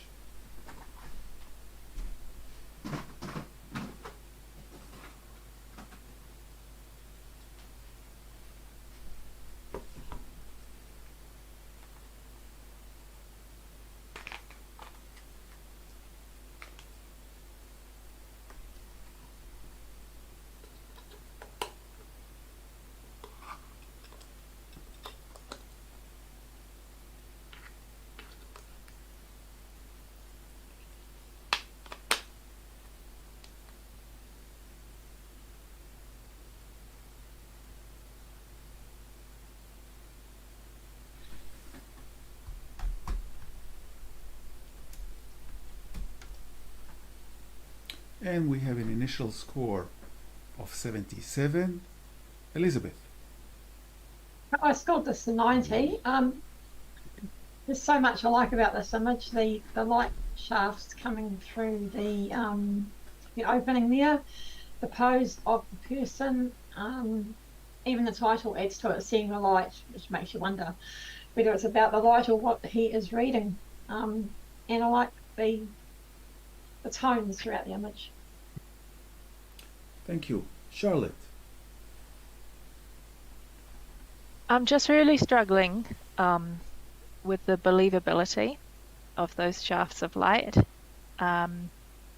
and I do apologize to the photographer if that's exactly, as it was in the scene. But I'm not really seeing them line up with the exceptionally bright and blown out squares on the left, which are very distracting. On the other side of things, I just love the subject in this photo, the way the light is hitting their face.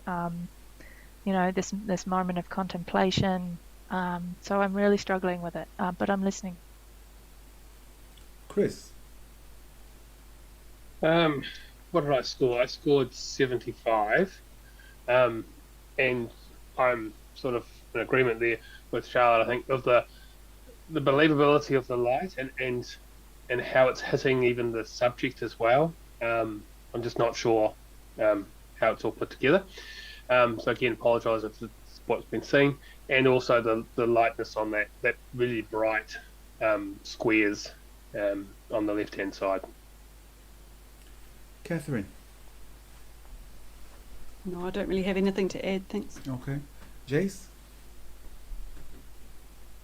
Just really quickly, I want it cropped. I want the whole left-hand side gone, and then then the believability issue goes away, and we're focused on the beautiful light on the subject, and the light rays are sort of a nice overlay. That's what I would like to see. Thanks, Jace. Elizabeth, you have the right of reply. I have no further comment, thanks. Okay, judges, let's rescore.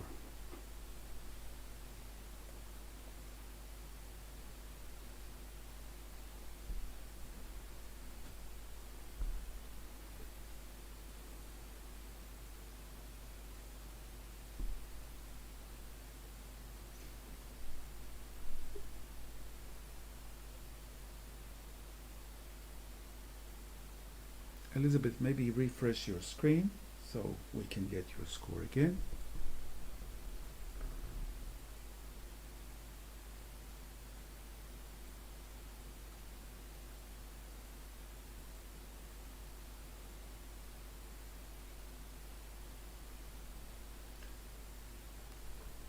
We're still missing your score, Elizabeth. You'll need to refresh your screen for that to come here. Perhaps I didn't. Yes. Just refresh that screen, please. Yes. And the score stay the same. Thank you. We'll accept that. And we'll move to the next image.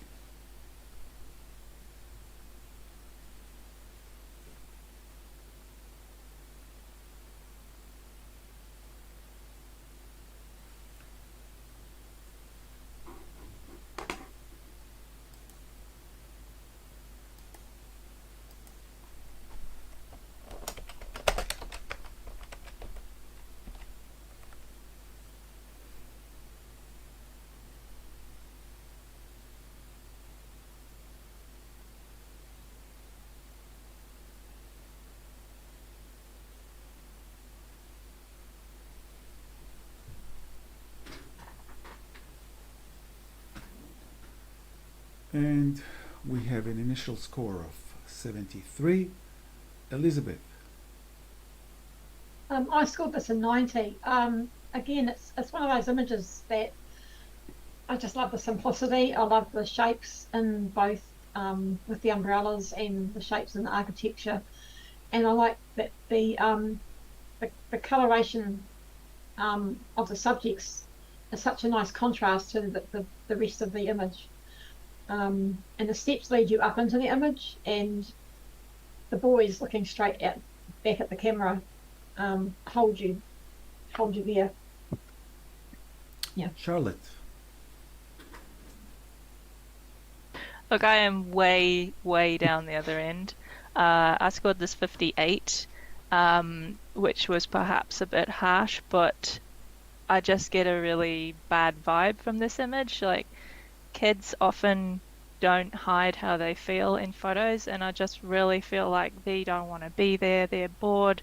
They've been posing for people taking photos all day. I don't know, but that's the vibe that I get. Technically, the image isn't amazing quality. It's not all that sharp. there's a highlight on the bottom that leads me out. Look, I'm not going to keep going. Like I can see that, you know, compositionally it's great. It's just that doesn't do much for me.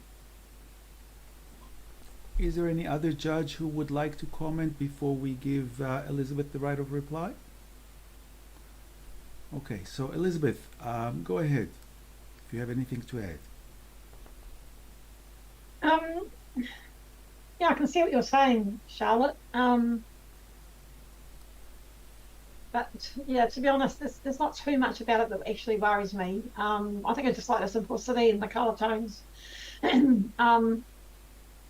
Yeah, I'll just leave it at that and everyone can decide. Okay, so let's rescore it, please.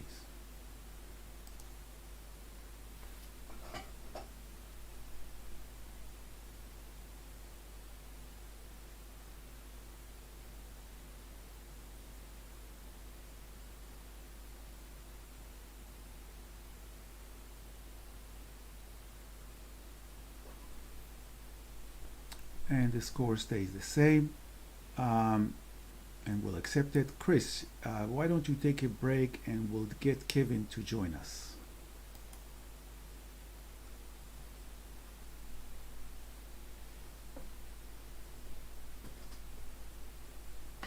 Hello, hello.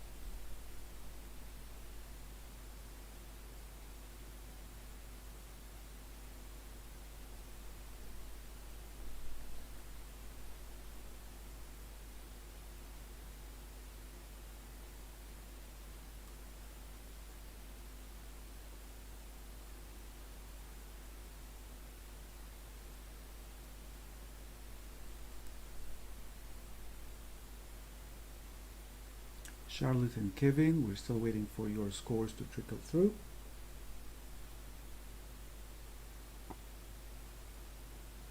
You got it now, Elon? No, you have to refresh your screen. Now I have it. 71 is the initial score. Thank you. And we will accept that. Charlotte, would you like to say a few words to the photographer? Yeah, absolutely. There's a lot to like about this photo. Like you can almost smell the mold, you know what I mean? It's just wonderfully textured and dilapidated. The light coming in from outside is beautiful. Yeah, so congratulations. Awesome. We're going to move to the next image.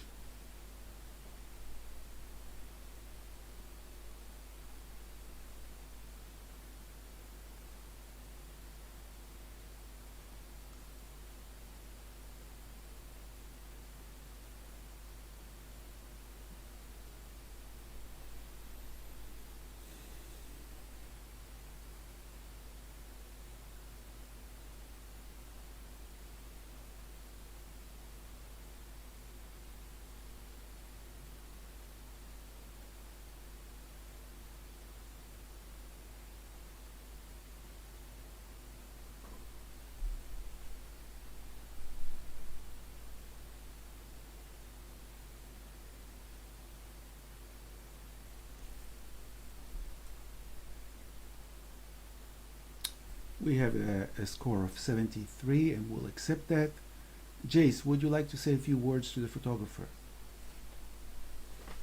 Sure. I guess this is another one of these kind of nature, but make it fantasy type images. So it's a bit fantastical, and I think yeah, just keep working on this concept. I think it's a cool concept, but some issues around the technical compositing, the sort of reflections of the legs, and the surface of the water and the heaviness of the dark clouds. It all comes together to be a bit uncomfortable and overshadow what you're trying to do. So keep working on it. Thank you, Jace. We've moved to the next image.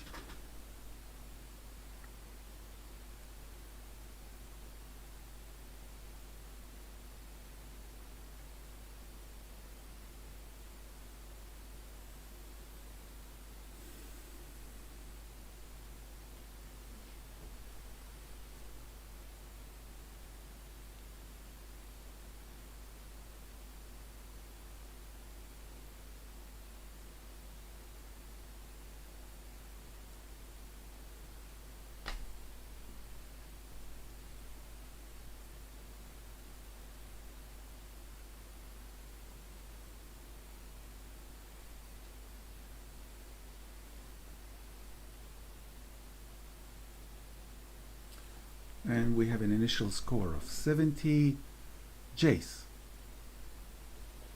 Yeah, I gave this one 81, and maybe to echo my previous comments around nature and fantasy, I think it's it's a hard one to interpret, but the initial image of the Kotuku is really lovely. The light coming through the feathers, the way it's handled, the detail throughout is really good. I think it's been composited competently. I think it might not be to everyone's taste. It's probably not to my taste exactly, but I think that it's technically proficient. The choice of the sort of textured murky overlay might have been a step too far, or just the wrong choice. I realized that was potentially to help blend everything together, and maybe something is required to do that, but that textured overlay in particular has let it down a bit, so that kept me in the low honours range. I could be convinced that that was too generous, but I think you need to point out some specifics. Thank you, Jace. Charlotte. Yeah, kind of echoing Jace's comments on the last image. For this one, it just feels really kind of murky to me. Even though there are highlights in the image, it still feels a bit flat, and the reflection of the head is far too clear, and it keeps pulling my eyes down there, and then that just makes me feel a bit odd. I have to say I'm also not a big fan of the heavy textural overlays, but that's just personal opinion. But yeah, really do enjoy the image of the bird itself, and also just loses a bit of impact because I've seen a lot of images like this before. What was your score, Charlotte? 65. Thank you. We will have the image rescore.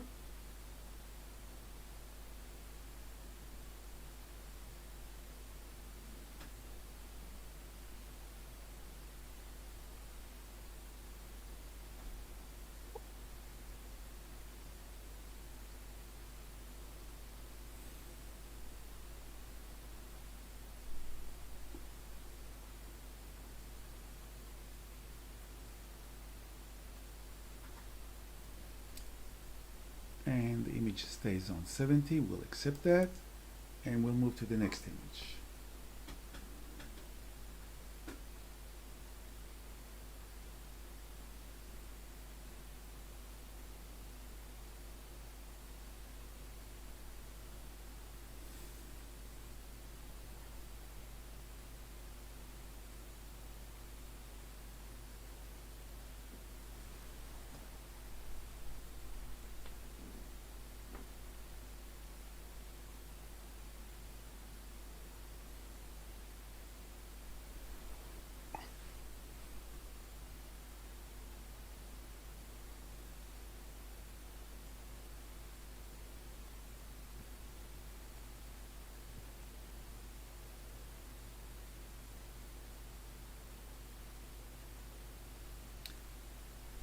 We're waiting for you, Jace.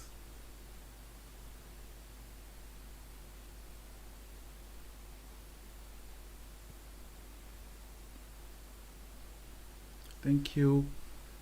And we have a score of 66. We will accept that. Kevin, would you like to talk to the photographer? Yeah, I think it's in the wrong category, to be honest. I think if he'd put it in decisive moments or an action category, it would have got a higher score. As an image in this category, I get distracted by the barrels in the background and the bright colors. That takes me away from the face straight away, almost immediately. But as a decisive moment shot, it's almost perfect. It's really nice. It's captured everything well. The dog is sharp. It's facing in. All the movement goes the same way. But yeah. Thank you. In this category, no. Awesome. We'll accept that and we'll get the next image.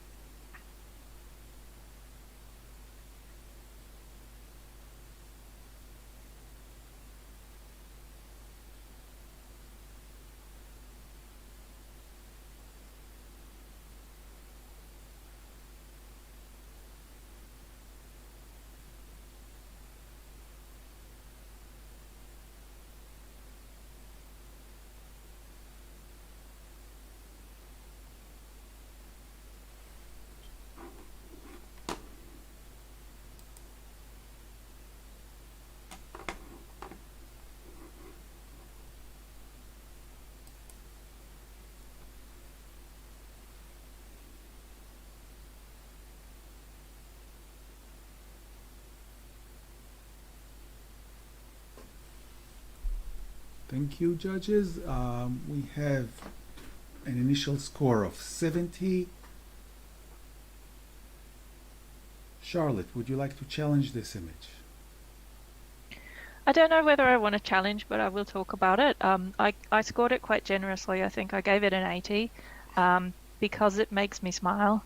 And any image that gets an initial emotion deserves to be awarded or at least considered a bit more.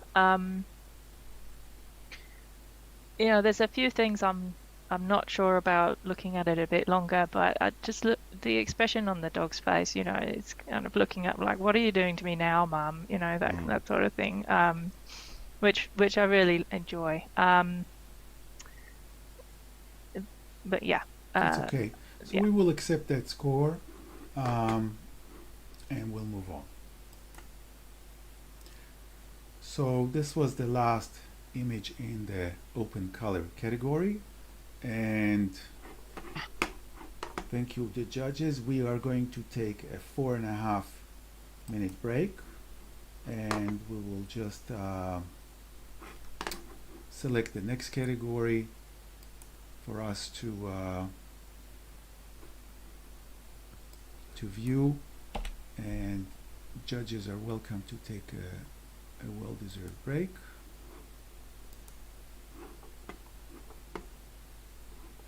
Do you want us to stay logged in? Yeah, stay logged in, and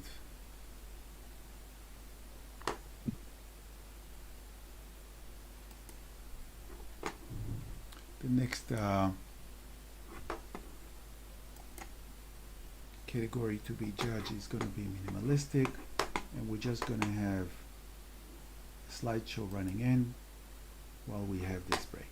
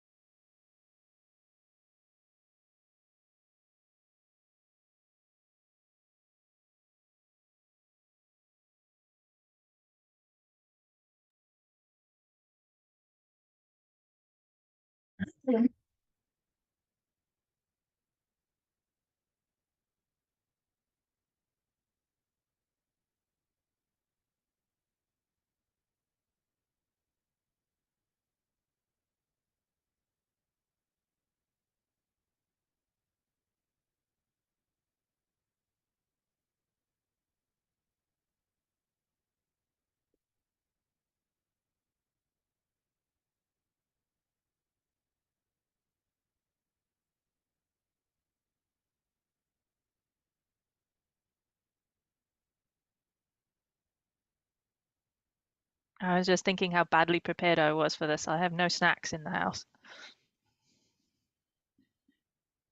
I know, it's on me.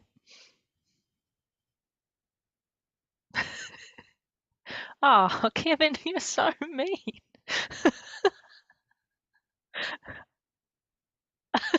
I was offering it to you.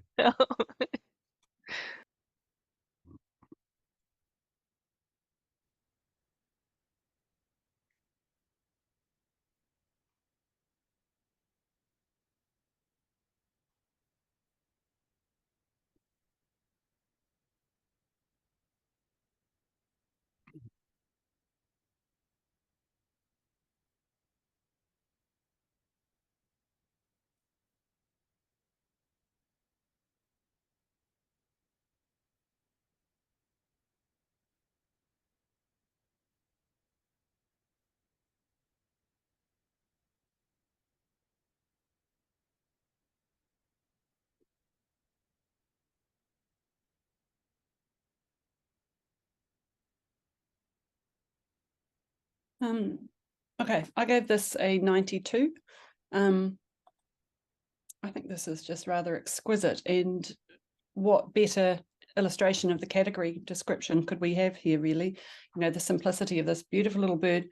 What I'm finding too as I look at this longer is that I'm really loving the relationship between the curve of the stick going one way and then the curve of the back of the bird going the other way, and each of them has kind of got an eye in a way as well. And yeah, and the little twist of the feet, the twist of the body, the twist of the stick, I think beautifully handled, and it is so simple and yet so engaging.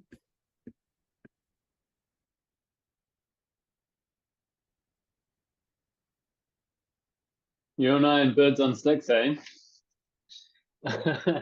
I was very stingy, maybe 65, way down, and I found that was probably mostly my kind of, well, two things. Most of my initial response to it was that there wasn't a lot going on light wise or anything like that that made it stand out. I was a bit worried about some sort of technical sharpness type issues, maybe over sharpening again, and that end of the stick really bothered me. But then the other part of it, I guess, is more around what constitutes minimalism, and prejudging this category, I had a lot of trouble with that, and I tried to be sort of develop a bit of a framework for myself around what minimalism was, and for me, I don't see this as a strong minimalistic image. It's a very it's all there. It's just it's the whole bird. It's all clearly rendered, and there's a lot of detail in the bird. And so, just because the rest of the space is white, it's not a strong use of minimalism to me. And so, I think this is going to be an interesting category to judge from that perspective, because I'm looking for something a little more a more creative interpretation of minimalism.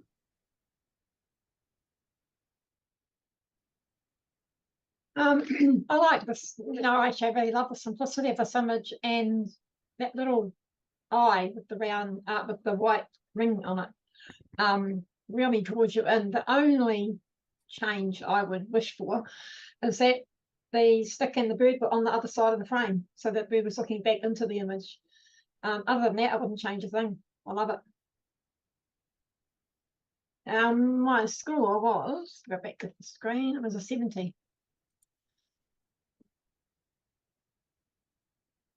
Yeah, I'm up there with Catherine. I gave it a 90. And I agree with everything she said, the shape and the form and everything we're seeing here. It's almost monochromatic, and then you've got the flash of the yellow on the wing and the bit on the tail there. But I also had not considered what Jace was saying about the light, and it is actually quite a flat image, so I might reconsider my score. Okay.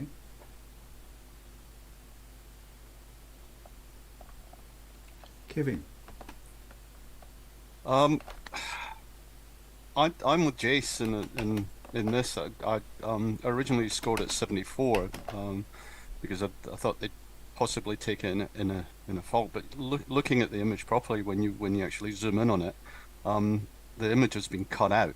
So it's just a plain white background with a bird on it, which to me, I'm with Jace. It's not minimalism. Minimalism has to be the whole bird, the whole image. And it's the balance between negative space and the subject that you interpret as minimalism, and how they balance each other. This doesn't do that. So if anything, I would be bringing the score back down again now. Catherine, your right of reply. Great discussion. It's always interesting. People at polar opposites, isn't it? Yep. Gosh, the lack of direction in the light isn't bothering me in the slightest here. I just feel that it's all about the shapes and the pose and that little sense of movement. You know, this bird is only here for just a small amount of time and it's off again. Beautiful, as Charlotte said, you know, it's nearly monochromatic, and then you've just got that little bit of colour in the stick and that bright, lovely pop of yellow. I think this is a very successful artistic image. I do see what you're saying about the cutout. I'm glad we've discussed this. I still believe strongly that it needs to come up from where it is, though. Yeah, that's all I have to say. Thanks. Judges, let's rescore.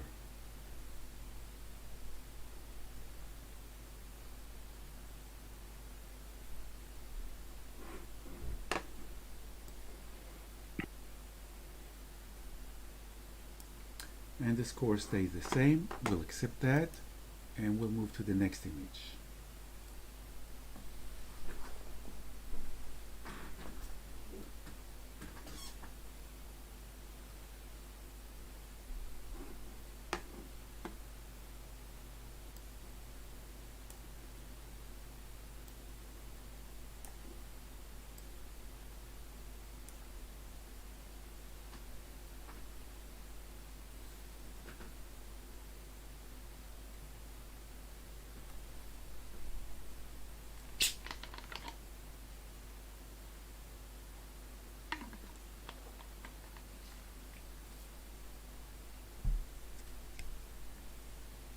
And we have an initial score of 69.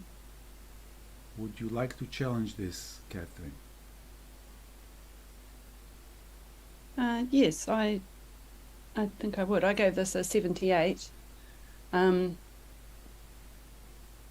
actually thought I was going to be one of the lower ones, to be honest. So that's interesting, isn't it? Definitely worth a challenge. Yeah, I found this has an immediate strong impact as a very graphic image that obviously takes you up to a point and you think you're going to the heavens, but then you stop. It's kind of interesting. Yeah, nicely composed. I do see some technical flaws with it, which is why I didn't go higher, but I think it warrants a bit more discussion. I'd love to hear what other people say. Charlotte.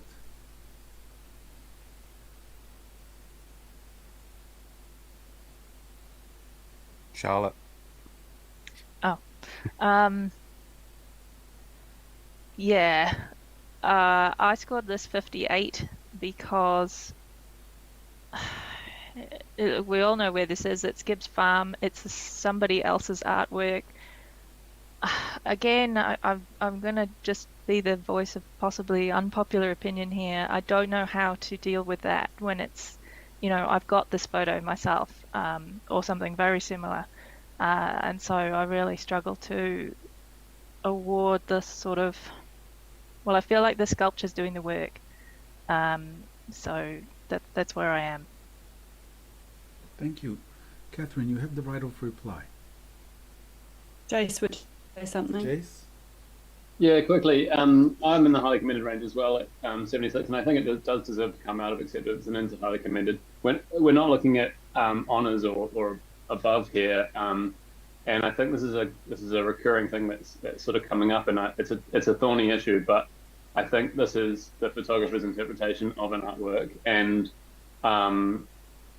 and we need to reward them for what they have brought to it, which is careful positioning of all the elements and lines, and careful handling of the highlights and shadows. And I think that brings it above an acceptance standard for me.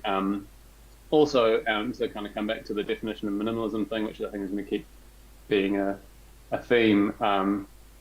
It's sort of about how much can you take away and still communicate the message, and this is heading towards that territory where it's got just the right amount in it. I think the sky has been probably over darkened, and so it's left it a bit murky. That's the biggest kind of technical flaw I can see.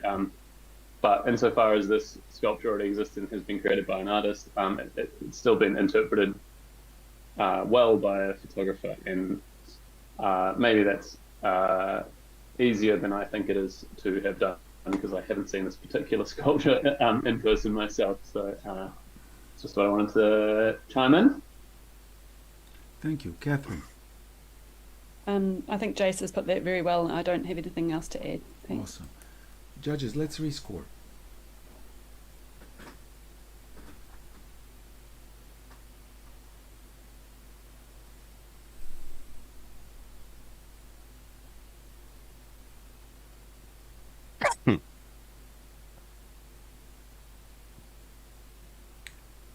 Thank you, judges, and the score stays same. We'll accept that, and we'll move to the next image.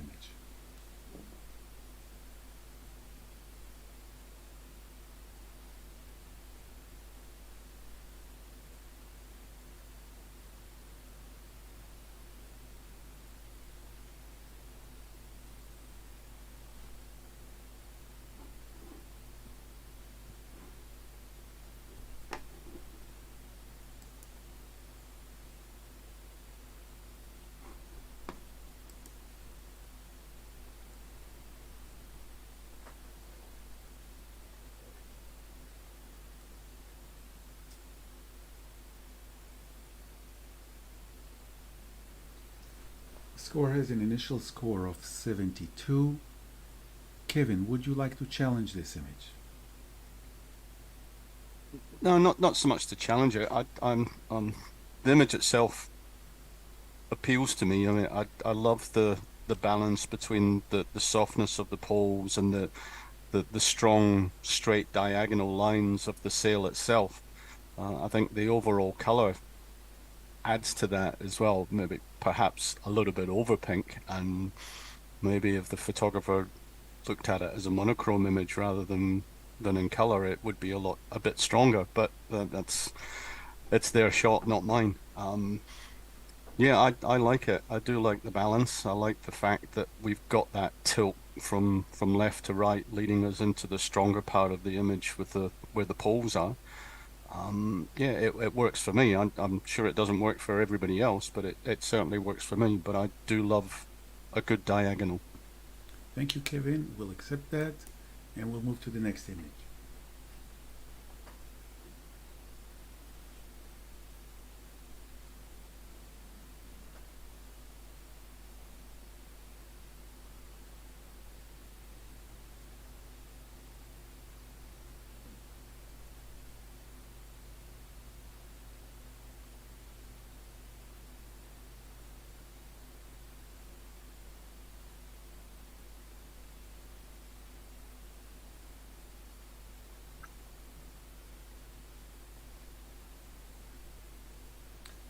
And we have an initial score of 82. Charlotte? Yeah. Look, I wanted to be enthusiastic about this, and I scored it 98.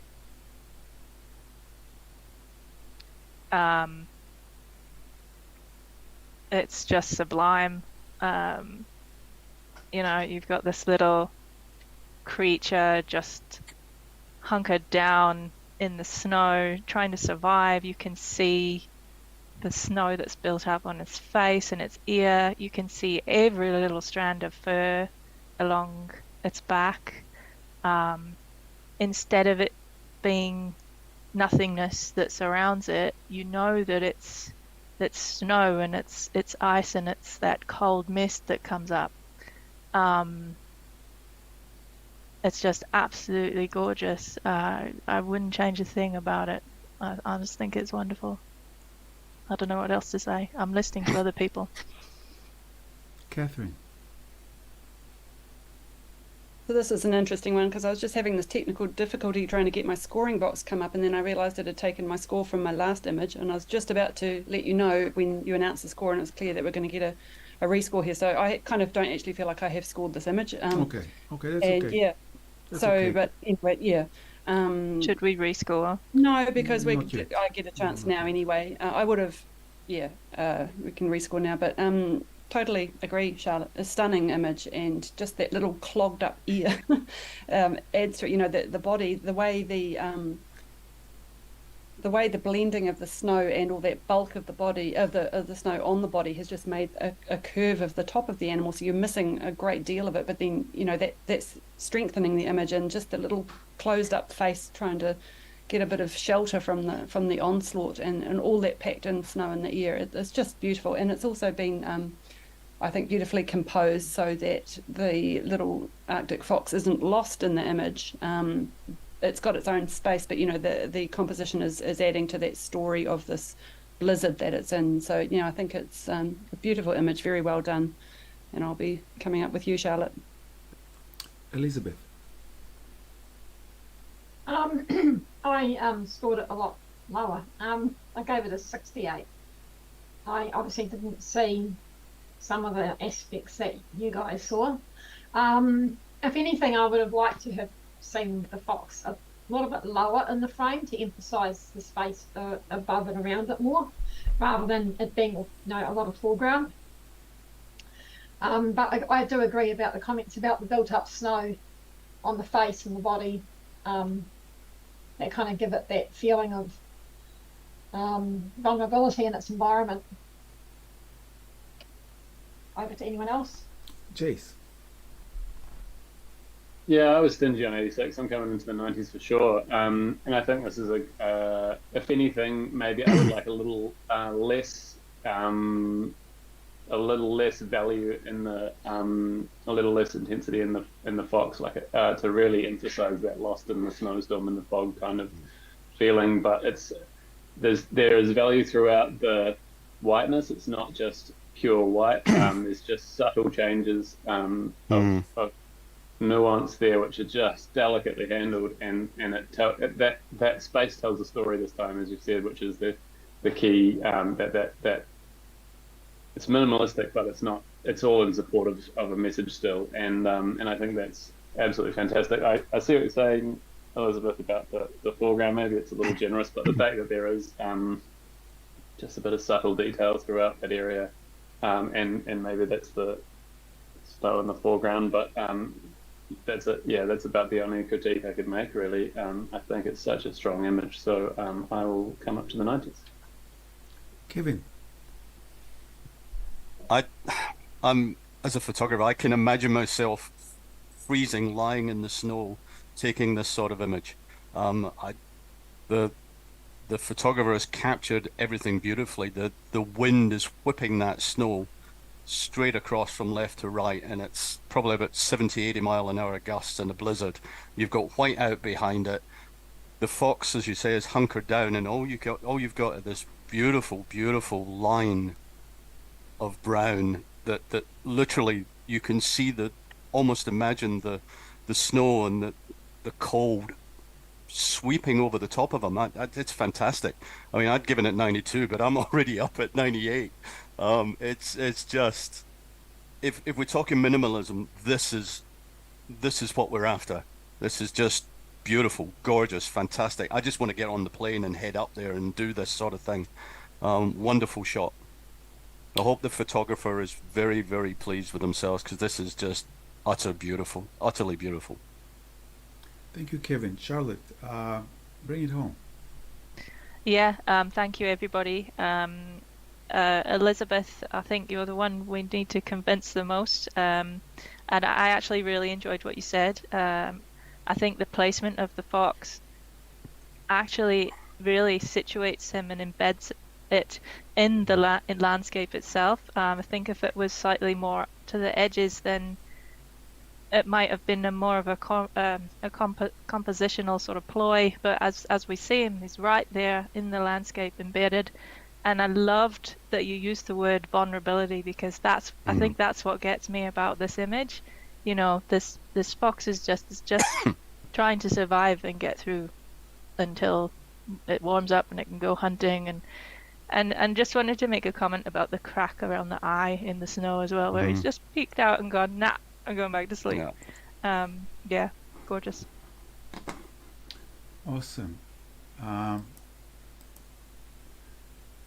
Judges, let's rescore.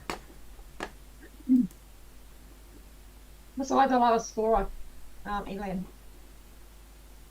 Say again, Elizabeth? Was I the lowest score? Yes, So I you can't were the change my lowest, and score. this is why I asked you after Yes, I'm Charlotte. just confirming. Yes, that you I were can't the change. lowest by far. Yeah.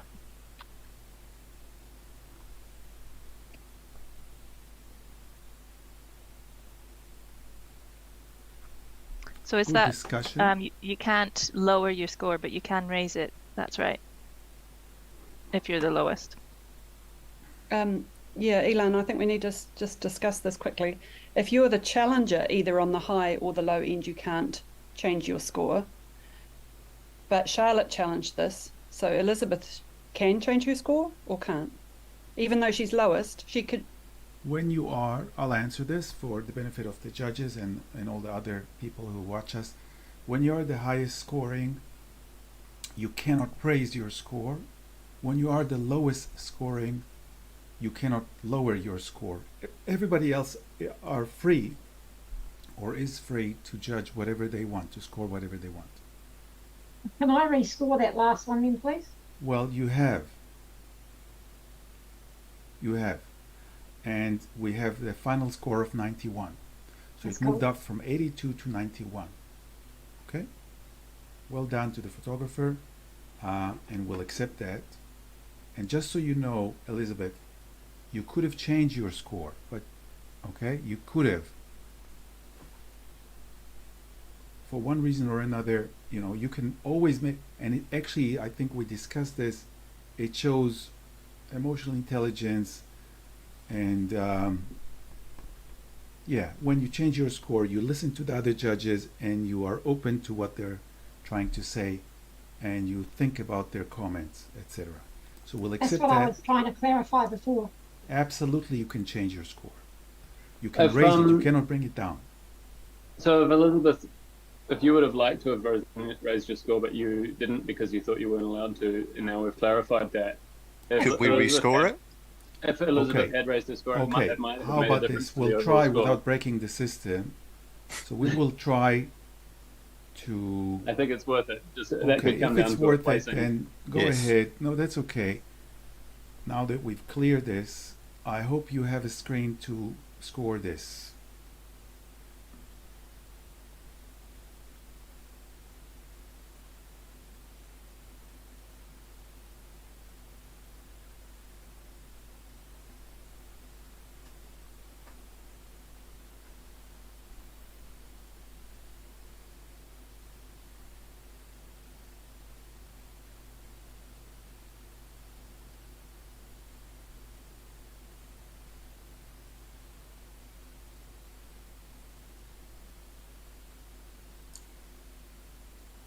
So it's now scored 95, and I'll accept that. Congratulations to the photographer.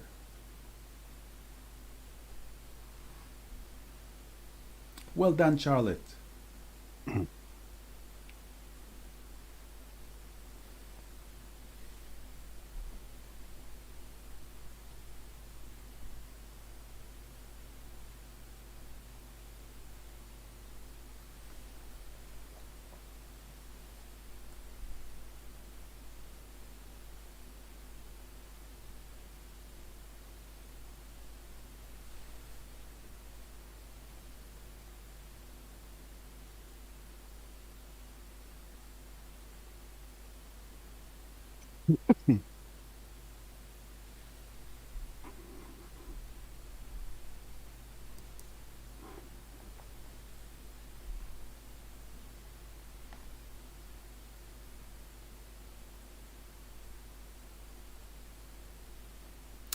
And we have an initial score of 79.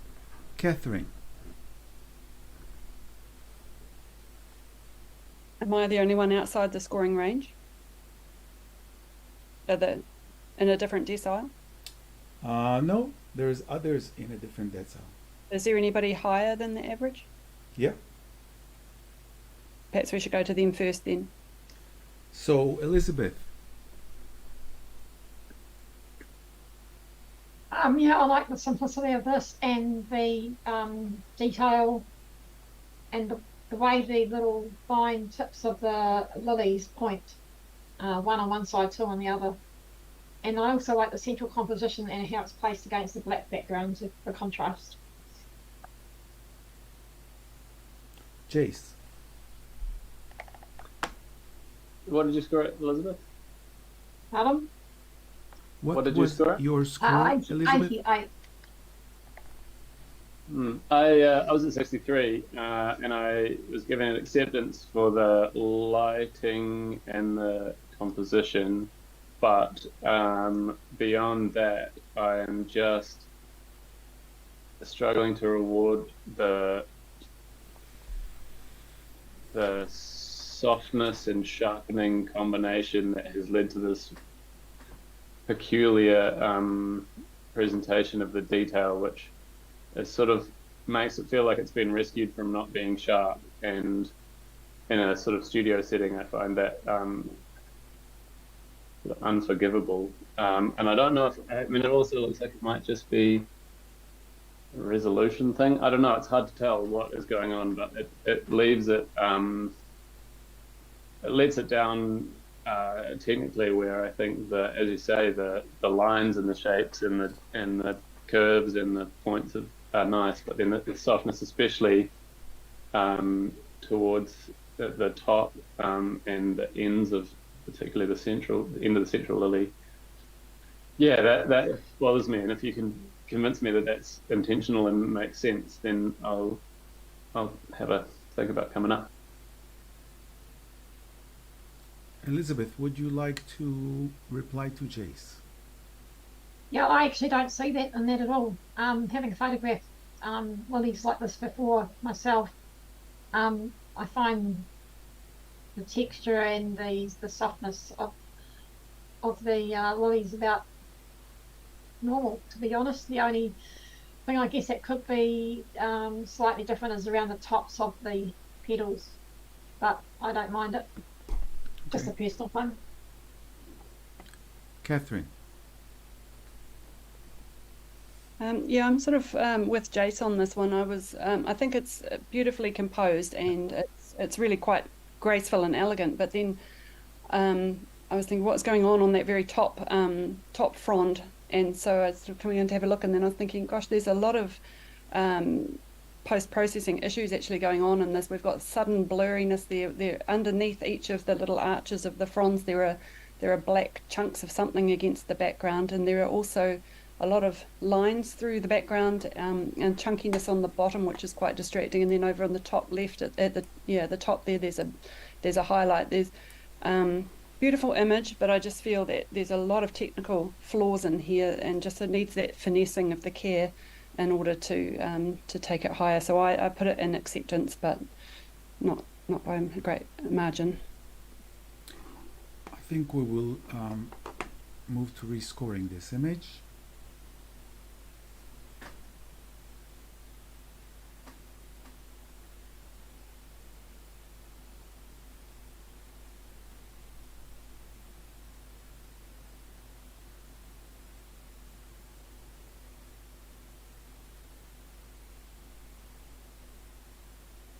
Elan, can I just get your attention in the chat, please? I've got an issue going on.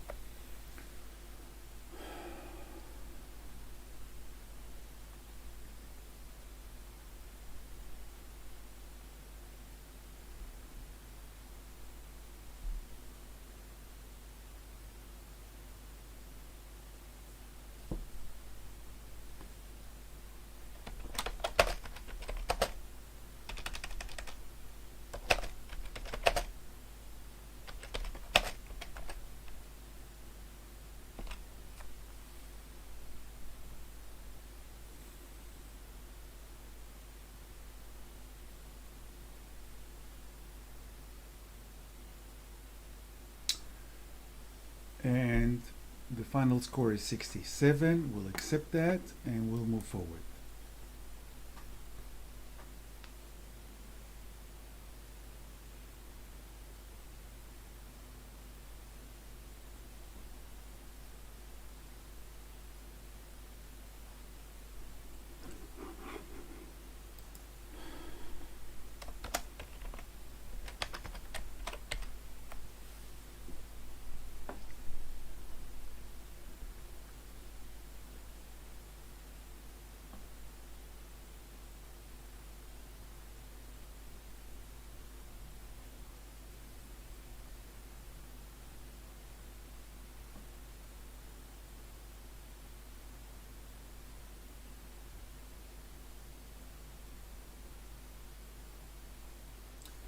And we have an initial score of 67, and we will accept that.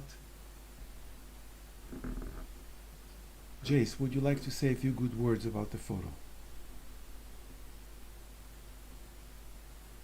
If I unmute myself first, I'd love to.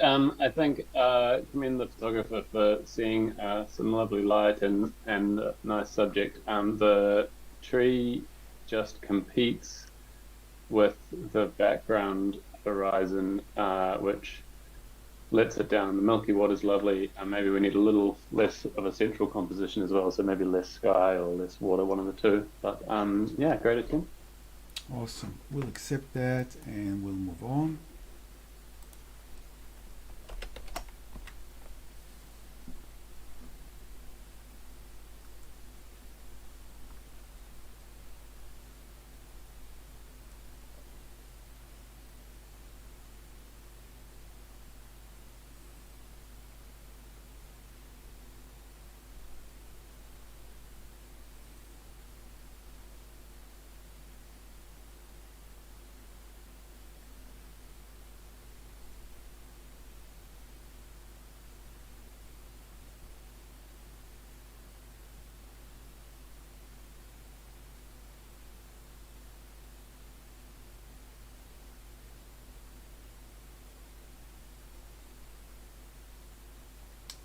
We have one judge that dropped out, and that will be Catherine. So Should be good now. Sorry, I just had to come out and back in again. It locked up. okay, okay. I had a weird issue there, so that wasn't that was my previous score again. But We'll see what happens here. yeah, exactly. Charlotte, see if you can put your score and refresh your screen. I'm still waiting for the image to come up. So maybe just click refresh. Yeah. On the Okay, yep. browser, please. Sorry to hold everyone up. No, not a problem. The machine, and we have an initial score of 70. I didn't put in a score. Yeah, it seems like the same thing happened to it. Okay, me. I don't want to wait too long about this image. I will ask everyone to refresh their screens, and I will, just because some people had an issue, I will hit the rescore, and you can score this image.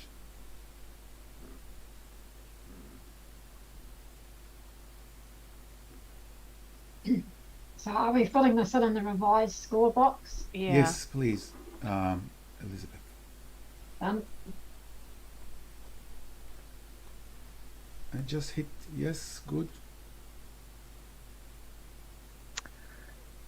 It's not letting me put the score in that I want to. I think it carried over my score from last time. I think it's going to be okay, Charlotte. We can hold it for a long time, but for the sake of moving forward, I'll just have to put in the same score for the image well, then from you the have last to. time then. It is what it is. The machine has its own quirkiness, and I cannot resolve it at this point. So we have a score of, well, we can try to rescore it one more time for the benefit of the photographer. So I hope it's going to work, but because we've had these issues before and we don't know exactly what causes these, we may need to accept this, Charlotte. So try and put a score there. Otherwise we could fall into a big hole, and I don't want that.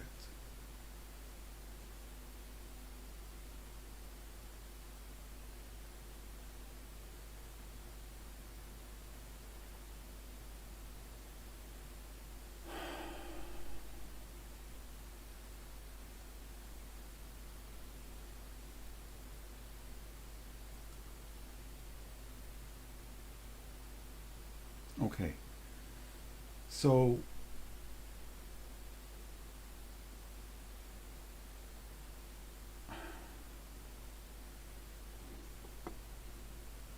and we are falling into a deep hole. We don't want that.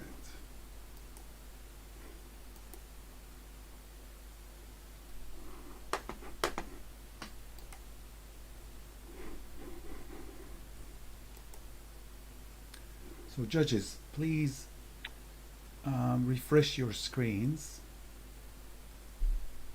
and we'll try to get this stable.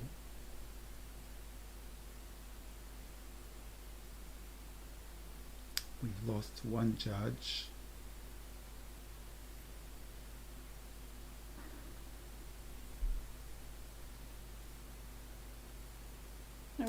Are we rescoring now? Well, don't do anything. Okay. Catherine, just put a score and hopefully we can move forward. But refresh your screen before that, Catherine.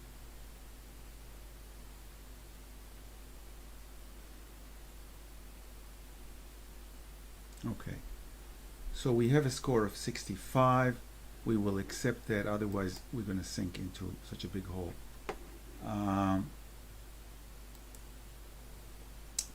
We have a new image to judge.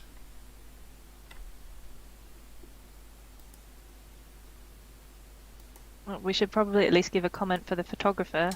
Actually, we should. But we don't have the image in front of us, and it's going to throw us into a huge conundrum. So we're going to move forward, Charlotte. We have an issue here. Believe me, you don't want to get there. Murphy is doing double time, and we've fallen into this. We spent an hour. We want to move forward for the sake of our life.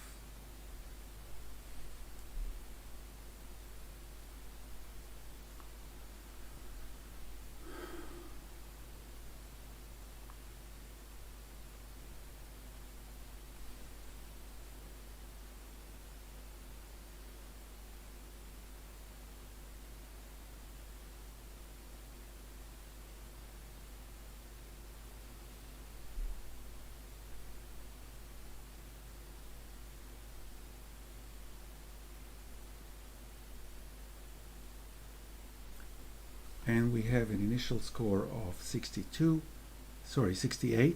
Jace. Yeah, go on. I gave this 82, and I'd love to at least see it come into a highly commended. I think it's a delicate, frosty, foggy morning. It's been well seen. The island is placed beautifully. The thing that there's a few things. There's a dust spot or two, sure, and I don't know what that yellow square structure is, and so I'm not quite sure how to turn that into something that I understand. So that detracts slightly, but I think that brings it down from higher in the 80s down to just into the honours range. I think there's just enough hint of the landscape in the background. There's just enough clarity and just enough subtlety, but maybe I'm missing something. Thank you. Catherine. So I gave this a 58, which is a solid acceptance. I appreciate that it's delicate. I guess it just doesn't hold my interest for very long. It's a lovely picture, nicely composed of an island and a lake. I actually quite like, I just need to say, that little yellow thing, some sort of structure that I like the fact that the colour in that is reflecting the yellow trees. This might sound funny, but for me, if that dark green tree hadn't been there, maybe it would have been more successful for me, just the greys and the yellows. But the green tree makes the island a little bit muddled for me, and I just don't. As I say, it just doesn't hold my interest long enough to reward it more highly. But I'm listening. I might come up a bit. Jace, I think you have the right of reply. Yeah, sure. Yeah, I think a pure monochromatic image would have been even stronger. The green is an unnecessary color, so potentially that could be fixed in post just with recoloring that tree. Or maybe the photographer can get out in their canoe with the chainsaw and sort that out for next year. Have another go, but other than that, yeah, it's lovely. I think it deserves a reward. So let's rescore it, please.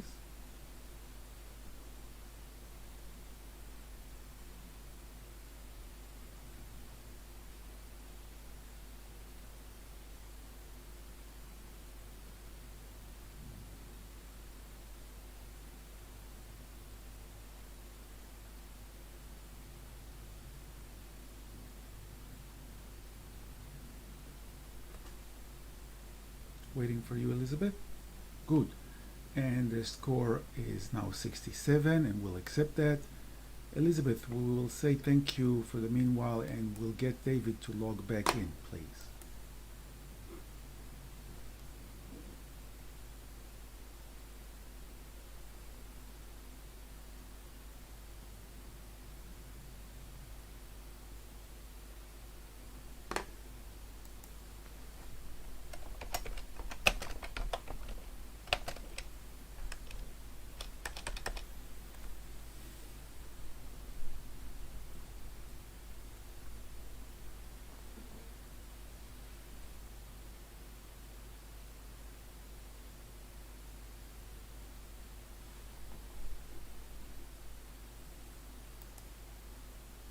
Do you want me to join the scoring now?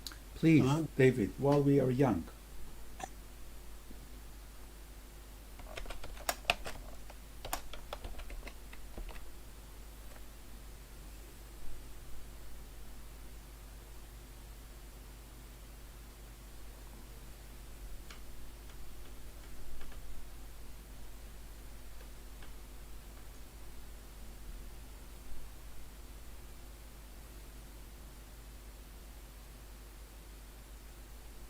Waiting for your score, Jace.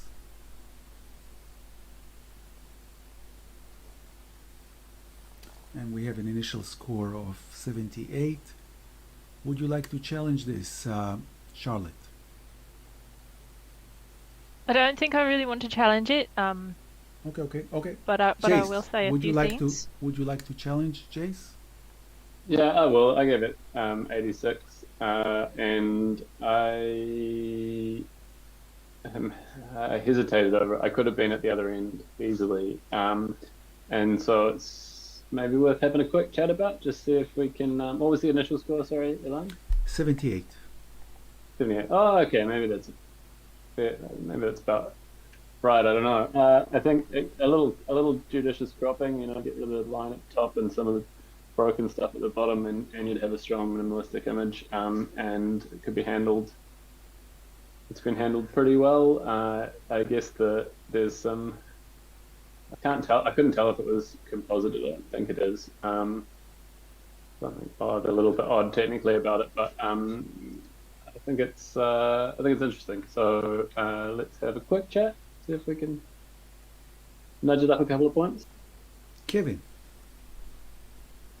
Yeah, I think that for me it's almost a frame within a frame image, and I quite like the fact that the kitten is somewhat frightened, rather bedraggled looking kitten, is sitting staring directly at the camera and is in the lower left quadrant, which gives it quite a powerful position in the composition as a whole.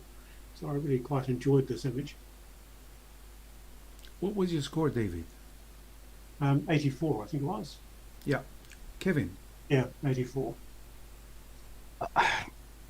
There's not a lot in it to hold my interest, and I love the fact that he's got the black against the white, and the cat is very, very sharp. I don't think it's been certainly doesn't look as if it's, maybe if you're really looking at it, there's a bit of separation between the background and the ears, but I think the concept is pretty good. What was your score, Kevin? 72. Awesome. But it's if we're looking at honors and above and everything else, then it doesn't fit that category. There's not enough in it to. It doesn't have a wow factor. It's a cat against a white wall, and it is minimalist. But there's nothing about the minimalism that makes you want to go back again and again, and that's what we're really looking for here, I think. It just doesn't do that for me. Jace. I have to add the proviso that I'm not a cat lover. Yeah, so back to me, I guess. Then, look, I think the wow factor is the engagement with the subject. The cat looks like a feral, bedraggled little thing. It's a bit terrified. It's wide-eyed. It's skinny, and the photographer's captured a sort of nice image of the cat, but then putting it in the context of its surroundings, and yeah, remove a few elements, and it would be a stronger minimalist image, essentially. But good attempt, and let's have another score and maybe squeeze a couple of points out of it. Judges, please rescore.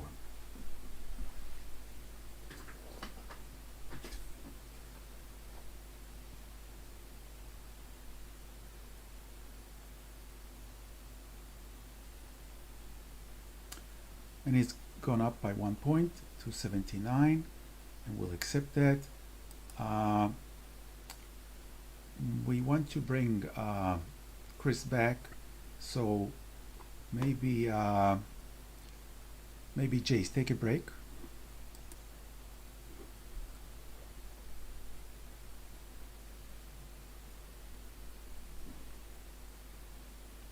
And Chris, if you could join us, that'd be great. Thank you.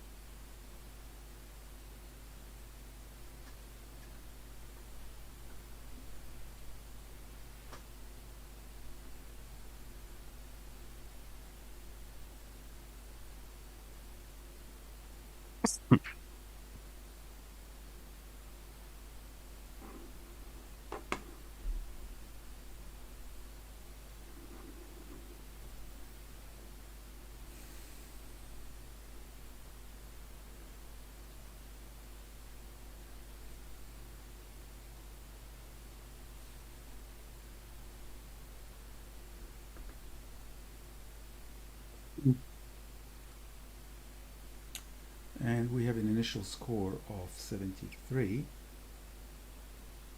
Chris. Yeah, so I scored this 80. If this isn't minimalist, what is? So I really like you've really got 3 things, maybe 4 things happening in here. I like the black versus the white, the shapes versus the lines and the shadow. For me, you've got a 1, 2, 3 happening here as well. You've got one panel completely alone. You've then got 2 panels that have got the black shape and the shadow in it, and then you've got 3 panels that are again completely alone. The composition up in that sort of top left-hand corner is nice with the shadow. So you've got some, you could see this on your wall as art, or someone's wall as art. So I scored it 80. Thank you. Catherine. Yeah, I gave this 61, and I think I have made a mistake. The longer I look at it, the more and more I like it. Definitely minimalistic, quite right. Chris, I love that 1, 2, 3 thing that you've just said. And also what I'm loving about this is the trickery of it. Like if you can kind of imagine this as a page in a maths book or something like that that you're actually looking at, and suddenly you've got this three-dimensional object that's kind of messing with you. And so yeah, it's like a note on a page, you know, or something like that. So super minimalistic. And initially I thought, yeah, there's not much to it, but I'm seeing more and more and really liking it. So I'm definitely coming up.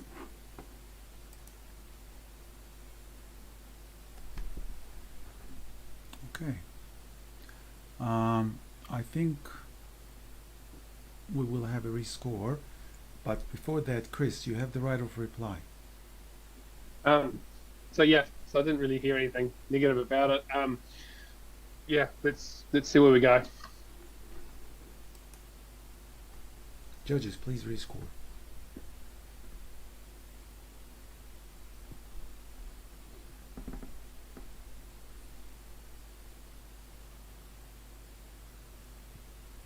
Good talking, and well done.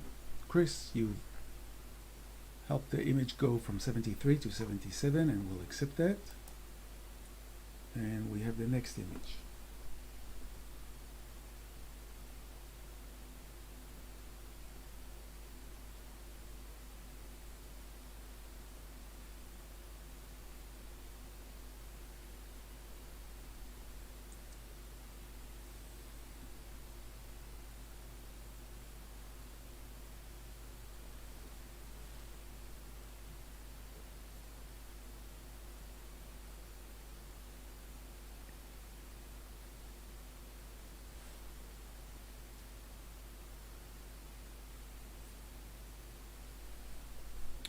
And we have an initial score of 76.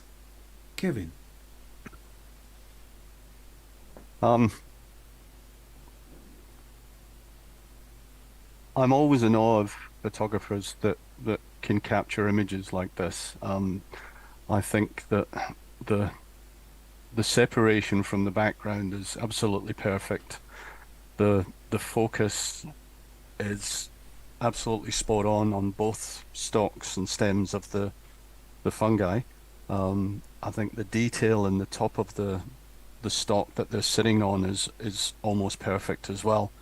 I think the positioning in that bottom right hand corner gives a perfect sense of balance between the subject and all of that negative space, and it's almost a 3-to-1 ratio. We've got 3 points of interest in the subject as well, so it balances itself. We've got the two stalks plus the branch they're sitting on, and then you've got all of the space, and it just sits perfectly. And then if you go into the color, the colors are superb. I do really enjoy it. I think it needs to be scored high if we're looking for a wow factor. Then this has definitely got it. And I understand that shooting fungi and mushrooms and everything else is not everyone's cup of tea, but in that genre, this would also stand out. I think it's really, really good. Well done, photographer. Thank you, Kevin. David. Yeah, I was looking at the this concept of negative space. Following your comment there, Kevin, negative space isn't nothing. It has to contribute something to the meaning within the frame. And in this particular case, I was troubled by the what seemed to me to be muddiness of the background.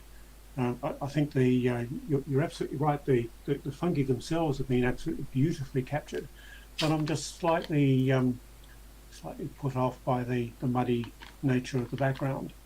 I'm not quite sure what could be done to improve it, but it does diminish the impact of the fungi themselves. What was your score, David? 71, 72.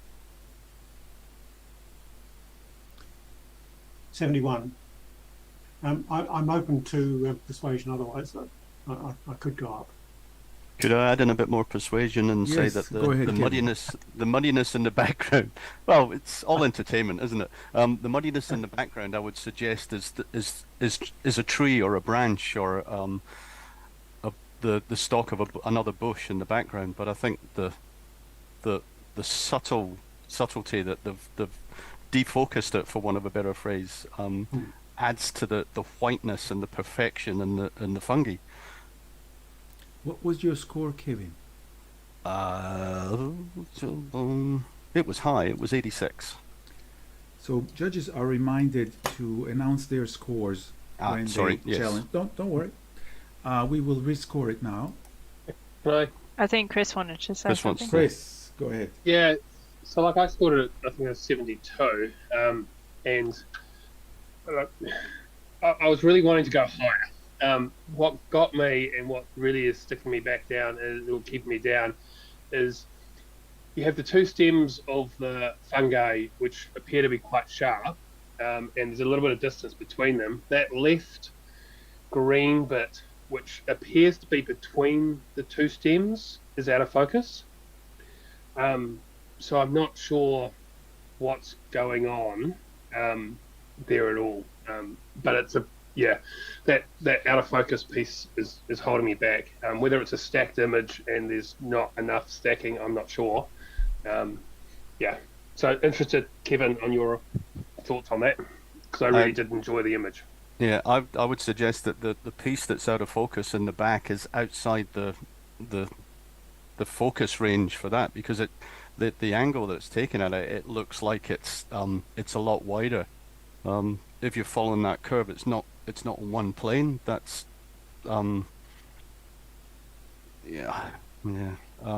it's already in the background is what I'm trying to say. And I think the whole curve of that piece around the back is out of focus because it's not on the same plane.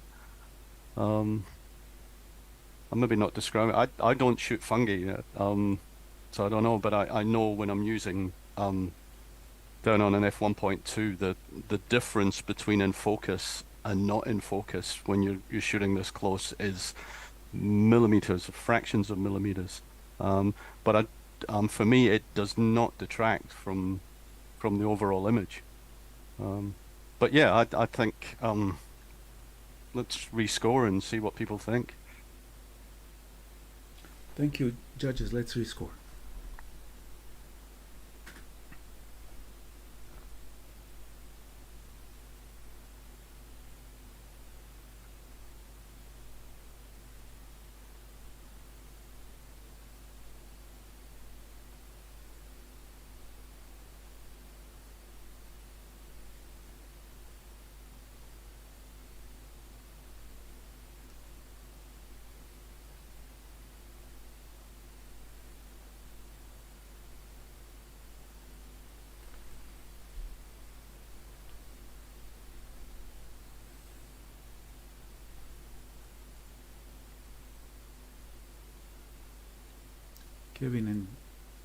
Kevin, just please, after scoring, click on refresh.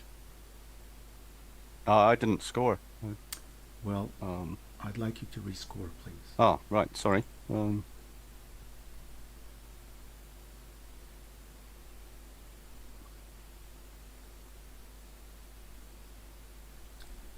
it has gone up from 76 to 78, and we'll accept that, and we'll move to the next image.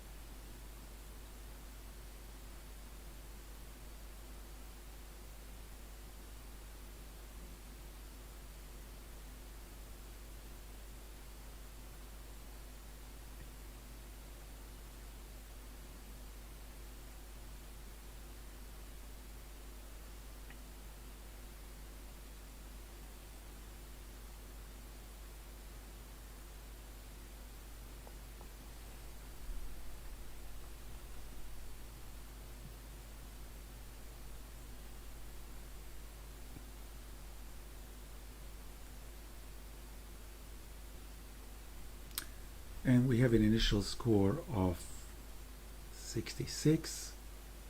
Would you like to challenge this photo, David? You don't have to. I think I'll pass on this one. Okay. I may make a comment later on, but I'll pass on. No, make your comment now, please. Okay. I think that I'm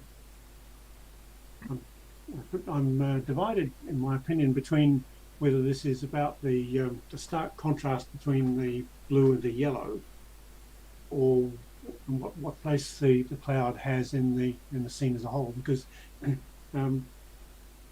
they seem somewhat contradictory. It could be a desert scene, in which case you could have a blindingly blue sky, but then what's the point of the cloud in there? But on the other hand, it could be that the image is actually more about the cloud than I thought at first. I'm also slightly troubled by the amount of what appears to be sensor noise in the sky, but I'm open to persuasion on the upside. We're not going to have a challenge here, David. So we will accept this score and we will move forward.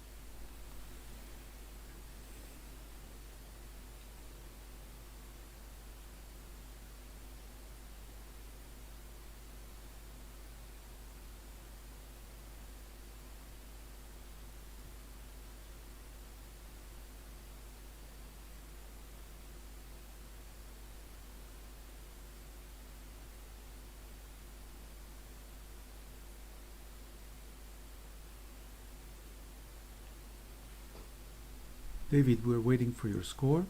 I can't get the score. Just refresh the screen, David. Just yeah, refresh. It's all right. It's okay. I know about that. Okay. It just wasn't coming up. Okay. Okay.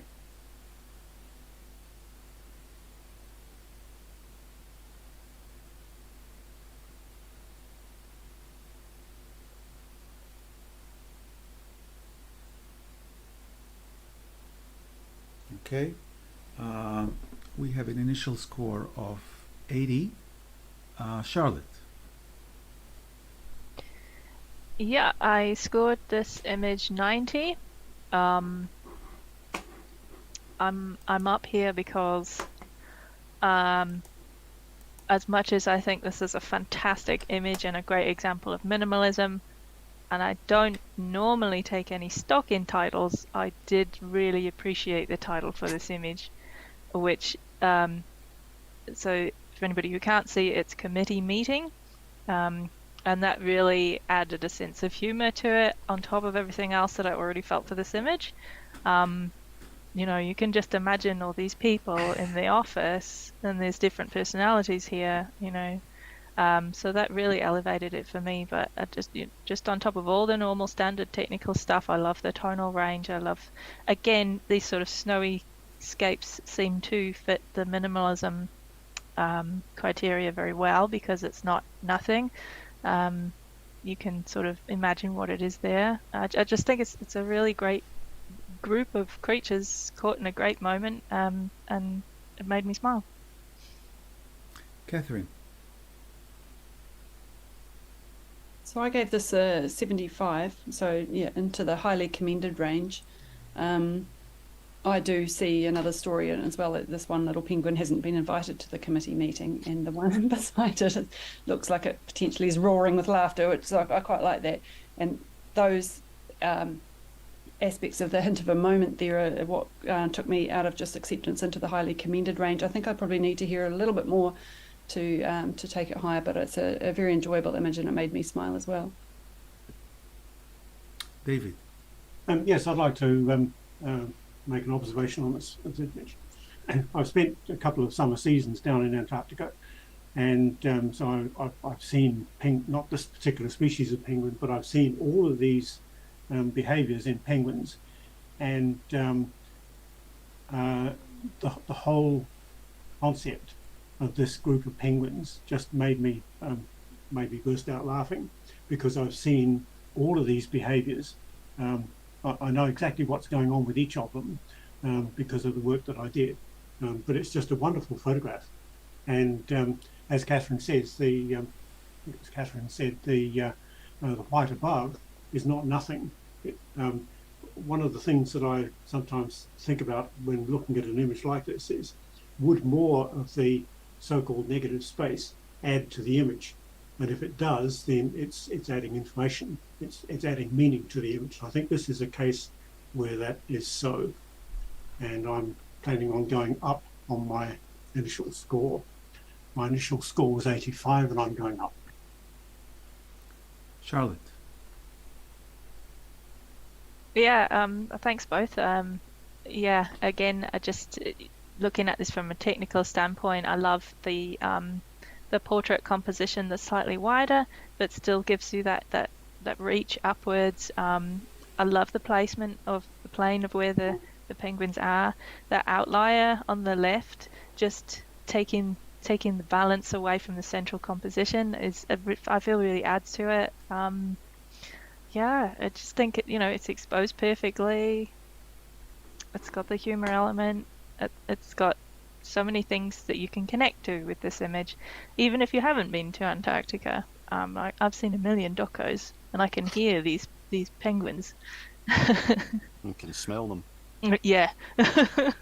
Indeed, yeah. Judges, let's rescore.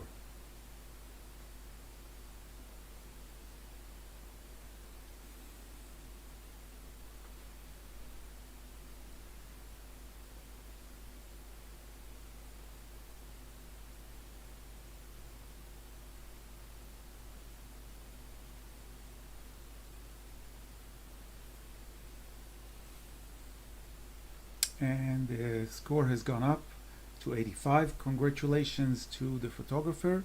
We'll accept that and we'll move to the next image.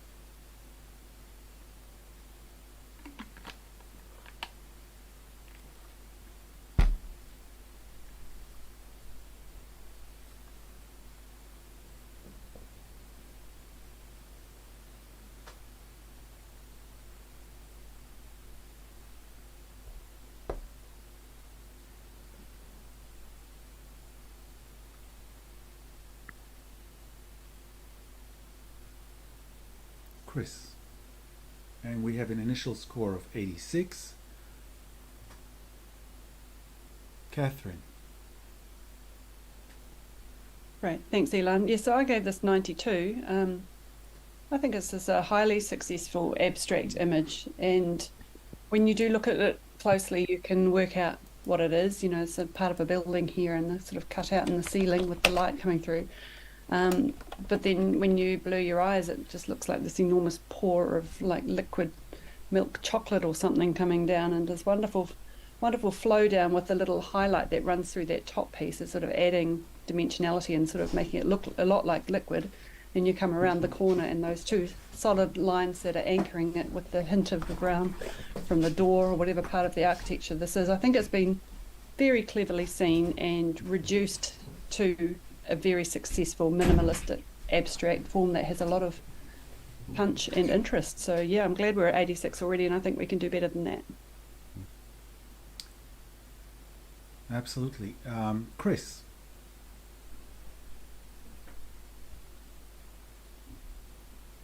What did I score? I scored at 79, so getting there.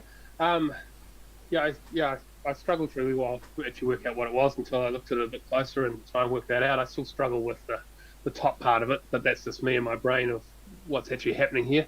I suppose what held me back a little bit, that white line that runs through the top part of it sort of fades in and out. I would have liked to have seen it the same strength or the whole way through.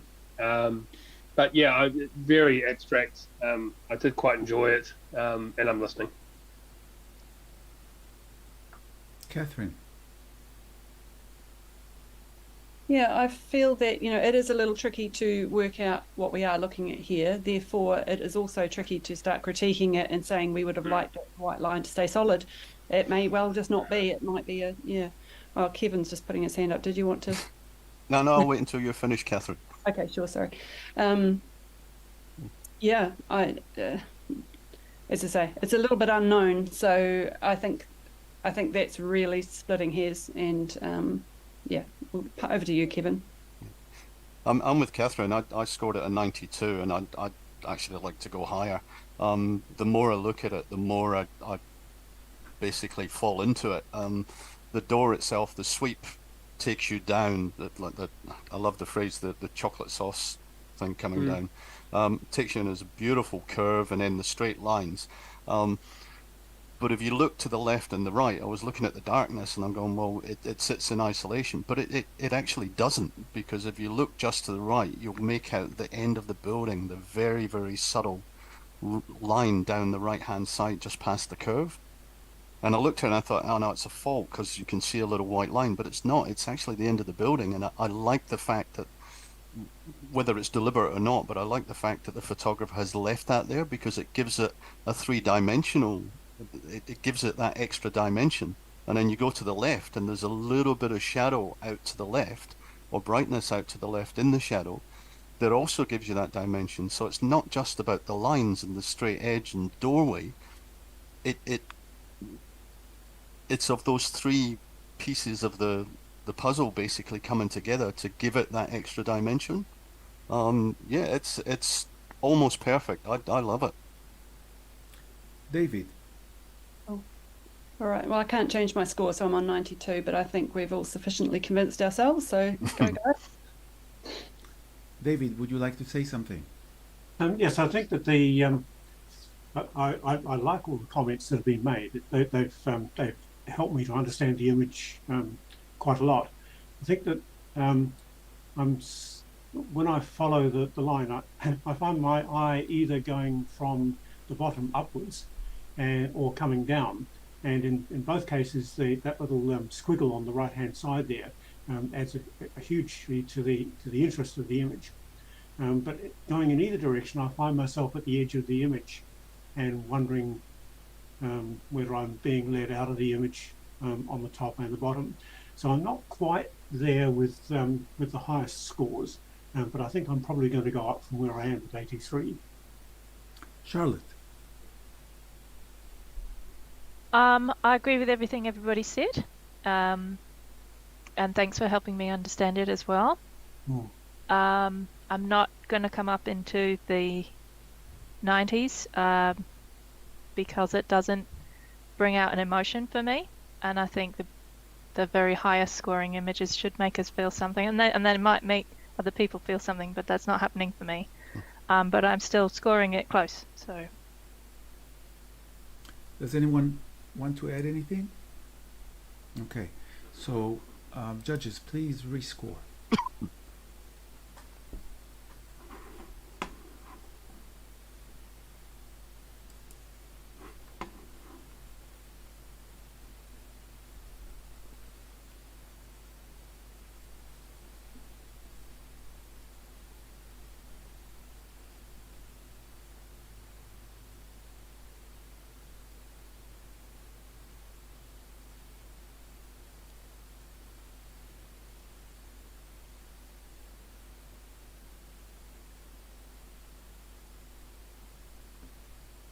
Thank you, judges. Good discussion, and we've moved from 86 to 88. Congratulations to the photographer. We'll accept that. And we're going to score the next image, please.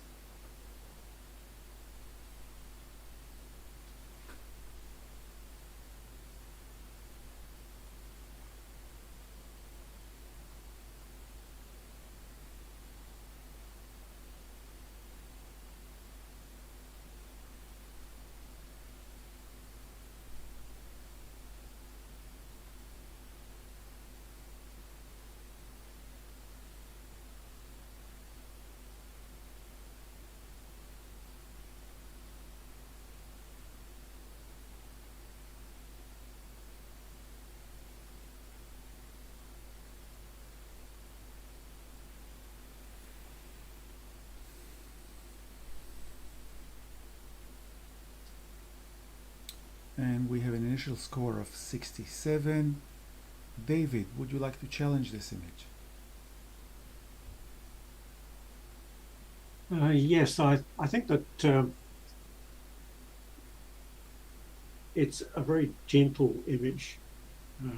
It's almost like it's almost dreamlike, and I find that quite a refreshing image when I think about images that have a lot more contrast. This is much more contemplative to me, and so I responded in that way to the gentleness of the image.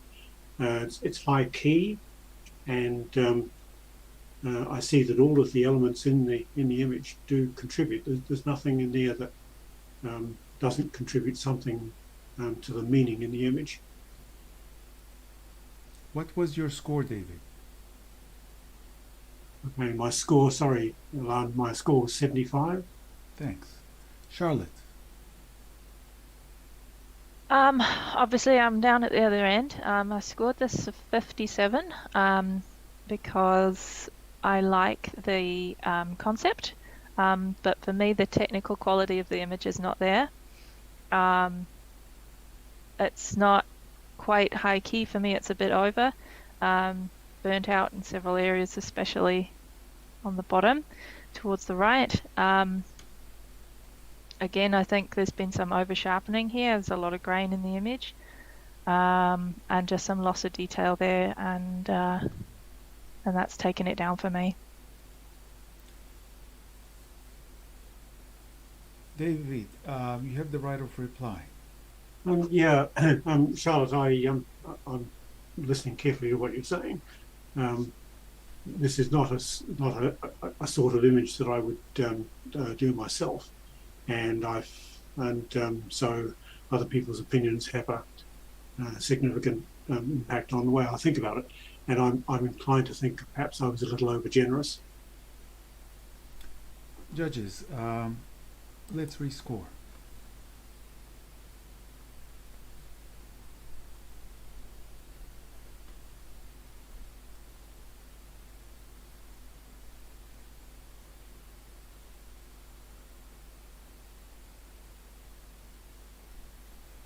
And final score is 65. We'll accept that, and we'll move to the next image.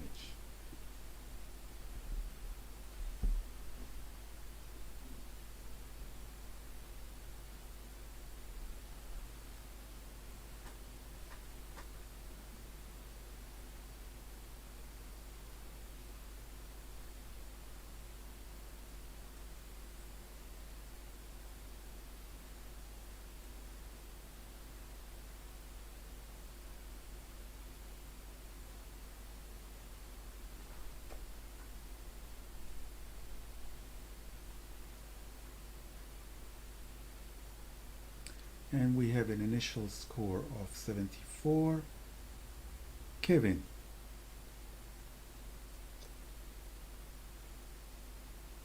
Mute. I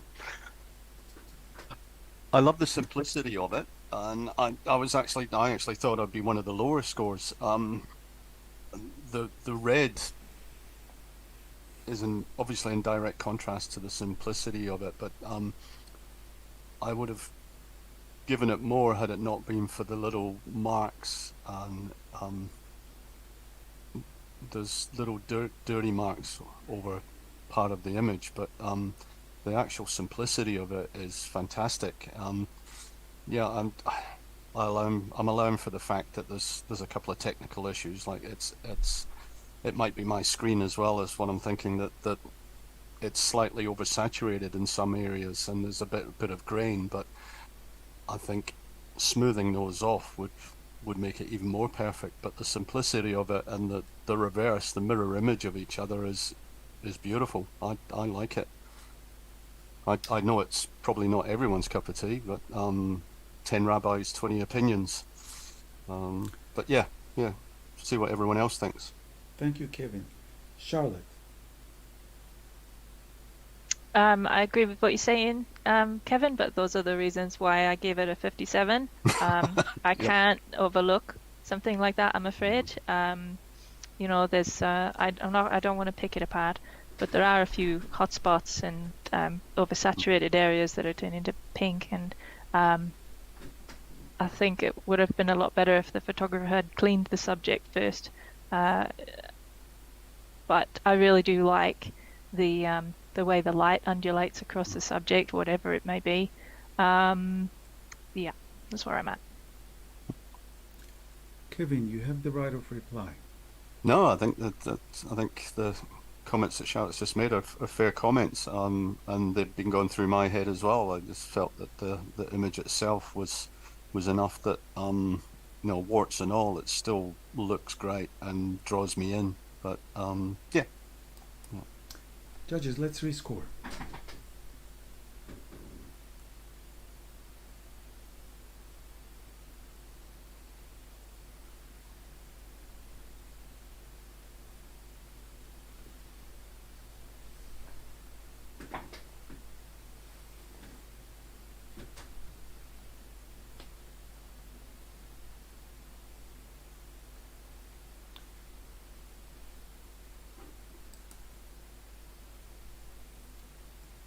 And the scores stay the same.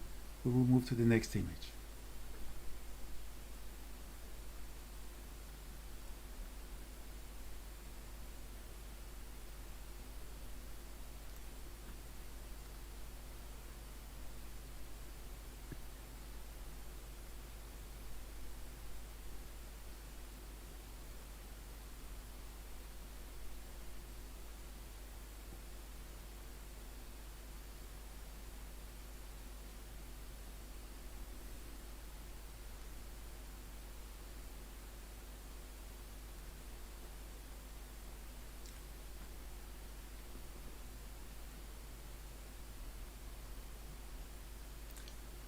Thank you, judges, and we have an initial score of 70. Chris.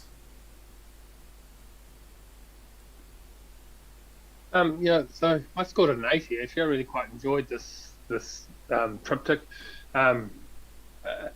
It's actually a really simple image, but there's actually, for me, I find it quite there's a lot in there. You know, I like the fact on the left-hand plane, the subject is actually on the right-hand side, and on the right-hand side, the subject's on the left-hand side. You're going from sort of growing up as you work from left to right. You're also going from well, it looks at going through, you know, the age of it's the flowers are fresh and new, and then they're in their full bloom, and then they're sort of past their best. I sort of like the shapes that the stem is sort of are also going through that progression. There's a lot in this image for it being very simple. Thank you, Chris. Catherine. Yeah, I was at the other end. I scored this 58, and for me, it wasn't really a successful series. I'm not such a fan of that one on the left being squished over to the right and stuff. I feel it looks a little bit crammed, and I don't get that sense of progression through the three. I think partly because we go smaller, then we go bigger, then we actually go smaller again on that top head. I'm a bit distracted by the lack of contrast in the middle one, the way it's fading away at the back there, and then my eye just keeps shooting down to the bottom right to those leaves that are introduced on the third one. And yeah, I think it's a lovely, delicate image, but as a series, it's just not really gelling for me. So. Thank you, Catherine. Chris, you have the right of reply. Yeah, I suppose I can understand that as well. Yeah, I just simply liked it. So. Okay. Judges, please rescore.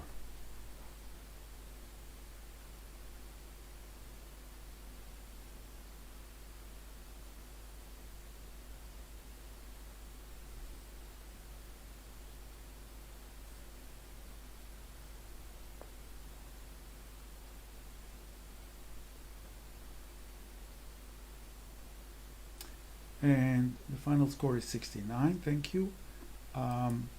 This concludes the minimalistic portion of the competition, Salon, and we will move to decisive moment, but I'm just going to show the slideshow, and then we're going to give everyone a short break, 4.5 minutes break to refresh, so we are happy and enjoying ourselves and not too tired. So we'll just have a slideshow of these decisive moments. 4.5 minutes break, everyone. Thanks.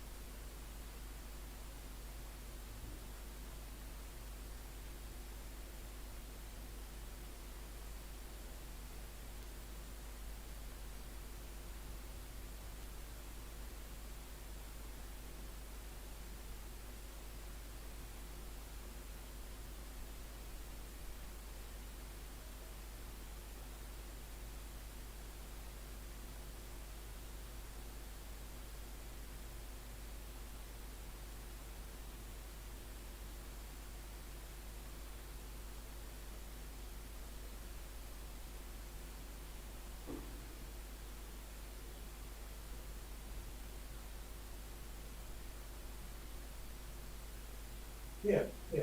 I'm really enjoying it.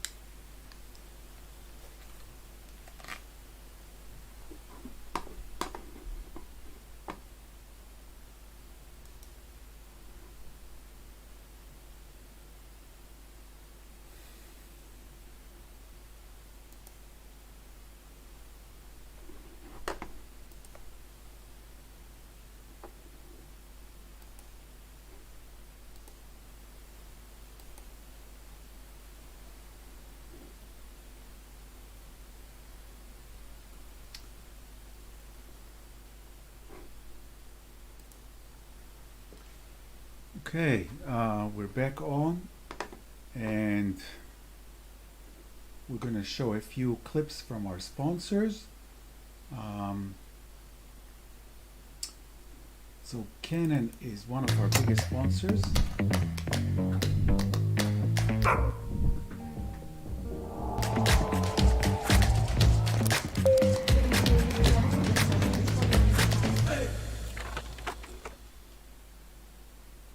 So we want to thank Canon for their support.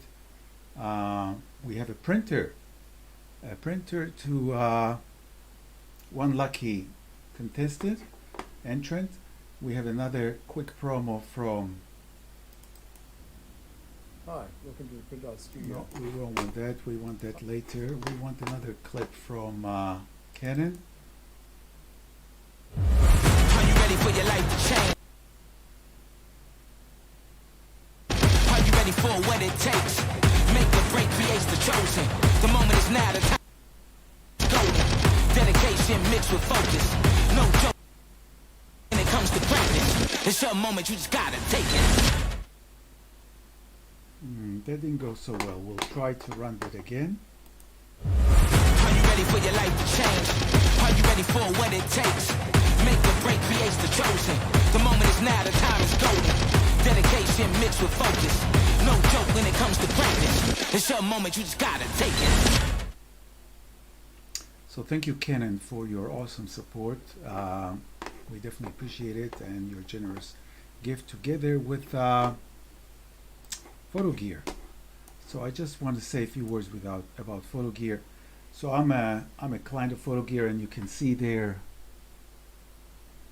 website here. They currently have a promotion. You get a $10 off for every purchase that you make that is above $100. So I'm a regular client of Photo Gear, and they have amazing service. They ship nationwide. They have great prices, but the main thing is the service. So I go there, I get professional advice.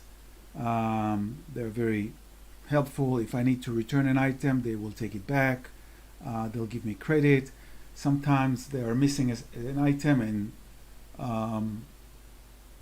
I order it, and they say, okay, it will take 6 weeks or 3 weeks to arrive, and then they message me. Overall, fantastic customer service. So I recommend everyone to check them out. If you want to upgrade, if you want to add more lights, more lenses, different cameras, whatever that is, they stock all the major brands, and highly recommend it. We will get out of here, and we will watch Print Art again, because I think I mucked up the previous session. Hi, welcome to the Print Art Studio. My name is John, and I'm going to take you around the studio and show you what we do here. So we have a range of printers in the studio, and our color workflow is calibrated, so we use the latest X-Rite color calibration system on our monitors and printers, and our digitizing service. So Print Art, we have a range of papers that we can print on. These range from decor quality art papers through to the best fine art paper, cotton rags. Our service provides packaging in crystal clear sleeves with a backing card. If required, we also provide a framing service. We frame in standard black, white and natural frames. So unfortunately no custom frames, we only do standard metric sizes, that is A4, A3, A2 and A1. We also provide a range of canvas printing options, so canvas printing and stretching. So these are printed and stretched over kiln dried stretcher bars, and most of the sides are gallery wrapped. And to finish off your canvas frame, we can do a beautiful tray frame, which is either natural, black or white. So, for Canberra Club members, we provide a print and mat service. So Karina here has just finished trimming up one of our prints, and she's going to take that through to our matting area. And Nicola is going to take over and mat that for us. So the matting process we use is conservation matting, where the print isn't stuck down to the backing board. It's hinged in such a way that it can be moved and replaced at any time. And it also allows the print to move and breathe within the mat, so it doesn't start crinkling and rippling.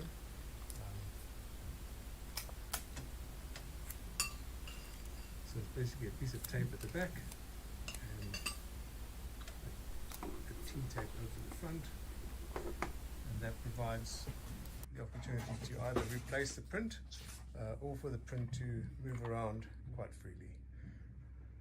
Yep, you can just as well. So all the mats are secured with double-sided tape using an ATG gun. And that seals the mat securely.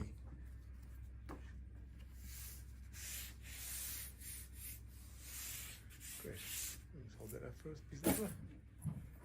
There you go. Thank you. Have a look at the black. Oh, and yeah, so the matching options are either black or white, and that would be the black option. Perfect. Right, we also provide an art digitizing service at Print Art.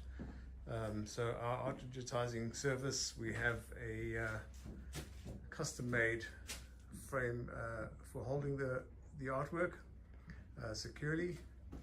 We use a Salon P2 camera and a Betterlight scan back for digitizing artwork. It provides us with a true 48-bit RGB image file of high resolution and high color fidelity for producing artwork. Artworks are stored securely in our studio. Right, so our range of printers, we have Canon, Epson, and the latest Canon P4000.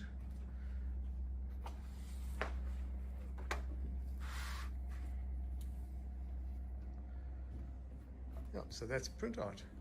So you're welcome to pop in anytime and come in and have a look around and meet the team.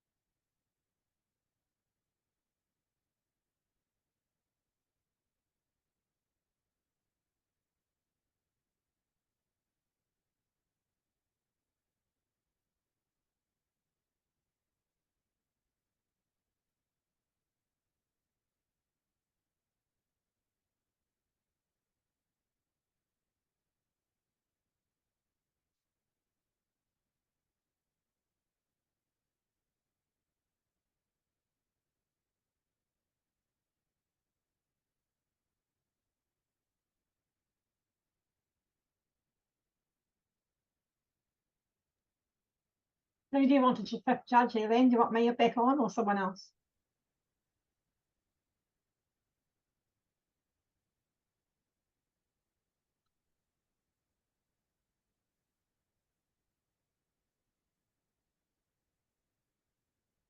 Okay.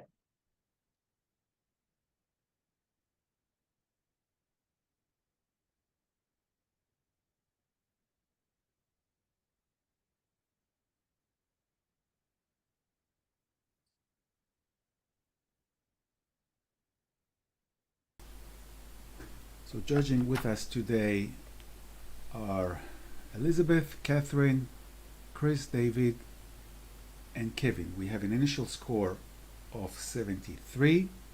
Catherine. Cool. Right, that initial score surprises me, I have to admit. I gave this 88. This captures the essence of this event in a single frame so well. I find this an extremely powerful image. It's so raw and immediate and messy in the sense of the moment, not in the sense of the photography. The photographers just captured the chaos of it, the energy of the burst of this crazy machine. You can just about hear the noise in your ears. And then also the fantastic expression, the driver is clear amongst the chaos, and the determination, really hanging on there.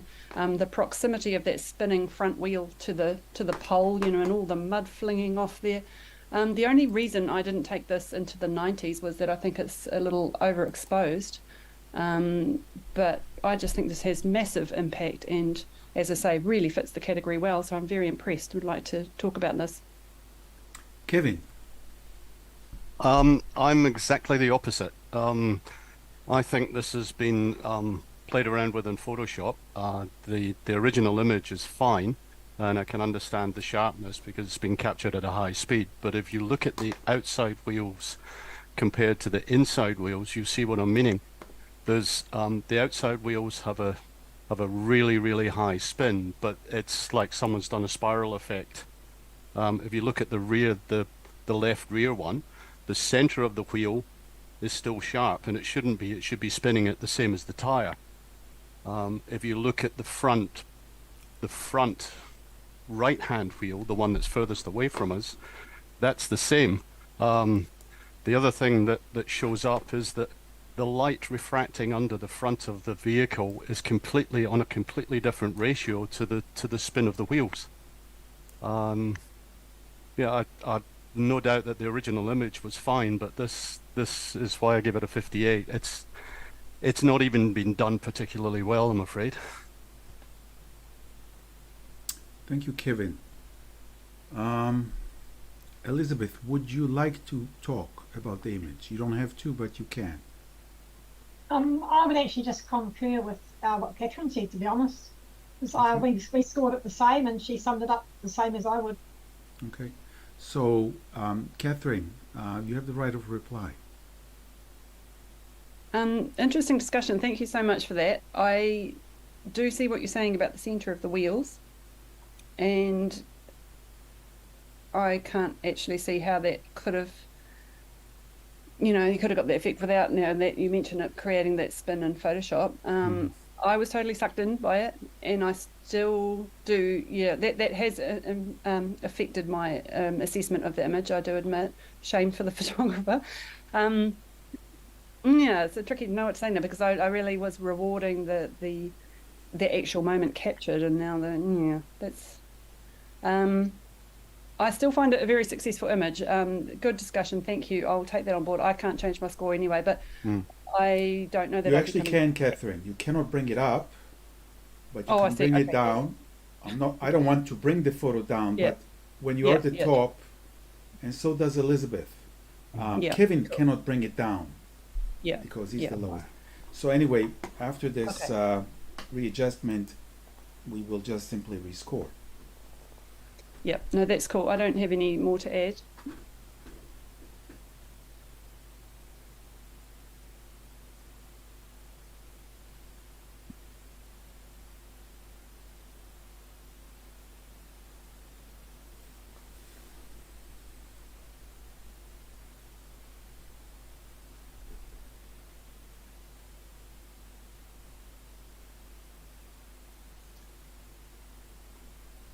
We're waiting for you, David.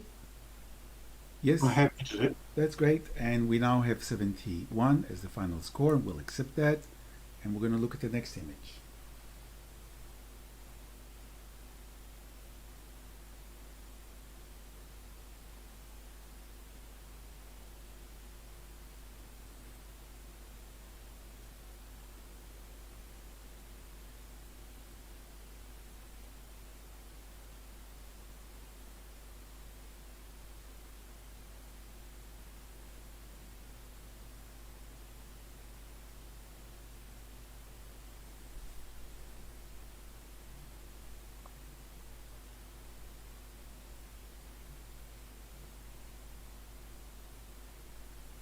And we have an initial score of 79.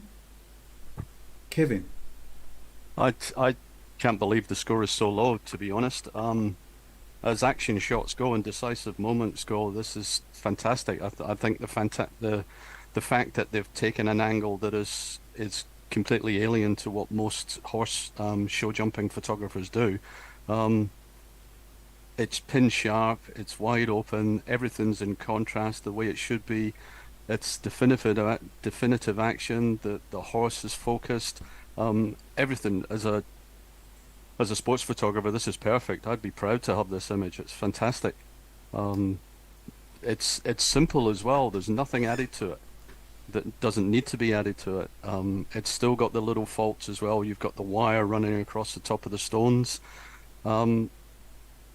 Yeah, the photographer has shown an understanding of the hunt, because this is a cross country. It's not a normal show jumping thing. So they understand it. I think it works really, really well. What was your score, Kevin? 94. Chris. I was probably a little harsh, and that might be an understatement.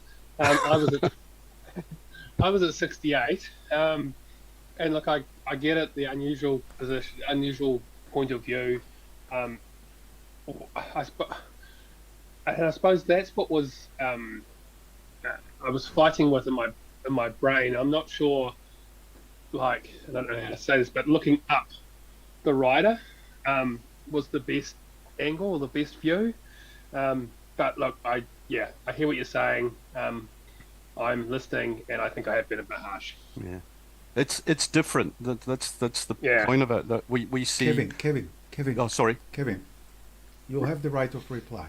I apologize. Sorry. I know where you live. Catherine.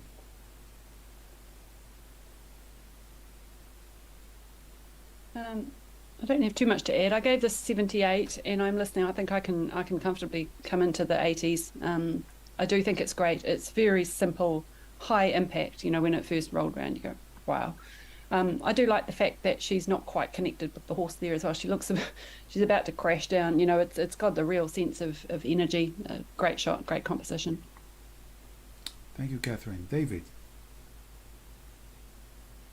I'm not sure that I have anything to add to it. I really enjoyed okay. the image, Good. and I think that all of the comments that have been made so far, I completely concur with, about the timing and the beautiful tonal qualities of the image, and that moment where she is, that the rider is in midair. I think is the decisive moment. I thought at first that maybe the decisive moment would have been with the horse just clearing the stones, but now I see the decisive moment is the rider in midair there. So yeah, I'm comfortable with my score of 82, and I might be tempted to go up a little bit. Elizabeth, do you have anything to add? The only thing I would add is I think I would have preferred the decisive moment to be slightly earlier, or I've been able to see more of the hind legs of the horse. I do like the monochrome treatment and the tonal range and the contrast. But other than that, everyone else has covered basically everything. Awesome.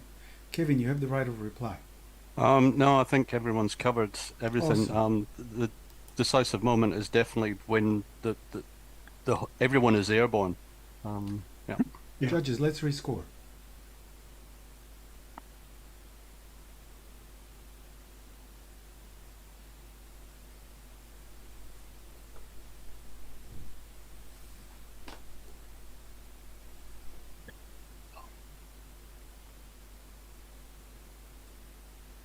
Good discussion, and the score has moved from 79 to 84, and we'll accept that. Congratulations to the photographer, and we have the next image.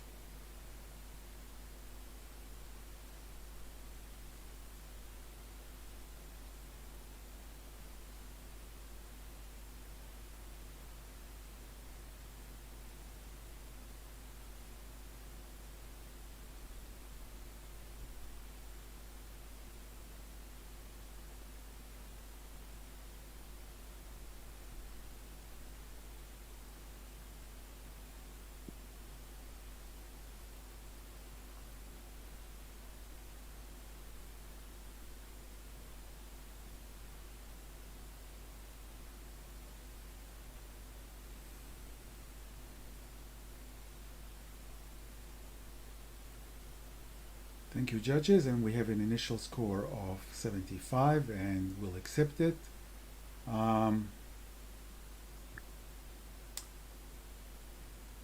Catherine, would you like to say a few words to the photographer? No? How about Elizabeth? Would you like to say a few words to the photographer? Yeah, I think it's a very nice capture of a tui, and the colours are very rich. It's certainly one that I wouldn't mind in my collection. Awesome. Thank you so much. We'll accept that. And the next image, please.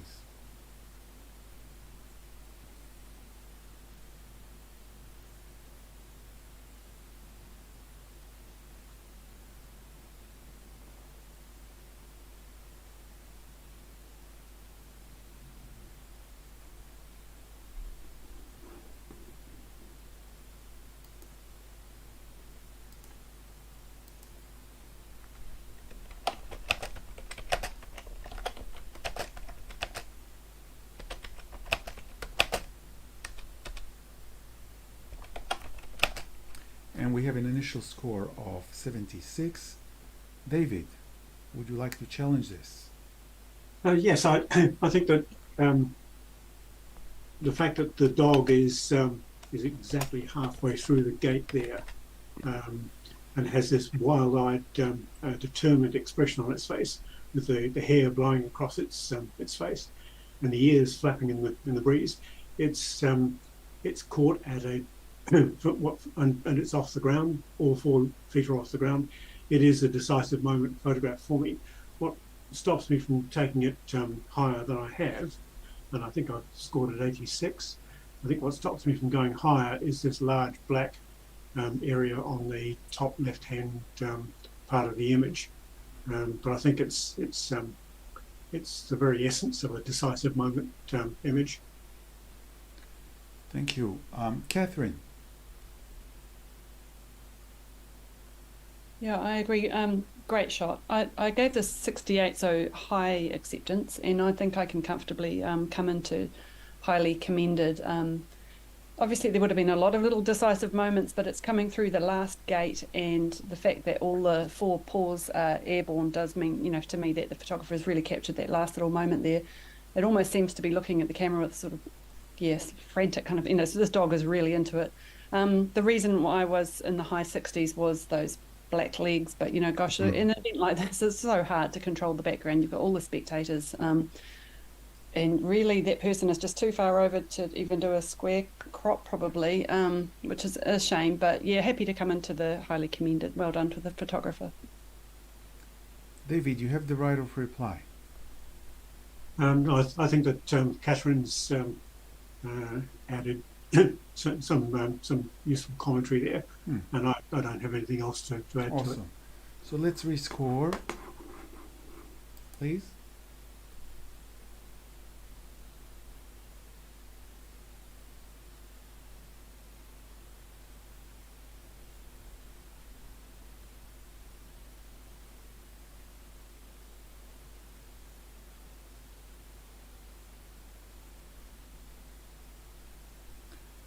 And the image has scored now 77.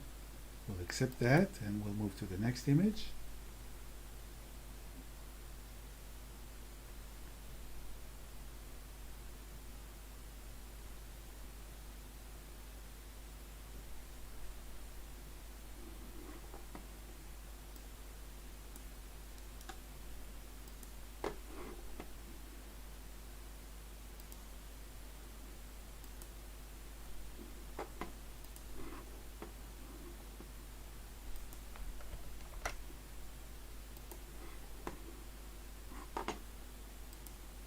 And we have an initial score of 76. Would you like to challenge this, Elizabeth?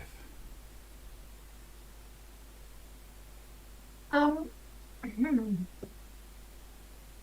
have to You don't confess, have to. You don't have I'm to. not a football person, so I don't know much Yeah. about it. But it does look like he's completely airborne.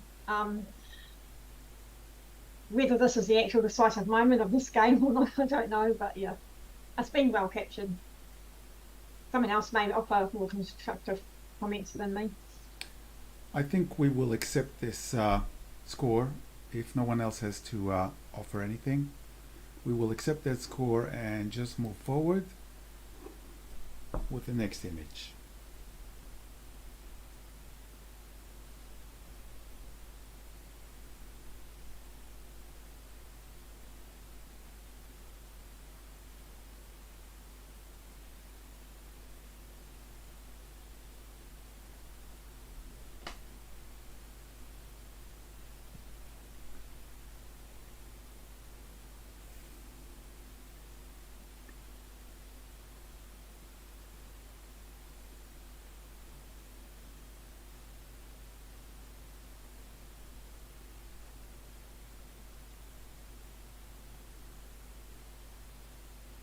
Elan, I'm just having some issues. I'm going to send you a message.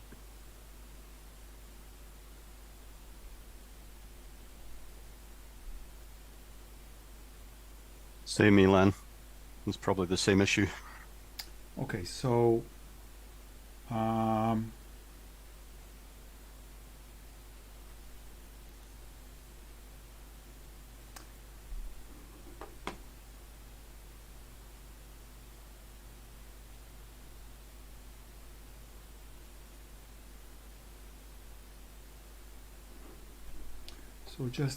just hold, and we will try to get this sorted.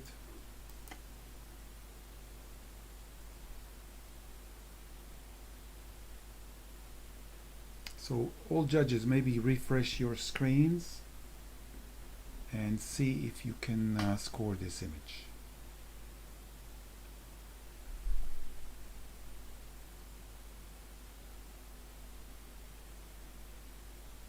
I can't, sorry. Okay, so I had to go back out that's okay. and back That's in. okay, Kevin. That's okay, Kevin. It's bigger than that. We'll have to go somewhere here.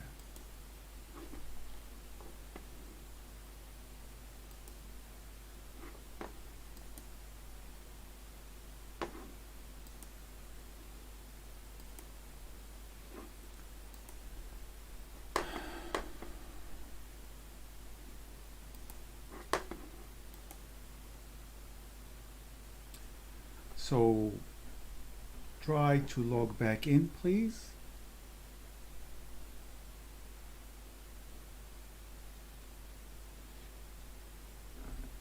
Okay, we're all logged in, and I'll just see if I can get back to the image that was at hand, and hopefully it will refresh on this machine as well.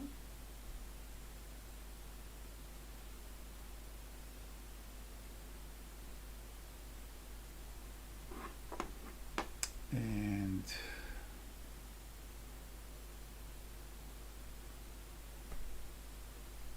so Kevin has entered his score. Let's see if others can enter their scores.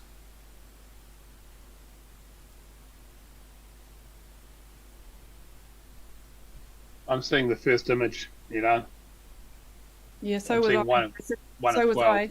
If you refresh your screen, it does update though. Oh, yeah. Thank you.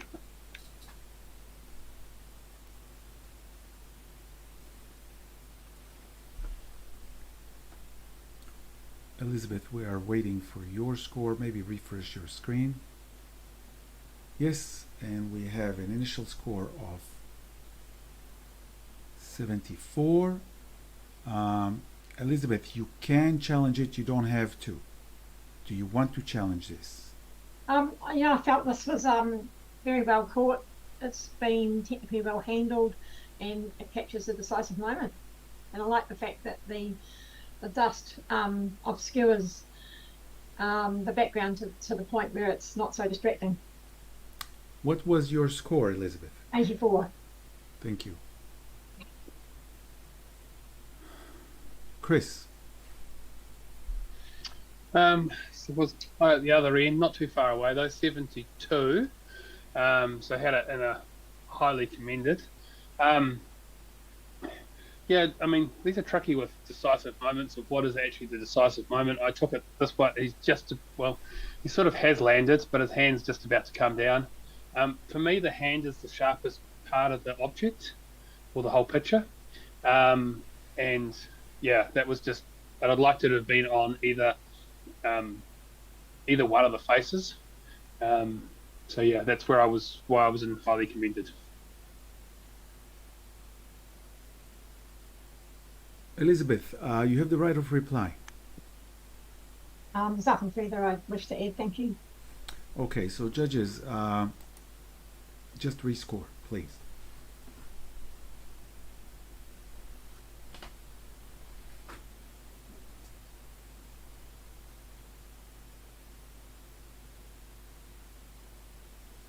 Thank you, and the score stays the same. We will move to the next image.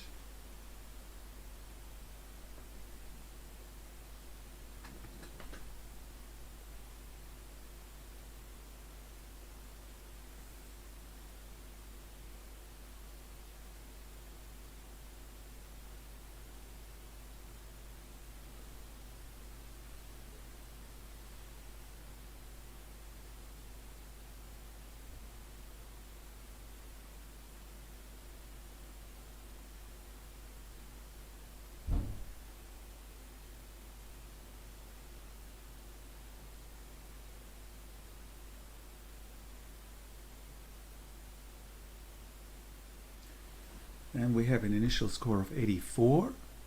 Catherine.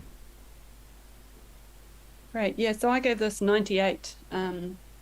I feel this is a really great decisive moment shot. That expression is just fantastic, and the way that he is still connected to the horse, not for very long, and you've got the grip on both of the horns there.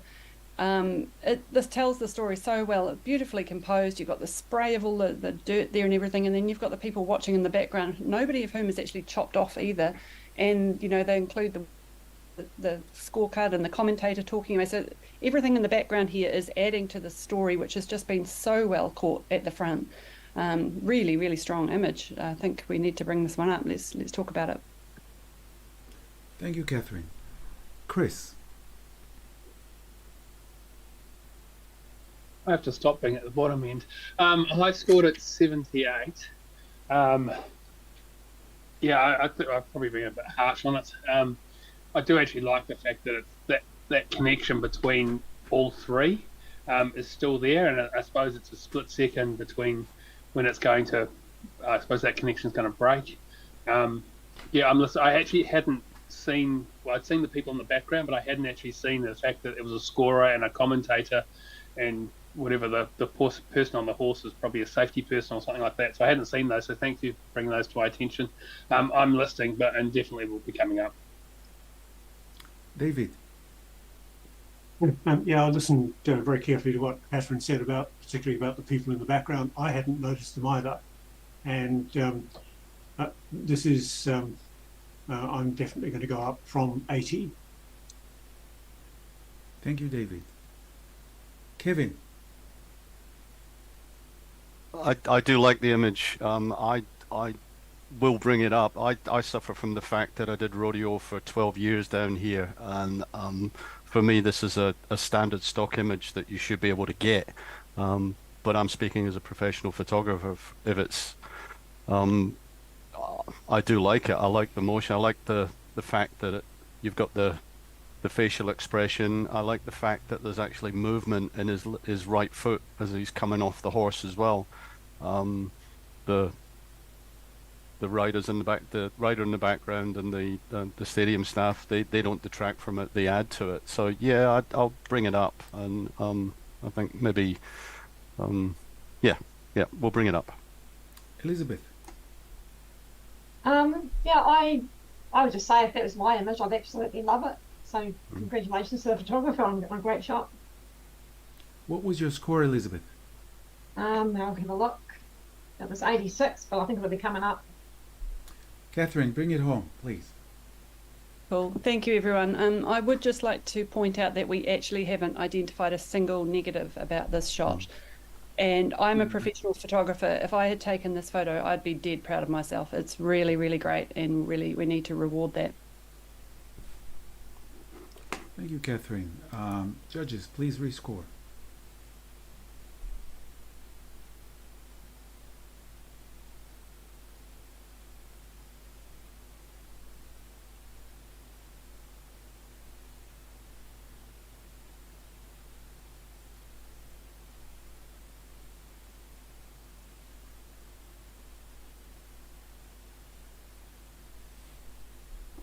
Thank you, judges. Good talking.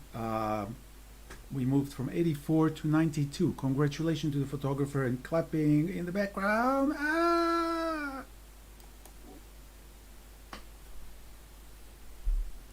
And we move to the next image.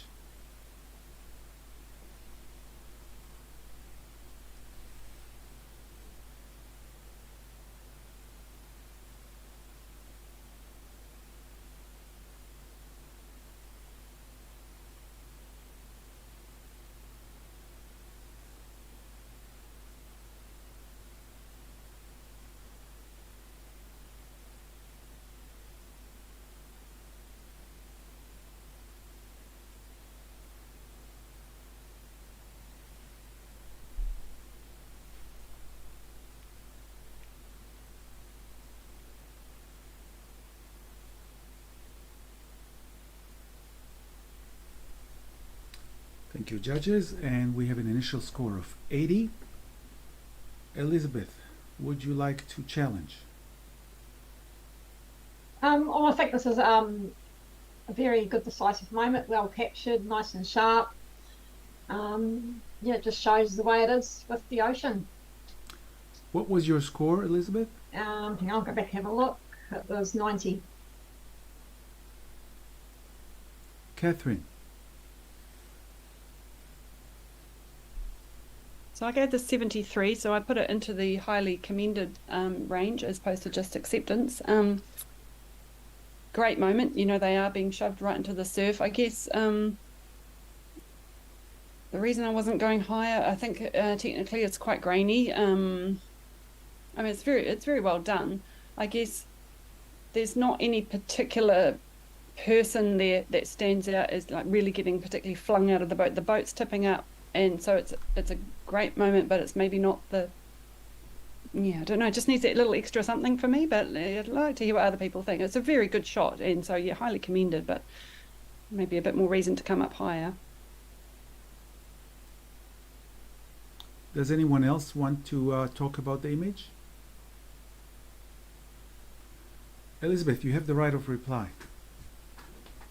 Oh, I think we've covered it all, so I have no further comment. Okay. Thank you. So let's rescore.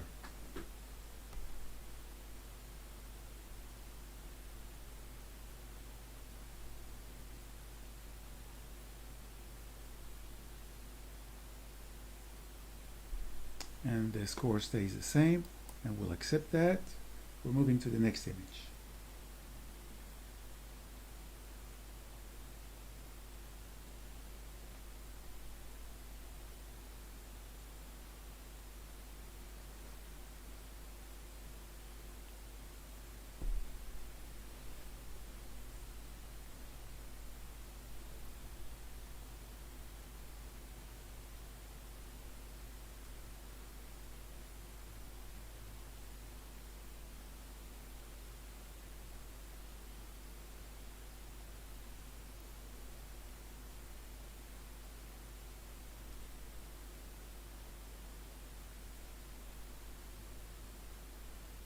We have an initial score of 81. Kevin? I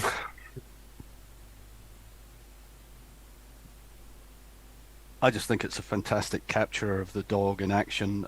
It's pin sharp. It's the background's disappeared completely, and I think they've obviously used a very low f-stop on it, or they're very close, because the tail of the dog is not in focus. But I think for me that adds to it.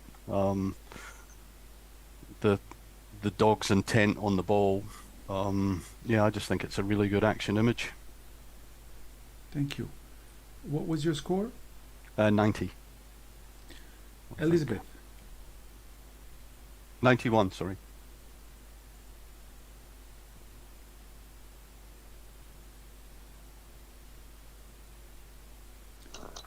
Elizabeth, would you like to comment?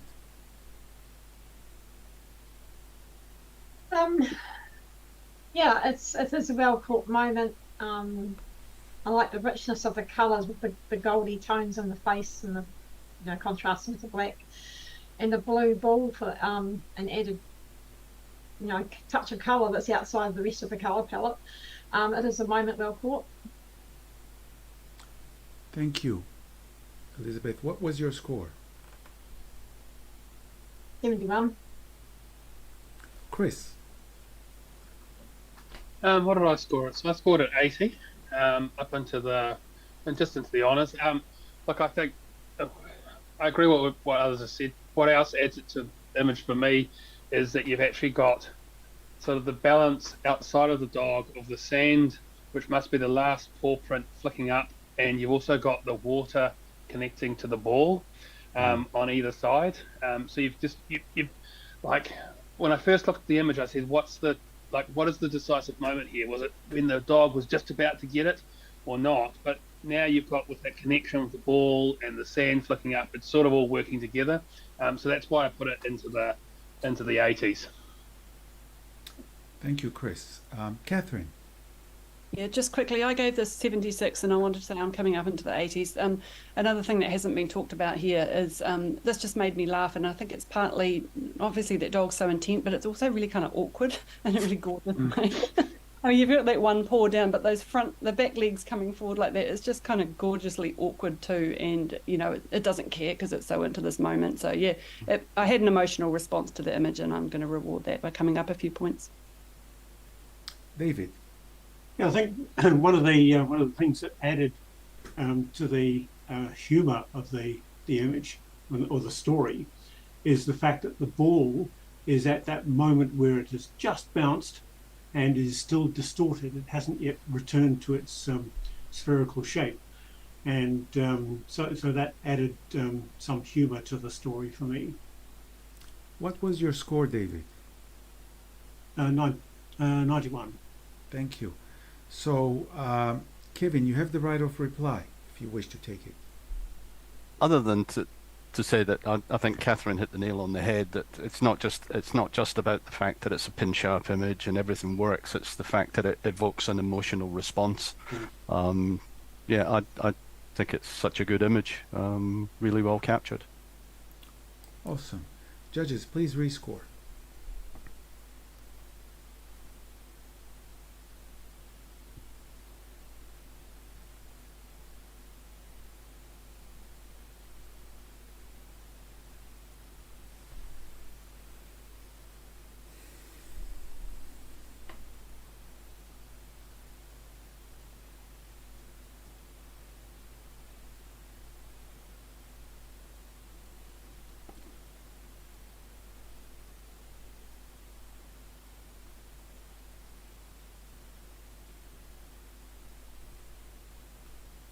David?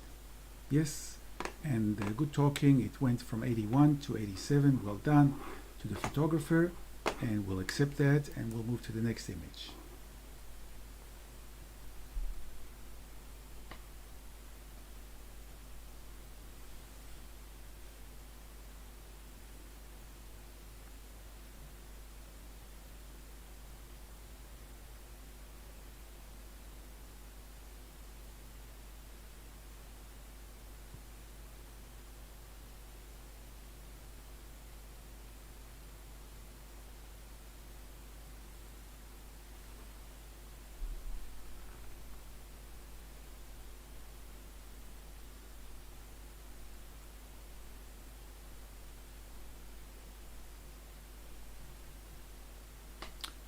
Thank you, judges, and we have a score of 79.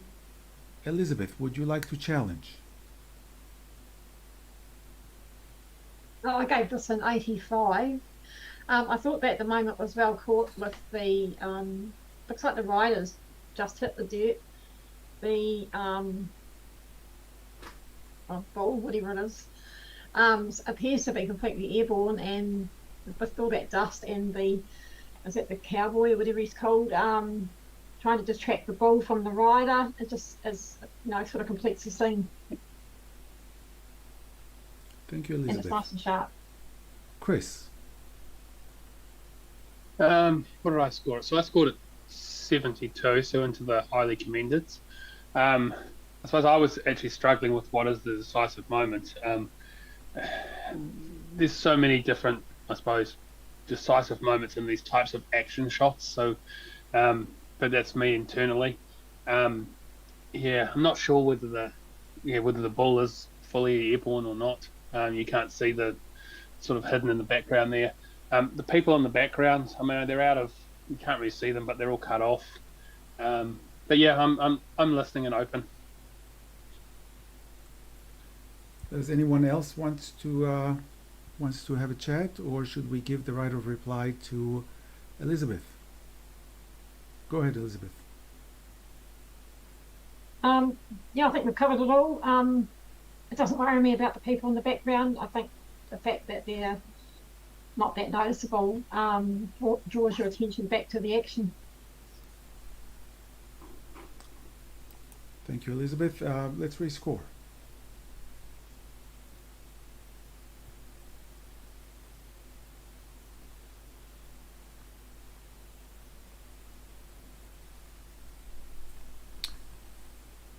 And the final score is 78, and we'll accept that.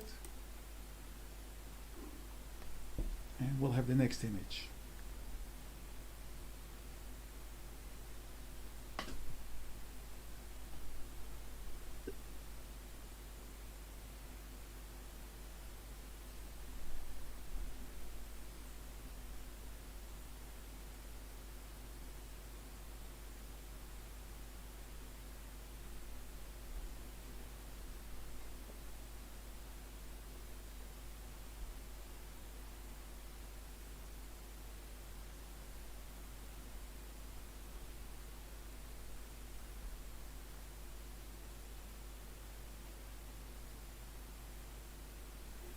And we have an initial score of 77.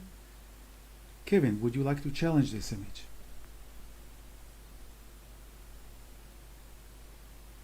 You are on mute, Kevin.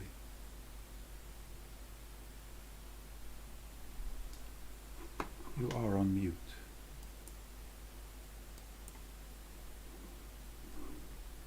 It's such an unusual image. We see thousands and thousands of bird shots all the time, but this is such a different angle, and I love the fact that you've got all the little insects and everything else, and you've got the three birds and the play against each other. They're all in different angles, and yeah, I think it works.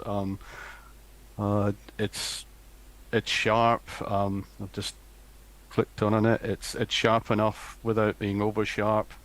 Yeah, it's just been well captured, and I think it should at least be in the low honors. What was your score, Kevin? 84. Thank you. Chris? What did I score this? 72. So highly commended. I suppose I struggle with this of going, and whether I should or not, it's a different story, but I struggle with it. Is it a composite or not? No. You would find it very rare to be able to capture this in one shot. If it has, that's friggin' amazing. Maybe less is more on this, because I'm struggling between, which one of the three of these birds do I focus on and do I look at? The center one is quite an unusual positioning. Not sure if the head of that one is sharp either, or if that's sharp at all. So yeah, but yeah, I'm listening. Kevin, you have the right of reply. I would suggest it's not a composite. When you zoom in on it, they are pretty sharp. You can see the small hairs and feathers on the in and around the beaks. If it is a composite, it's a damn good one. No, I think it's just they're all in that plane of focus as he's looking up, and he's caught one, and those three are there. All, I mean, I'm sure there would be hundreds of thousands of these little buggers flying around when he's taken the shot. He just managed to capture them, these three. I think it's very well done. Thank you, Kevin. Let's rescore.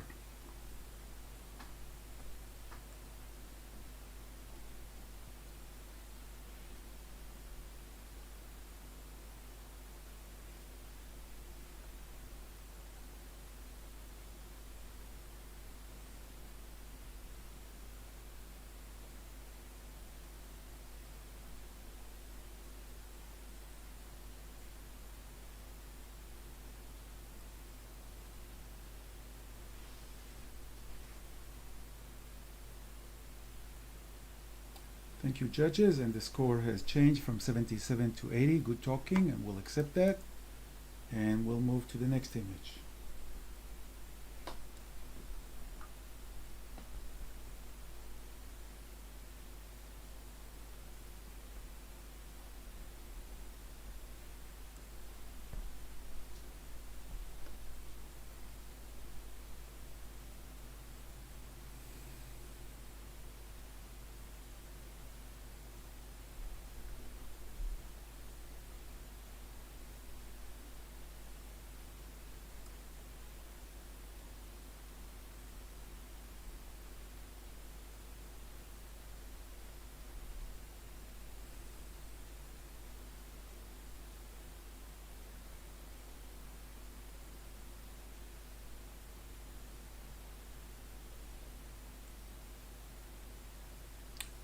Thank you, judges, and the initial score is 80.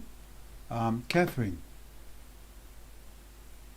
I obviously need to get myself to a few more rodeos, don't I? So I gave this 92. Yeah. It's so clean and well composed, and just again the energy. You know, somebody made the point earlier that I think it was Chris, there are a lot of decisive moments in these events, and I'm sure there are, but like the last one I fought for, I think this has really captured such a decisive moment. You know, just this great flurry of activity, the horse's outstretched face there, the guy leaning back, the hand up, the tail up, the feet up, the back legs kicking out the side. It's just this little explosion of energy and chaos going on in the center there. And then so cleanly encapsulated, where the dust has obviously simplified a lot of the background there. Again, you've got the people watching, which are adding to the story. The color palette's great. Yeah, the energy, that expression in the guy, but also in the horse, you know, with the mouth open. They're both right in this moment, and it's, I think, an example of a very professionally done, clean photo. You know, beyond your regular rodeo shot. So yeah, I want to see this rewarded. 92. Thank you, Catherine. Kevin. There's no denying that it's a decisive moment, but technically it just doesn't do it for me. There's no reason why everything in the image shouldn't be pin sharp. It's a beautiful bright day. The rider is sharp, but the horse's head isn't. There's a wee bit too much movement in the horse's head for me.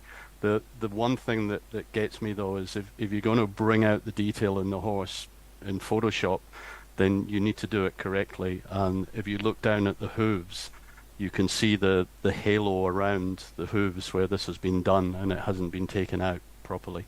I think the dust is also a little bit over sharp. So yeah, that's why I give it a 73. It's not that it's not a decisive moment. It's just not been done well. Thank you, Kevin. Yeah. Chris. Yeah, I was down there with Kevin on 74 for basically those same reasons. The halo on the foot, especially the right hand one as we're looking at it. Yeah, I would have liked to have seen the head and the horse just being a fraction sharper. I do actually quite like it, the image as well. You know, you've got the similarities of the rider and the horse with both their mouths open, the hand up, the tail up. So there's a lot going for it, but it's just those technicalities that brought it right down for me.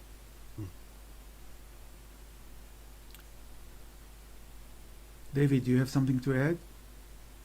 No, I've listened very carefully to what people have said, and I hadn't seen some of the technical problems, but I think it has. I'm suffering a little bit from overload of rotator shots, and I'm having some difficulty in separating my views of this one from my views of the others. I think That's okay. I really It's like okay. the separation of foreground and background. You know, that detail against a quite a subdued background makes it pop. But I understand the technical problems with it. Elizabeth, do you have something to add?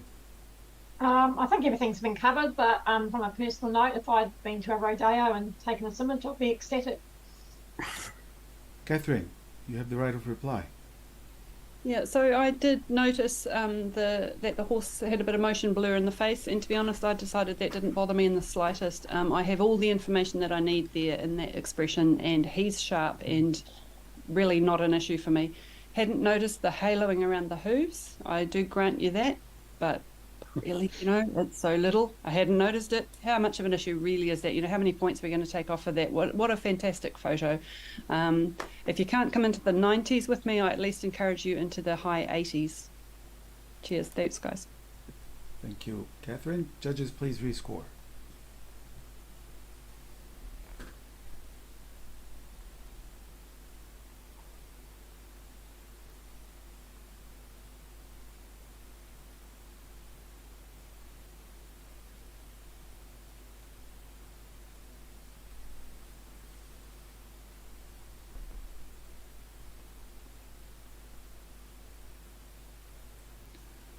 Thank you, and the final score is 84. Good talking, Catherine.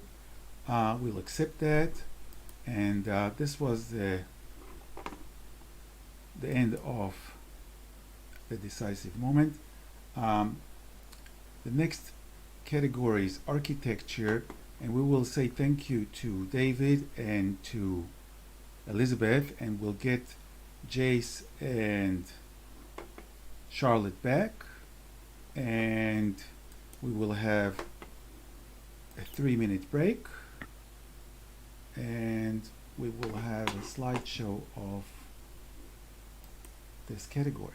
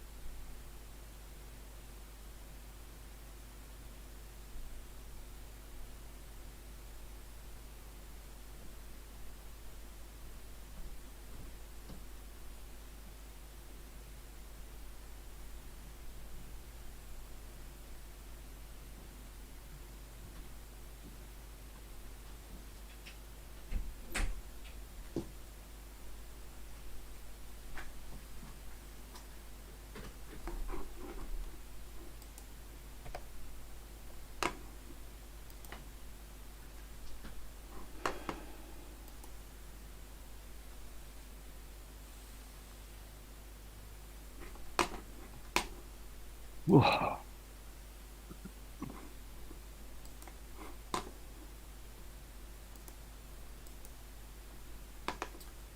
Okay, so we will ask Jace and Charlotte to log in.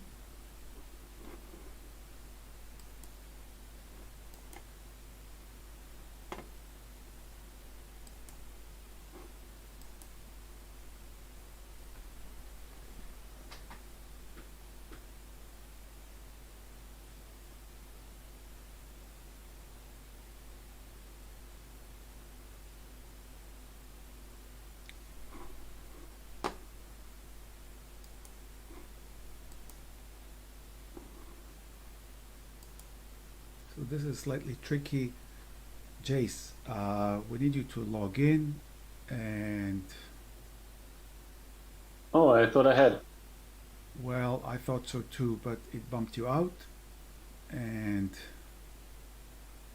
Chris, you need Stand to by. log in as well. Am I in? Am I there? Yes. So we should see the first image, and I will read the category before we score. So this is the architecture category. Architecture focuses on buildings and man-made structures. It can include building exteriors, interiors, as well as bridges and other structures. It's important that the architecture does not become just a background. It may include people and animals, but they must not be the subject of the composition. It must not be possible to construe your entry as a portrait. Wow. So a lot of must not, and we should have an image showing on the screen.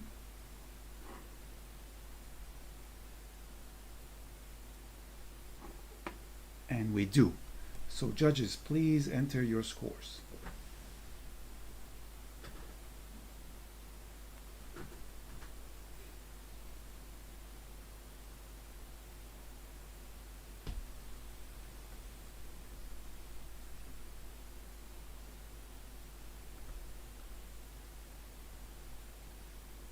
And we have an initial score of 70.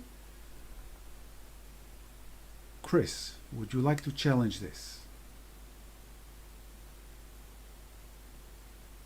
We can at least talk about it. So look, I scored at 80. I really liked several things about this image. So the progression from lightness to darkness, the lines, the shapes, the simplicity about it. So there was a lot to like about it for me, and that's why I put it just into the honours range. Okay. Charlotte. Yeah, I agree with what Chris said. Those are all things I like about it, but I gave it a solid acceptance at a 60. I'm just not quite sure what it's wanting to be, particularly in this category, but I can see that the photographer's manipulation has created some interesting shapes and features in there.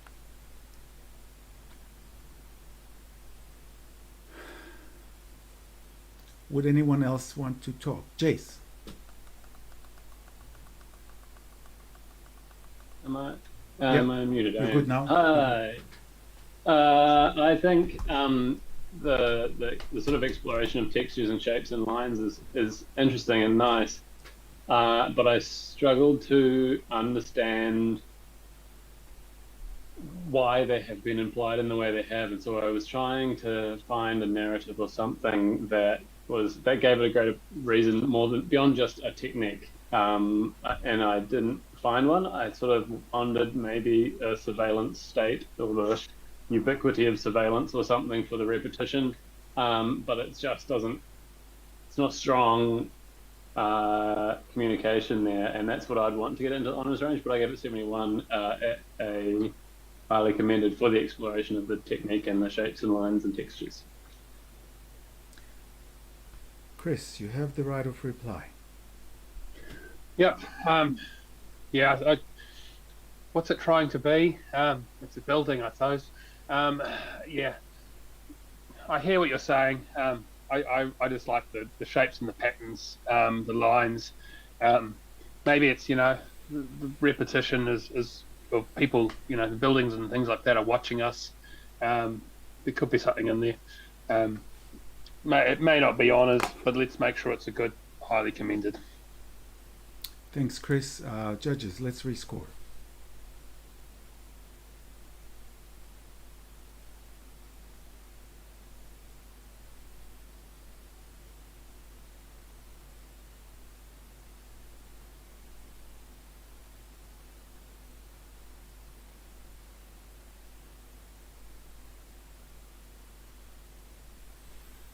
And the score's gone up. The final score is 72. Thanks for the debate. And we'll accept that. We'll move to the next image.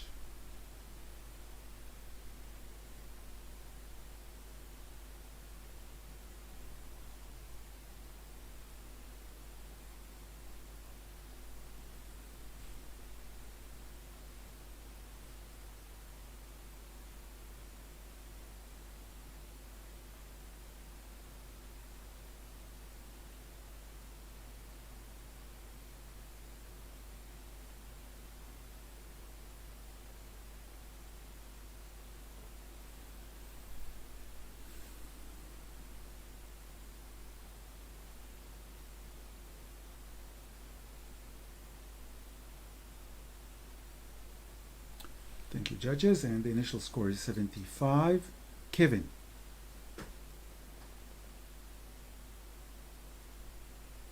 Again, I thought it'd be one of the lower scores. I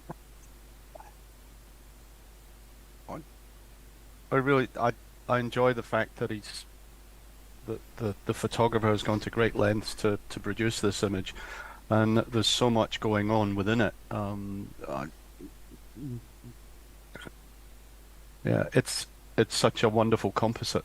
That's about all I would say to it. And I think the amount of work involved and the fact that the technical side of it is well nigh perfect deserves at least a low honours. So have at it, guys. What was your score, Kevin? 84. Catherine. Okay, I gave this 66, so high acceptance. My initial reaction to it is it's a very technique-driven image. I do appreciate the amount of detail in there, but it doesn't feel like a particularly, you're talking about the work that's put into it. It just seems to me that it's flipped one way and then flipped the other way. The longer I look at it, though, I'm sort of getting a bit of is it called a TIE fighter from Star Wars? Is that the one with the Yep. on the end? So I'm kind of enjoying that, maybe there's a bit of a reference there. So maybe it's a bit more than the technique. So I am listening, but I guess, yeah, that's where I'm at the moment. Jace. Yeah, I think it's almost a shame that I've looked at this for so long, because I'm going down on it. When you say it's technically perfect, I wonder if we're looking at the same image, because the masking around the edges, particularly the top edges of the building, is it's pretty sloppy. There's a lot of feathering where there should be hard edges. There's bits of building missing that have been sort of trimmed off, and there's bits of sky showing through that shouldn't be there. And yet, despite having already noticed some of those technical issues, I was excited about it as a kind of a story about the kaleidoscopic, overwhelming nature of inner city living and oppressive architecture or something. I think it's really fun. It's busy. It's dense. It's like it's a cool concept about the density of central city life and the intensity of it. But yeah, that the technicality around that top edge in particular, and their masking just splits it down. So that put me, it had me in the mid 70s. I think I was 77, but I couldn't go into honours because of that. You have the right of reply, Kevin. No, I've looked at it in more detail, and Jace is correct. There's a couple of areas where it isn't quite up to the standard that I thought it was. Let's rescore. Thank you, Kevin. Yep.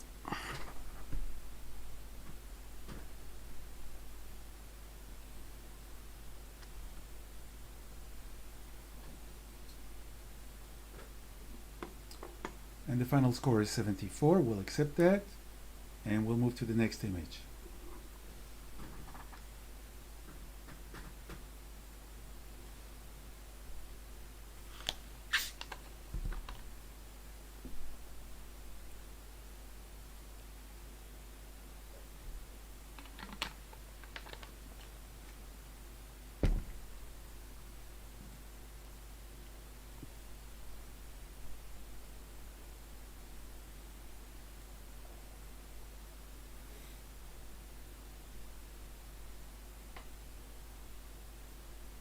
And we have an initial score of 67. Catherine, would you like to challenge this image? Actually, I wouldn't, because I'm seeing things that I'm issues that in it that Okay. I missed the first time. So. In that case, Chris, would you like to challenge this? You don't have to. Okay, we'll accept this score. Yeah, I don't think we'll talk about this because I clicked the wrong button. And let's score the next image, please. Can I just give a tiny bit of feedback, Elan, to the Yes. photographer? Yeah, just want to say great initial impact, great color palette. Then there's just some blurry bits and bits that don't make sense when you get in there with the post-processing, I think is letting this down. But yeah, cool concept. Thank you.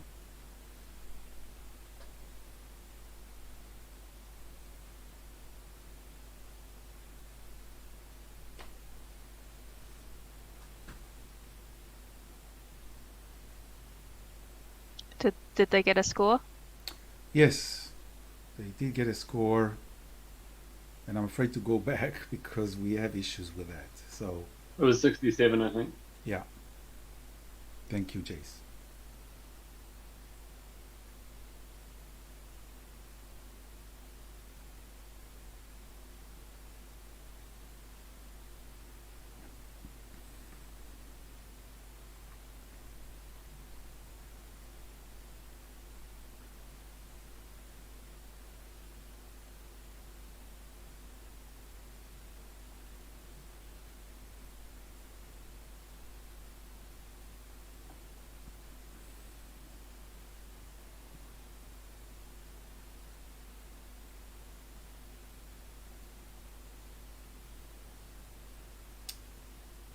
Catherine, we're waiting for your score to come through.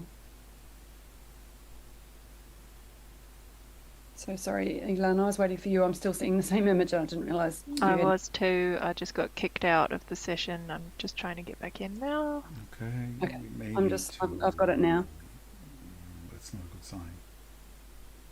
Murphy's breathing into my neck. Okay, so I hope these are the scores. And we have an initial score of 80, and we will accept that. Do you want to say a few words to the photographer, Jace? I'm sorry, I was a chicken photographer. I wish we got to talk about this and challenge it because the more I've looked at it, well, after I scored it, I think I was a bit mean. But it's cool. Technically, Sorry, can I just interrupt here, guys? I'm really sorry, but Elan, this is one of these issues that we just had where it just took a score from my last one and chucked it in there, and I hadn't actually inputted anything. Okay. So can we So please rescore? I will, those of you who didn't have an issue, just enter the score that you entered before, and Catherine can change her score.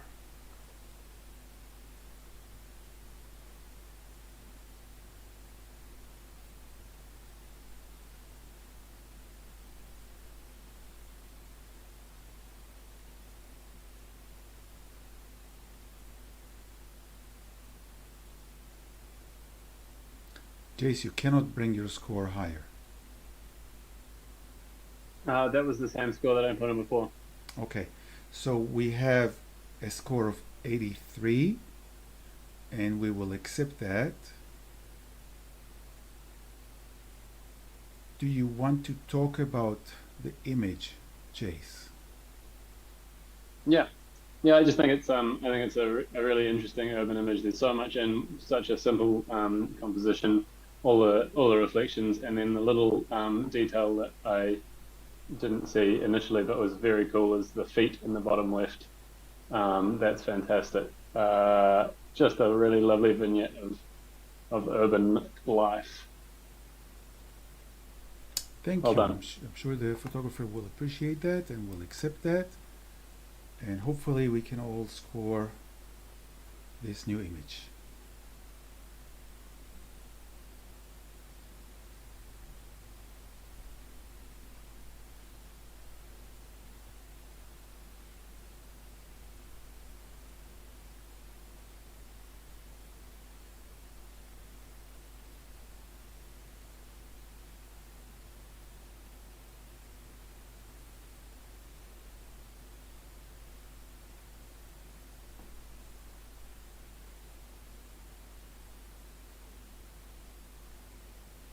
And we have an initial score of 81. Kevin.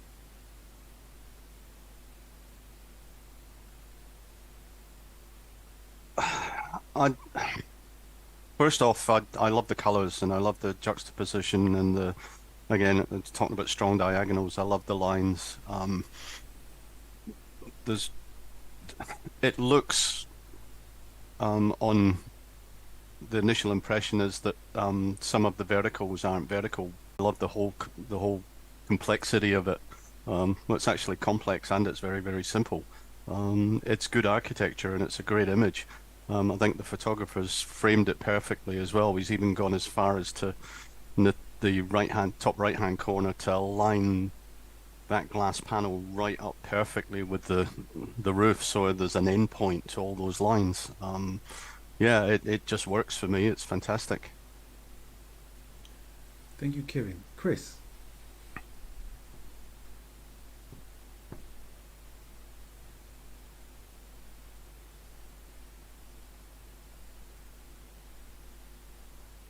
You're on mute, Chris. That helps. So I scored it a 74, so into the highly commendeds. I did struggle with the vertical lines to start with, and then realised that it was the building as well.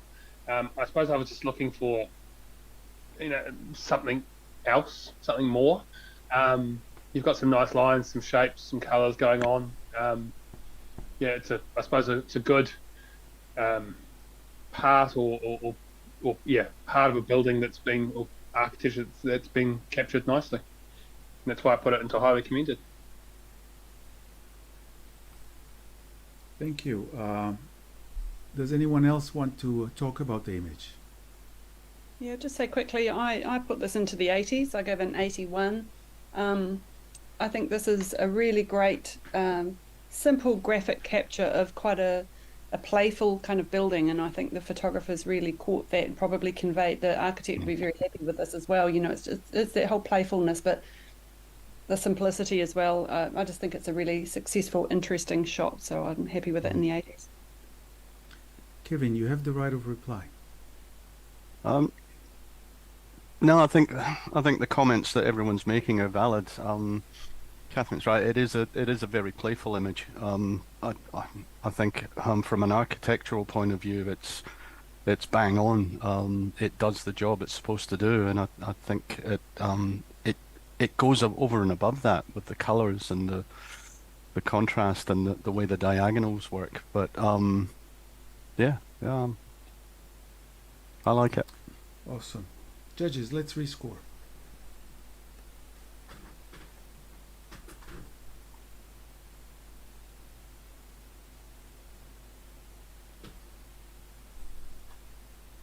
Thank you. And the final score is 83. Good talking.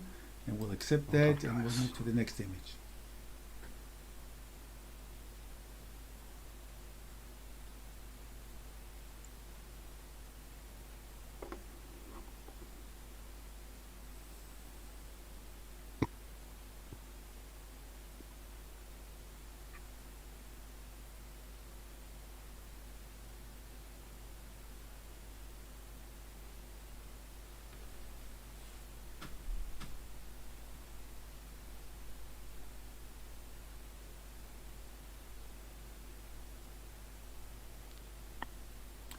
Thank you, judges, and we have an initial score of 75. Kevin, would you like to challenge this? You are muted. No, not really a challenge. The only comment I would make was that I would have scored it higher if the staircase wasn't in. I think the little box in the corner that leads into the building itself, if that was the only thing that you could see other than the curves and the panels, it would be a lot stronger. But no, I still enjoy the image. But yeah, not a challenge as such. I'd be interested to hear what other people think of it. Well, we're not going to listen to other people if there's no challenge, Kevin. Okay. All right. Charlotte, are you challenging this image? No. So we'll accept that. Thank you for your comments, Kevin. And we'll move to the next image.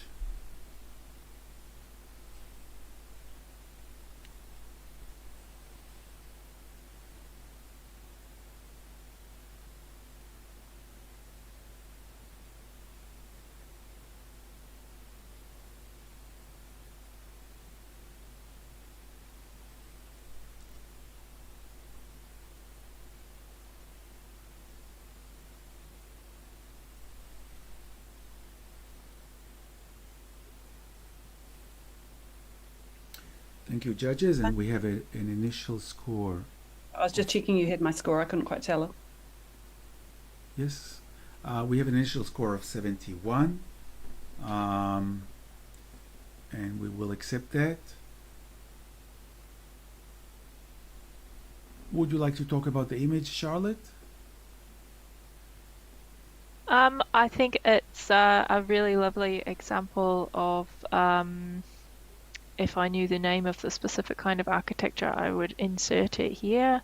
I love the arches and the shapes and the lovely soft light coming in. I wish that the detail was a little bit sharper. Thank you, Charlotte. We'll accept that. And crop the left and right edges, please. And we'll move to the next image. Medieval, maybe Gothic, who knows? Really hoping I would have got the option to say buttresses at some point, but buttresses. It's not happening. No, I will let you say it in this image.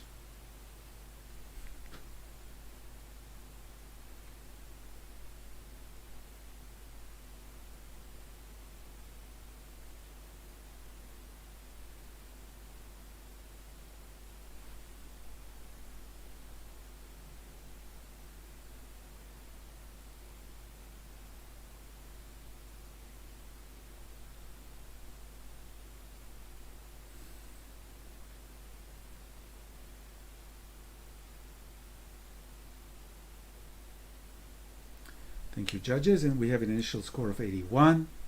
And we will accept it.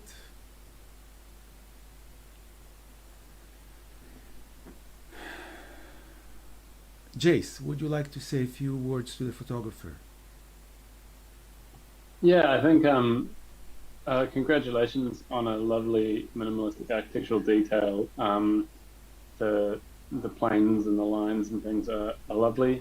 I think there's something about the construction and potentially tonality which just holds it back from achieving its full potential. And I'm struggling to put my finger on it when I was looking at it. But just a bit of precision, you know, the very left-hand edge, that point's just cut off. And the point of the shadow doesn't quite meet the corner of the frame. This is all about precision, and so work on that precision and you'll get an even better result. Congratulations on a nice image though. Thank you for this constructive feedback, Jace. And we'll move on to the next image.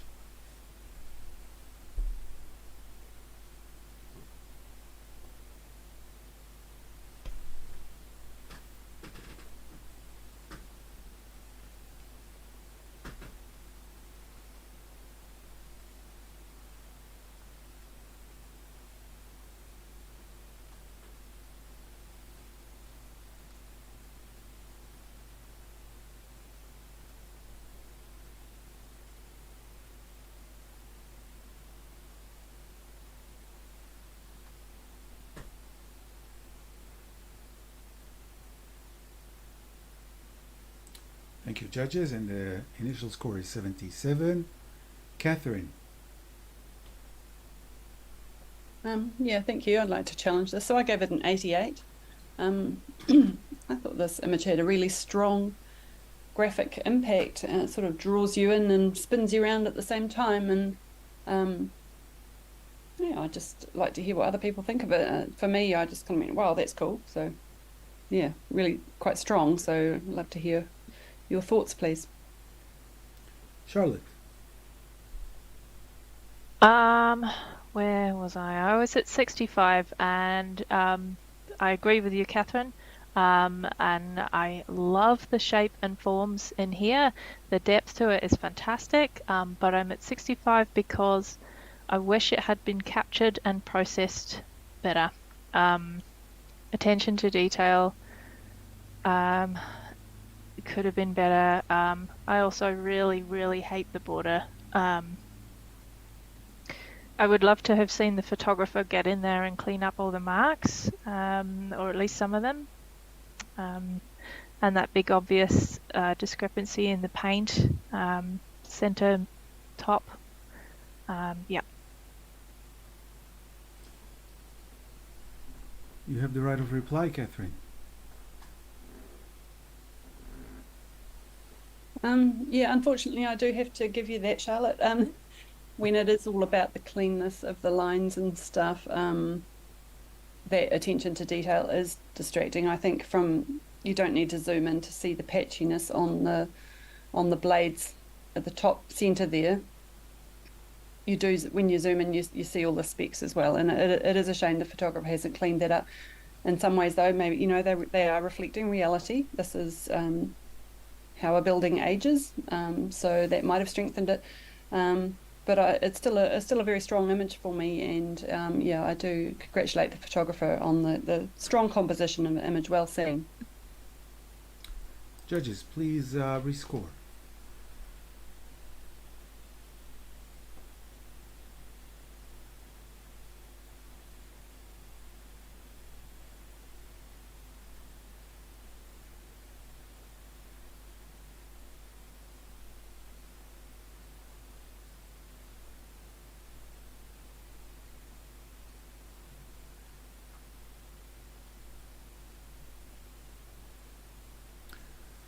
And the score stays the same, and we'll accept that, and we'll move to the next image.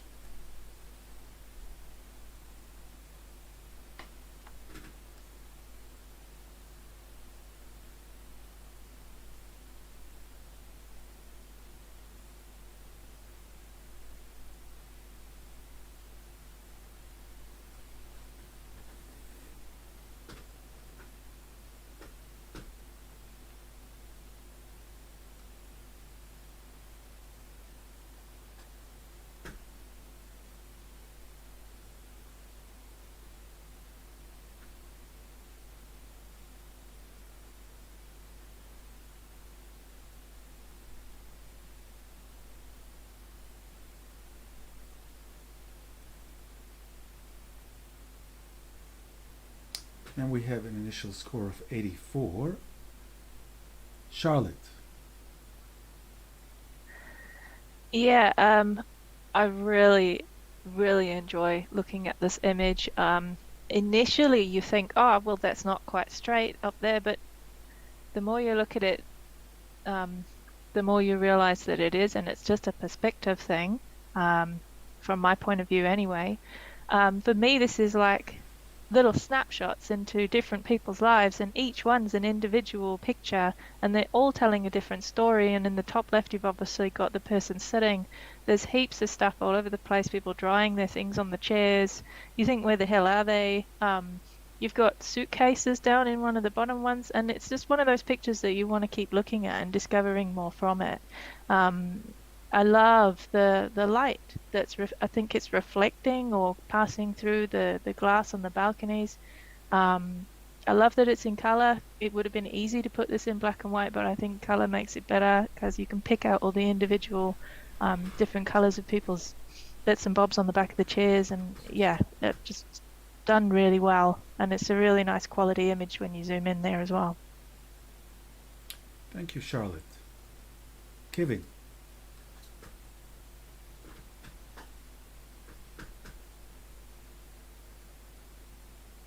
Listening to Charlotte, I'm changing my mind a little, but my original impression was that it was too busy. I originally liked it, the fact that there was only the one lady, and then I saw um, the red towel, and then my eye started to bounce around from room to room, which I didn't really enjoy. I kind of lost the symmetry of the building because of that. Um, but I understand what Charlotte's saying about the fact that every room is a different story. But is it about the story or the building? And if it's about the building, then it loses its symmetry and its simplicity because of those colors and the messiness of those rooms. That's for me anyway. So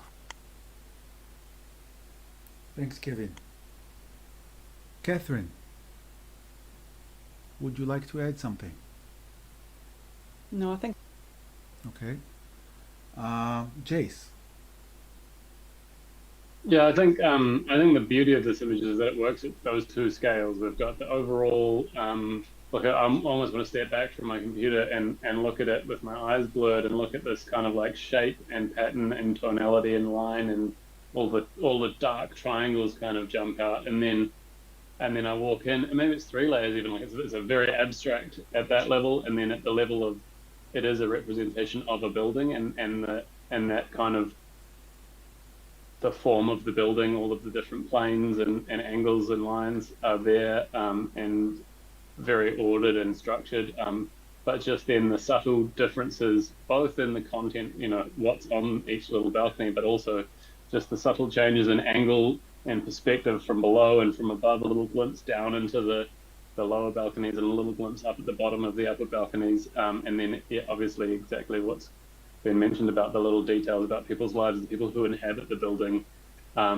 It's the layers at which it operates are what's really satisfying to me. And I think I gave it 92, and I think it's super strong. It definitely is right at the top end for me. Does anyone else want to talk, or should we give Charlotte the right of reply? Charlotte, go ahead. Well, I'm really happy with what everybody said.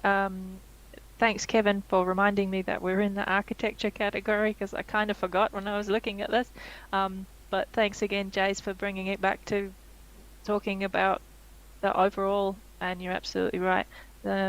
And I think, I don't know if I gave my score, I'm up at 93, so I think it deserves to be awarded. Yep. Thank you, Charlotte. Judges, please rescore.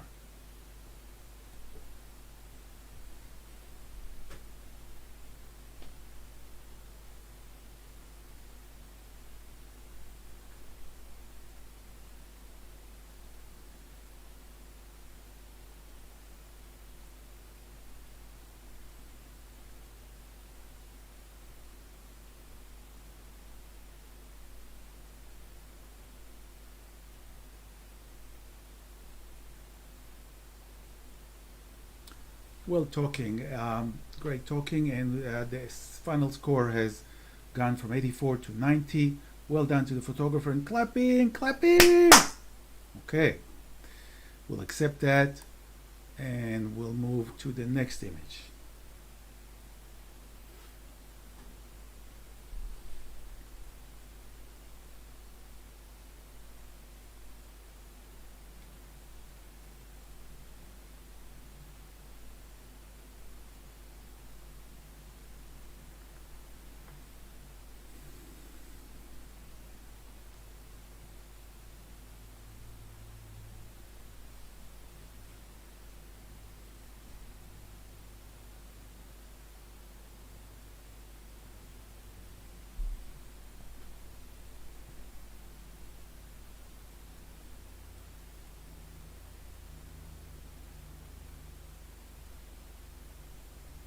Thank you, judges. We have an initial score of 77. Kevin, would you like to have a go at this? Yeah, I love this image. I love the fact that it's the building is so striking, and I think the angle that the photographer has taken is so dramatic.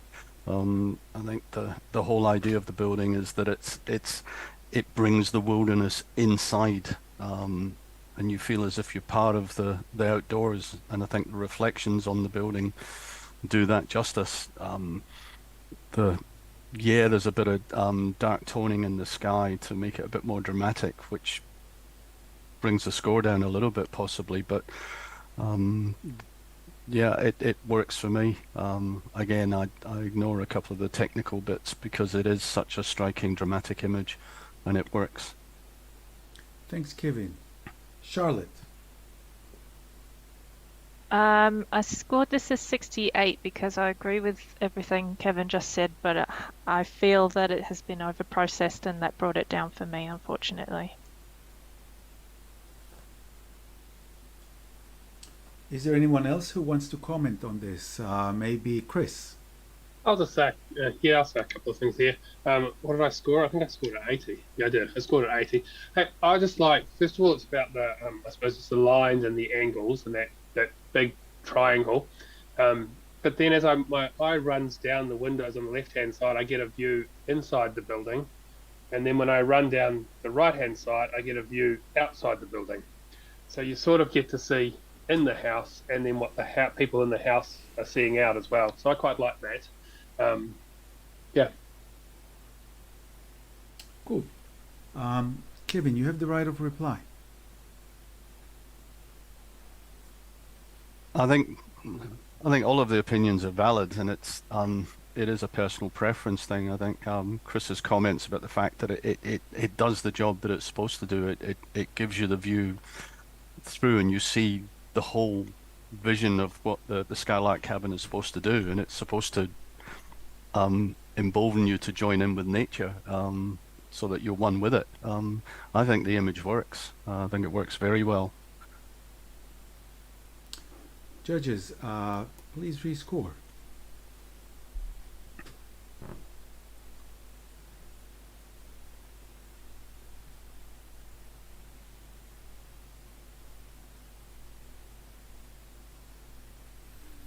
We're talking, and the score has gone to 79. Well done to the photographer, and we'll accept that, and we'll move to the next category because we've just finished with architecture.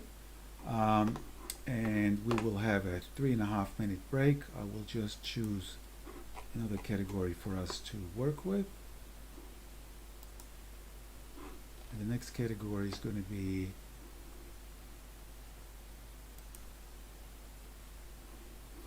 Scapes. And we will just show a slideshow of this category, and we will have a 3.5 minute break. Thank you, everyone. We'll be back shortly.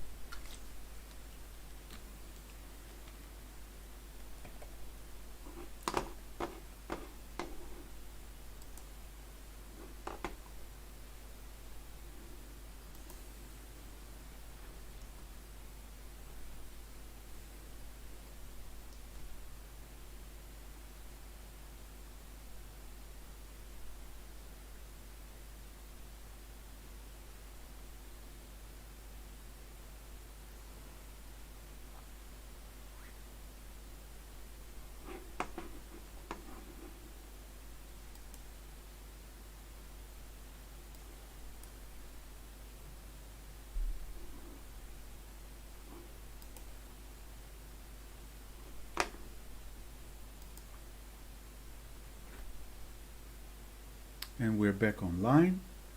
We will wait for Chris has gone back online. Charlotte, we're waiting for you. We are. And I'll just read the category definitions. And we are now in the Scapes category. Any of the scapes, landscape, seascape, cityscape, etc. You may emphasize some aspect of your scape, but it is important that the scape does not become just a background.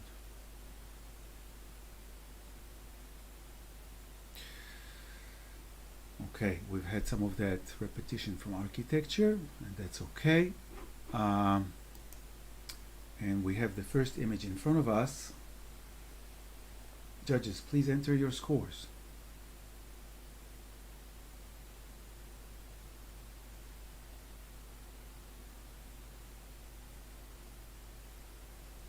I think I just got kicked out. Yeah, so if you could log back in.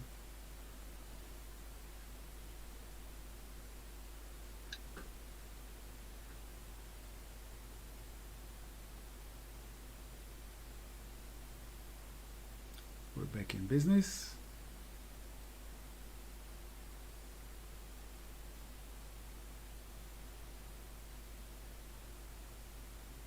Kevin, maybe you can refresh your screen so your score will come all the way through.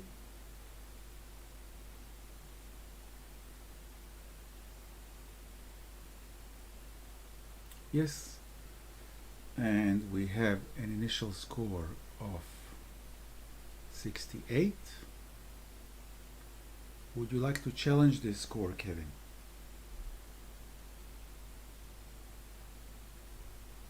No, I'm fine. I was kind of in twixt and tween, so I'm fine with the score as it is. Okay. Would you like to challenge this score, Chris?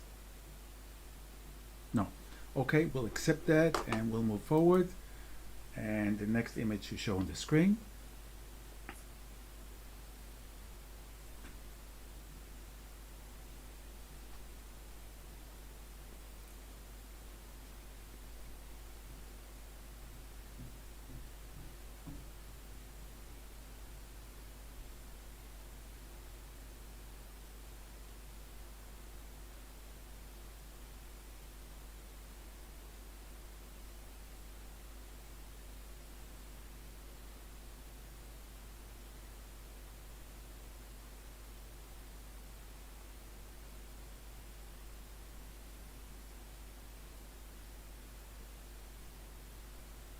Thank you, judges. And we have an initial score of 77.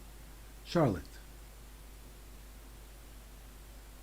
Honestly, didn't think I would have the highest score. I scored at 90, because I'm just blown away by this image. Absolutely. Can you imagine having been that person taking this picture, standing there and seeing this? What an epic view. And I think it's been captured really nicely. The depth of field is incredible. And you've got that just fantastic mist rising up from below. The detail, I can't fault it technically. That's just another one of those images that's just epic to me. And I'm interested to hear why I'm the highest scorer. Catherine. Oh, I'm feeling so mean now. I gave this 65. I think that's a high acceptance. I think it is a beautiful image. I love that little kiss of light from the pinks coming through, and then the yellow sky. I guess we have a beautiful landscape, and I've seen a lot of beautiful landscapes like this, and I didn't necessarily feel that the photographer was standing there. I thought this could have been taken out of a plane. It's the kind of thing that we are very fortunate to see in New Zealand, and I think it's been taken very well, and it's a high acceptance for me, but it's not a standout image. And I also do find myself quite distracted by the rock at the lower right there. Keeps leading me to the edge of the frame. Yeah, great image. I'm just not quite with you on it.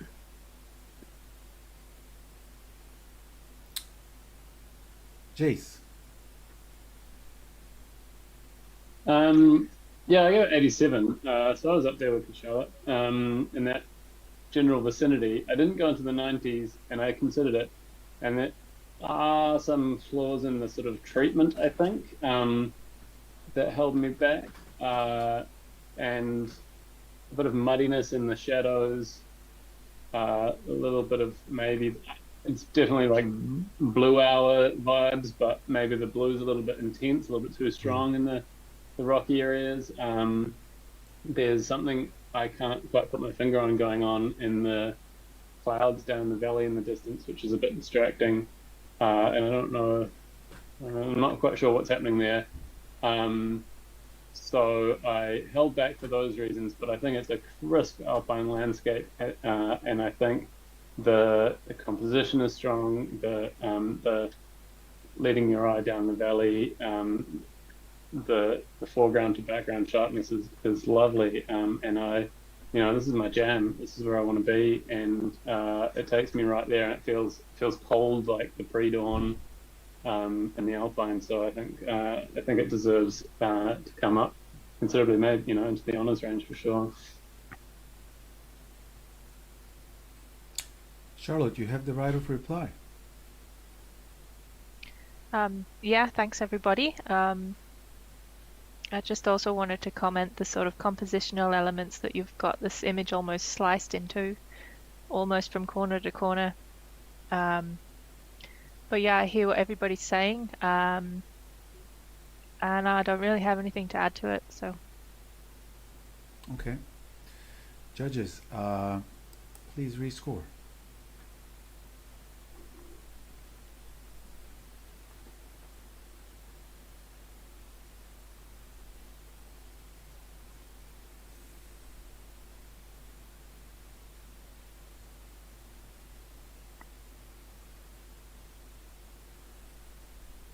Good talking, and the score has moved to 81. Well done to the photographer. And we'll move to the next image.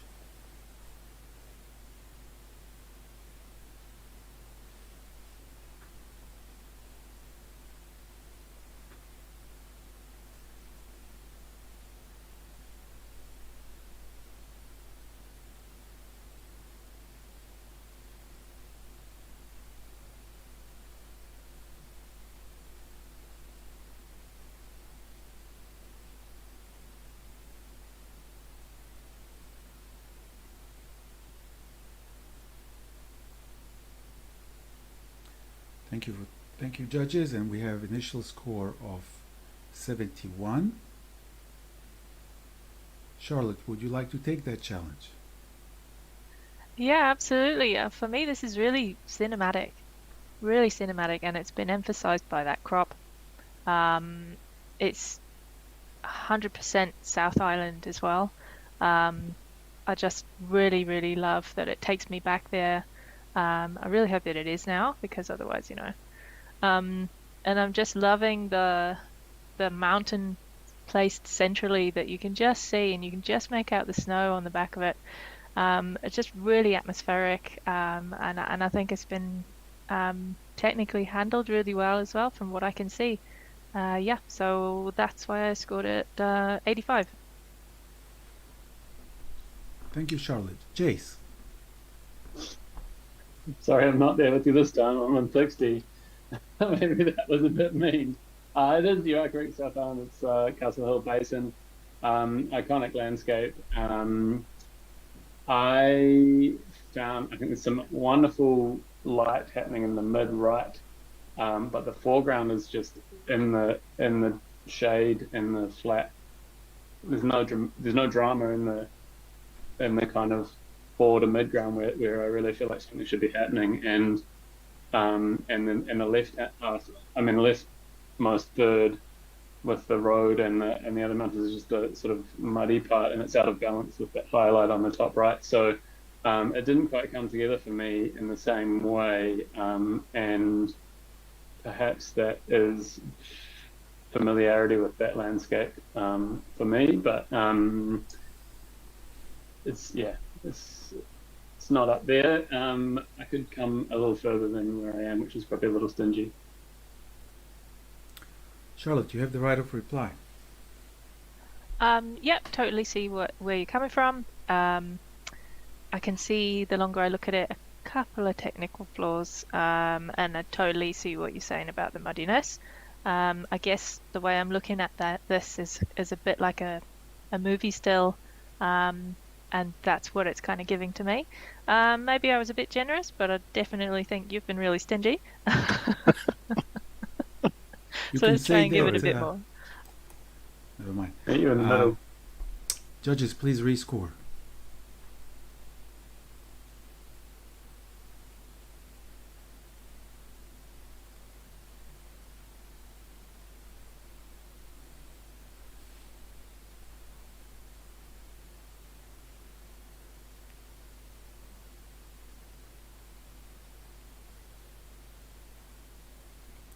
And it has gone up. The new score is 72, and we'll accept that, and we'll move to the next image.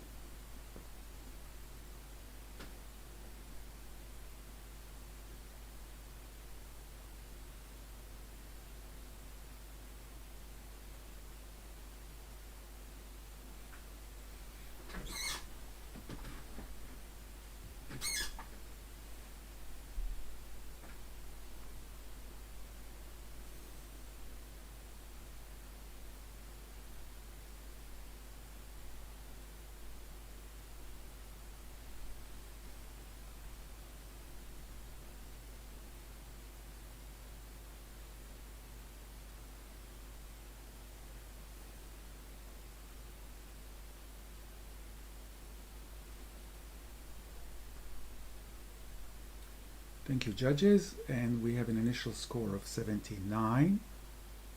Charlotte. Guys, stop it. Look at this scene. It's incredible. I can't get past even just the center bottom.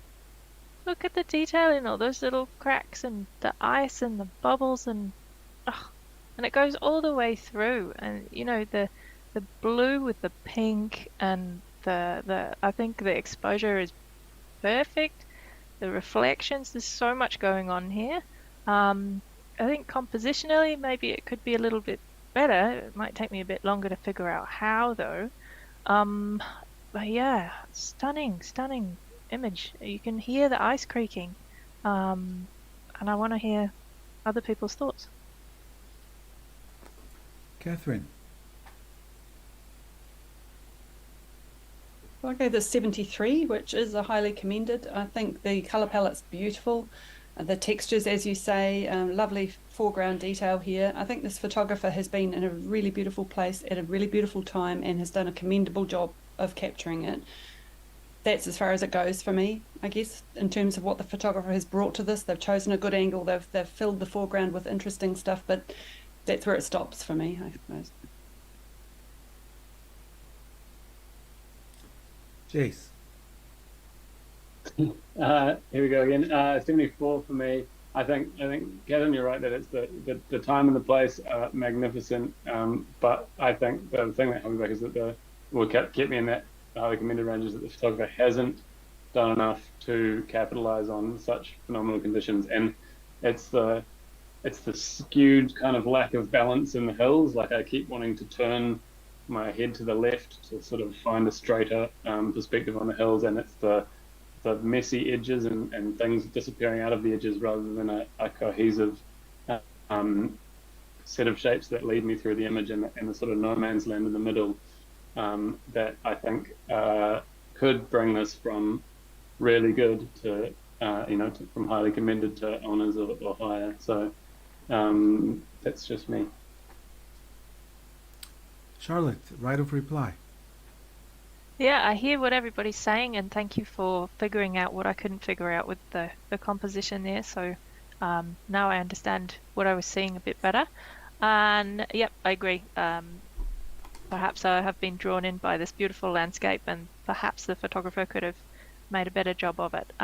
So I'm going to reconsider. Judges, please rescore.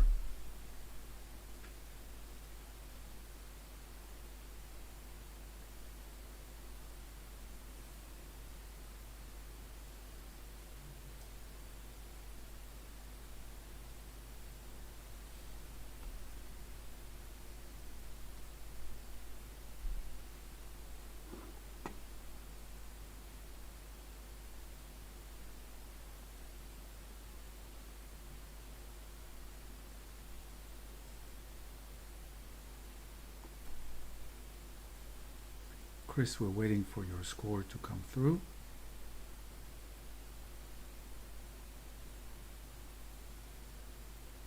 Just refreshed. Great.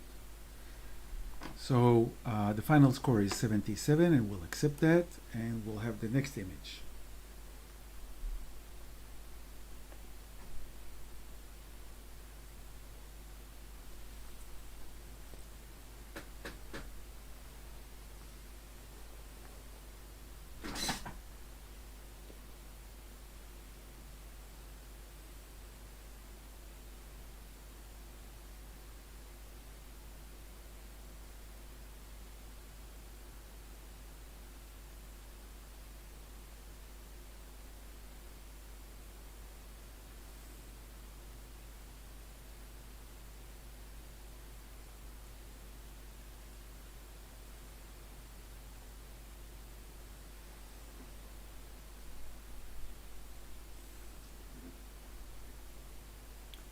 Thank you, judges, and we have an initial score of 73.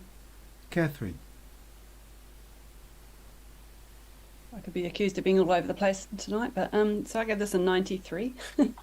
I feel that this image has very strong impact and is really quite memorable. You know, I think, yeah, it's going to stick in my memory. I love, obviously, all the lines. You're at the crossroads of the road and the railway tracks, and then you've got the cross of the sign there. You've got all of the mood basically coming on from that mist there, and then the sign. You know, this is the heart of Taranaki, desolate area. Really enjoying all the textures, the recent rain on the road.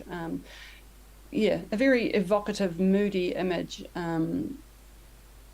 that tells quite a story for me. So yeah, I'd love to talk about it a bit more. Kevin.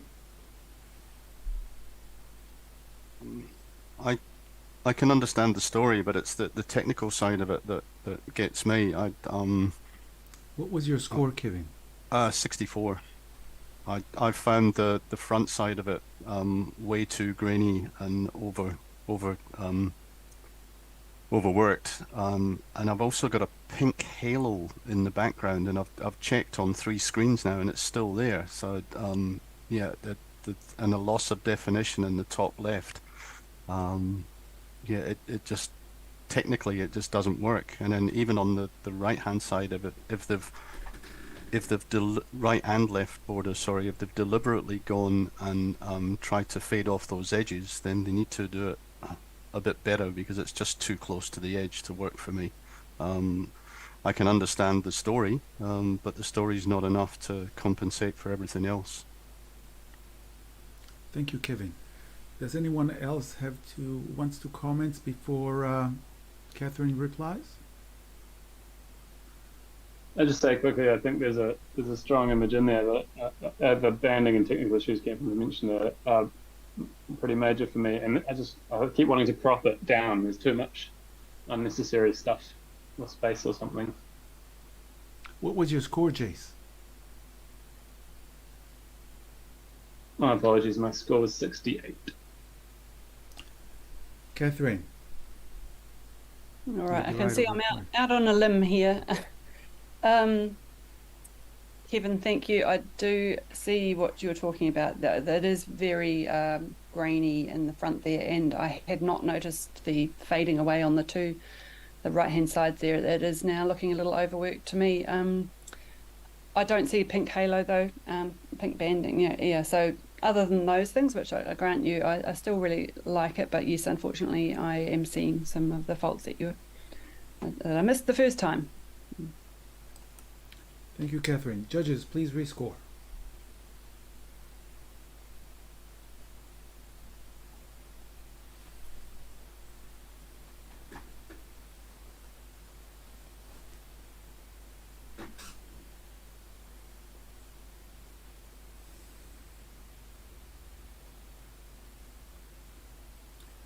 And the final score is 70. We'll accept that.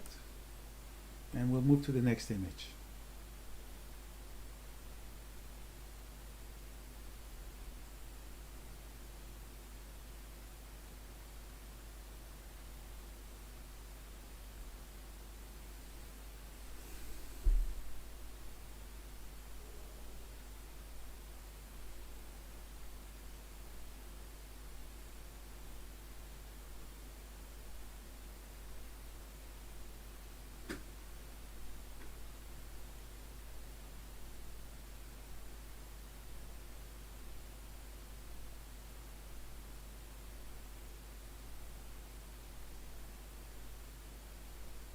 Thank you, judges. And we have an initial score of 86.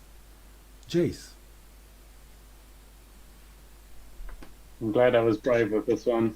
I gave it 92, and I underlined and I was going to give it about in the high 80s, and I thought, no, we need to talk about it, and it is really good. I'm gonna dismiss maybe the biggest flaw, which is that thing that's sticking above the horizon on the extreme left-hand side. If that was propped out, I would have been absolutely frothing. It's the one thing that detracts, I think, for me from.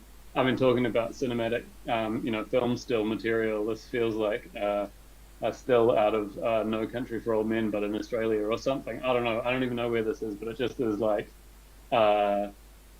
it's got this foreboding sort of Quentin Tarantino. I don't know. It's really interesting, and the more I sit with it, the more kind of unsettling it is in a way. But it's also a real picture of a rural landscape, and a part of the rural landscape that is easy to overlook, which is the sort of infrastructure, the crumbling infrastructure of the rural landscape. And I think that's powerful. There's a social landscape at play here as well. The bent pole just is, it's delightful. So yeah, what's wrong with it other than that one thing that I've mentioned that you're not allowed to blame it all on? Chris.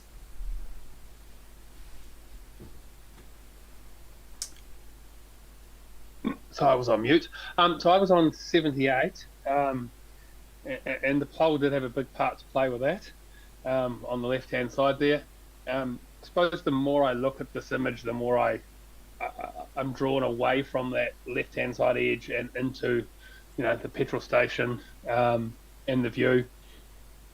I love the light and just that. Yeah, I suppose it's quite ironic that it's a 24-hour fuel station and there's like nothing there. So I'm listening. Kevin. I love this image. I'm with Jace. Other than the fact that I actually like that little post on the side because it makes it even more raw. And Williams Creek, by the way, is the entry point to Cooper Pedy in Aussie in South Australia, and it's fantastic. Back in the day, I've actually probably filled up at this petrol station, but I've never seen it looking this spectacular. I think you're right. It's cinematic. It's like something out of Mad Max, whatever movie, that sort of thing, and it just typifies it's typical outback. It's fantastic. I love it. I've given it a 92, and the more I look at it, the more I want to bring it up. If you don't score this in the high 80s or low 90s, then yeah. It is almost perfect. Catherine. I don't want to waste time, but yeah, I think I gave this 83. I'm definitely coming up at least to the low 90s. Loving the connection between the obvious sunset or sunrise and the 24-hour thing. And then when you zoom in, you see the Pelican Suites advertisement on the wall there. It's advertising drinking water as one of its features, as well as the aircon and the ensuite. So you're obviously in such a remote area that it's beautifully shot. So definitely coming up. Well done. Charlotte, would you like to add something? As well as what everybody else has already said, for me it's really challenging what this idea of Scapes is. And I was at 89 and I was cautious, and I'm so glad that other people have scored higher than me because I want the opportunity to come up, and I will be coming up. Bring it home, Jace. I don't need to say anything else. Just I would say, don't be afraid to go further than low 90s. I'm stuck on 92 here, but go crazy. Just put your thumb over that little thing, or as Kevin says, just enjoy it for its rawness. And yeah, it's a near perfect image.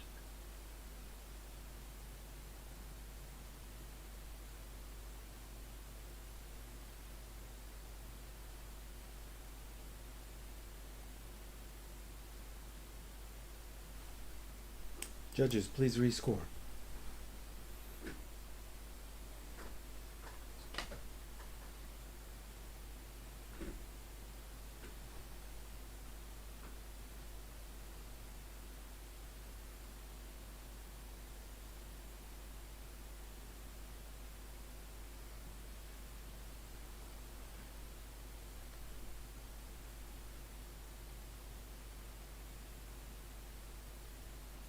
Kevin, you may need to refresh Yeah. to get your image through.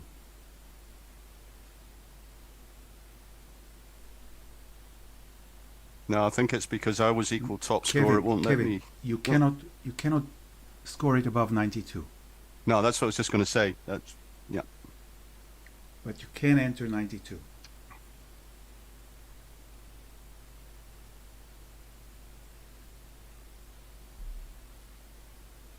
Thank you. Good talking, judges.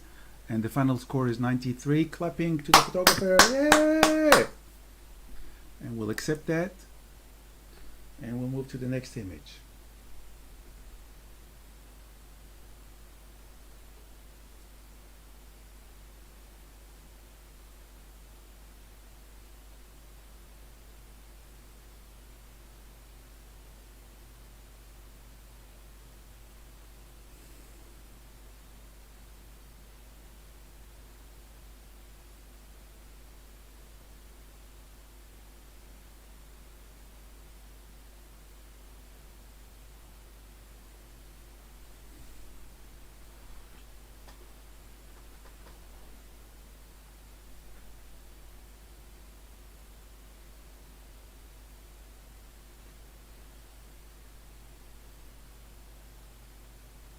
Thank you, judges, and we have an initial score of 74, and we will accept that. Sorry, initial score of 70, and we will accept that. Catherine, would you like to say a few words to the photographer?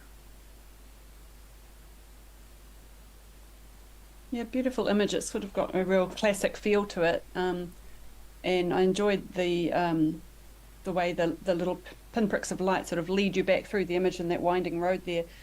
Good foreground detail. I guess for me it would have been a stronger image had there been more contrast with that front lighthouse sort of rock figure to make that really stand out against the rest of the landscape. But yeah, well done. Nice work.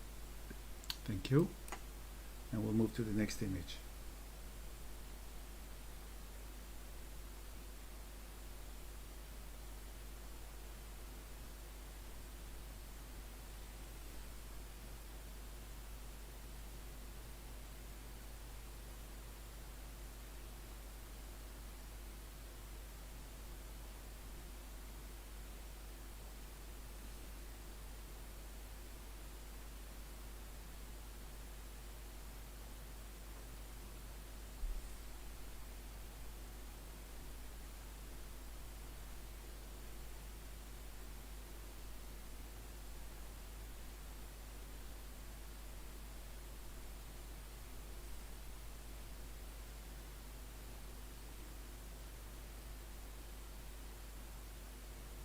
Thank you, judges.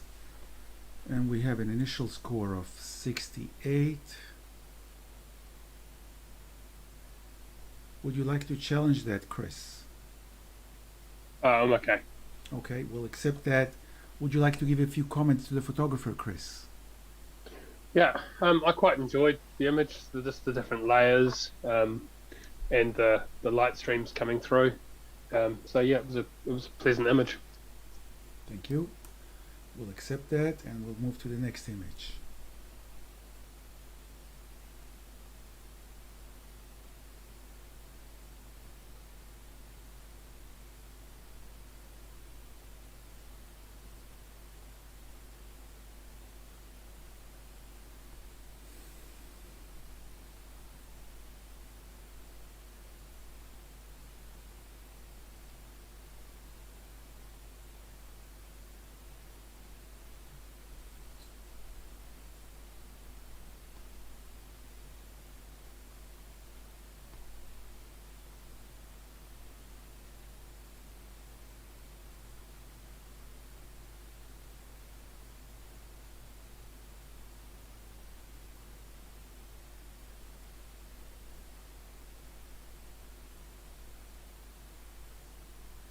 Thank you, judges, and we have an initial score of 69. Would you like to challenge this, Jace? Yeah, maybe briefly. I gave it 77. I think it deserves to nudge up into the highly commended range. the compression, the choice of lens, the focus on the central focus on the bird, and the sort of leading up into the big mountains as a backdrop. Compositionally very strong, tonally maybe not handled perfectly, and certainly a touch over, or maybe more than a touch over sharpened. You've started to sharpen the noise of the grain a little bit, which is a shame, but I think it's a pretty solid attempt at a landscape that shows some wildlife in its natural habitat, which is nice. Catherine. So I gave this a 64 and agree with Jace, pretty solid attempt at wildlife in its natural habitat. I guess, yeah, so I've given it on the high end of acceptance. I think the reflections and stuff are beautiful with the layering, but I do think it's extremely grainy and over sharpened, so that's preventing me taking it to the highly commended. Jace, right of reply. Sure. Yeah. It is a shame to stumble at the last hurdle, as it were. I think that sharpening does potentially hold it back too much, but yeah. Nonetheless, I was willing to look past it, but I don't necessarily expect everyone to. Thank you, Jace. Judges, please rescore.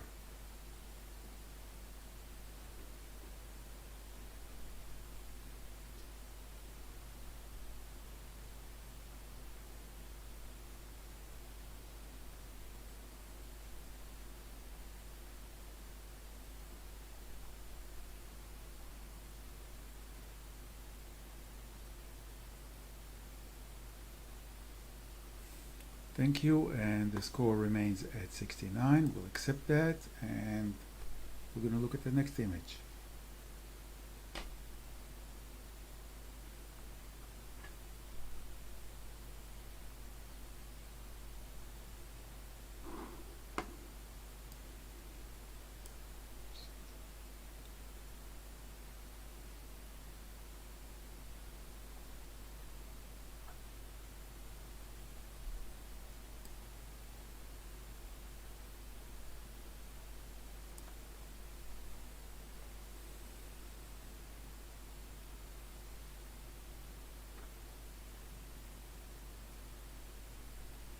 Thank you, judges, and the initial score is 70.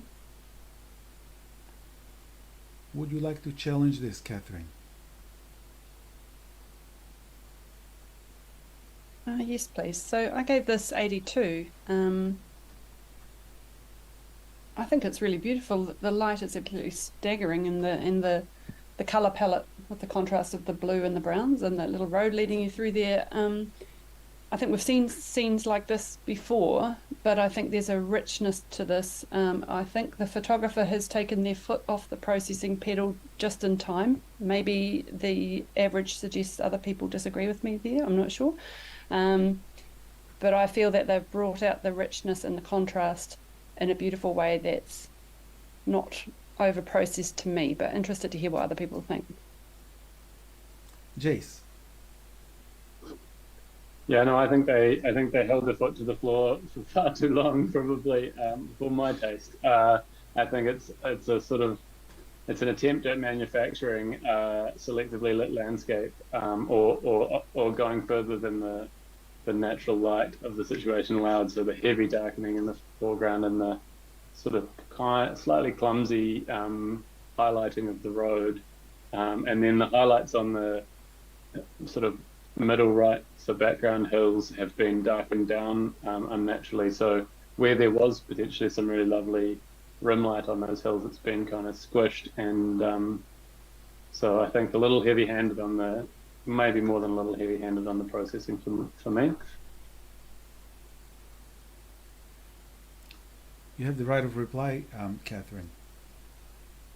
It's the perils of not zooming in. Okay, so I can now see some quite severe banding in the clouds, and yeah, maybe wrong about the level of pressure on the pedal, but I still I think when you're not zooming right in, I still feel that the photographer has achieved quite a beautiful image here. And what was the average, Elon? 70. Okay, no, I think it needs to be higher than that. Yeah, urge you to reconsider, come up a little bit if you can. Thank you, Catherine. Judges, please rescore.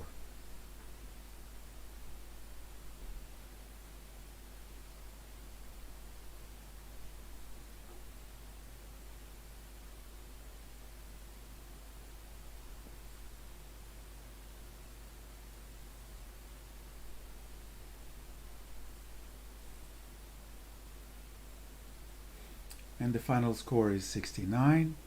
We'll accept that. And we're going to move to the next image.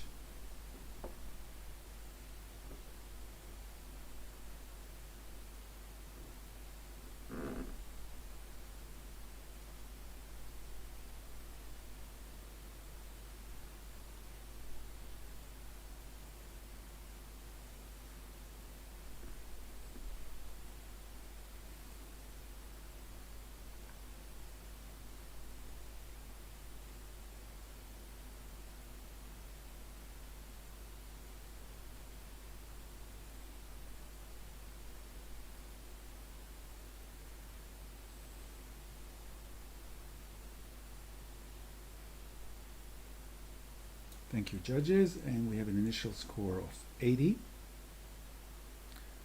And we will accept that. Kevin, would you like to say a few words about the photograph? Yeah, I love it. Again, it's my kind of landscape, the hoarfrost, and it looks like it could be down in the Mackenzie or the Manutoro, but I can't make out the road sign. But the road sign itself, the road leads you in, which is nice and delicate, nice and frosted. But then you hit the sign, and the sign's like a smack on the back of the head saying, this way, this way. And for me, it doesn't detract, it adds to it. I like the balance between the strength of that road sign against everything else, and also the fact that it balances against the softness in the background. So even though it's light in that little space to the top left of the road sign, your eye doesn't really go there. It follows the road and kicks round past the sign. The detail in the trees is fantastic. Thank you, Kevin. This is just a feedback to the photographer, and I'm sure they will appreciate that. And we move to the next image.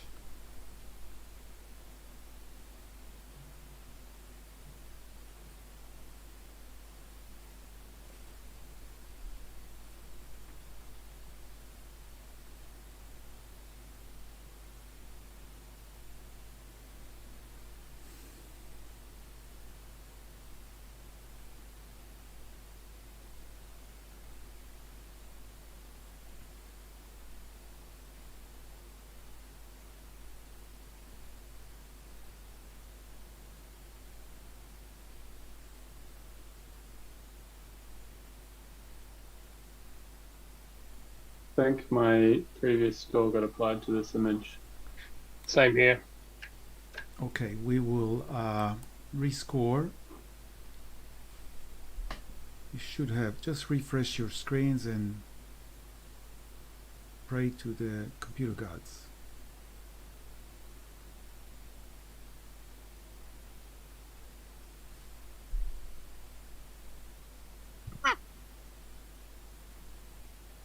Okay, we have different scores, so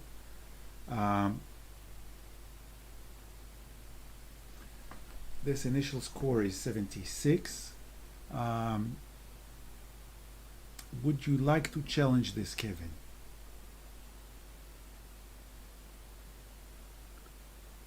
No, I don't think so. Okay. Jace, would you like to say a few words to the photographer? Yeah, sure. I think this is it's quite an iconic sort of scene, and it's pretty solid go at it. The dodging and burning or treatment of the sky, and some of the grain getting quite crunchy has let it down, but the intent is there, and maybe a little more balance in the composition would have helped. But yeah, Okay, nice. we'll accept that and we'll move to the next image.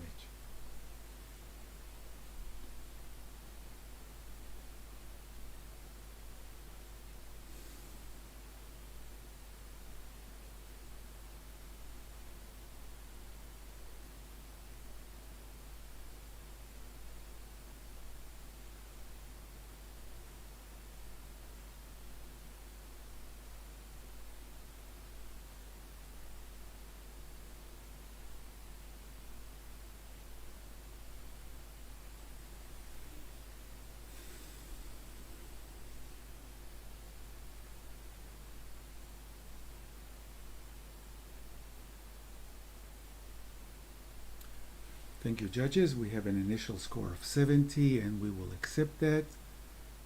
Jace, would you like to say a few words to the photographer? Yeah, spectacular job of capturing the mood of a downpouring fjordland. I love the mood and the feel. Just lacking in technical finesse. That it's the detail has gotten muddy, and the handling, the post production has brought out some artifacts that aren't really desirable. So yeah.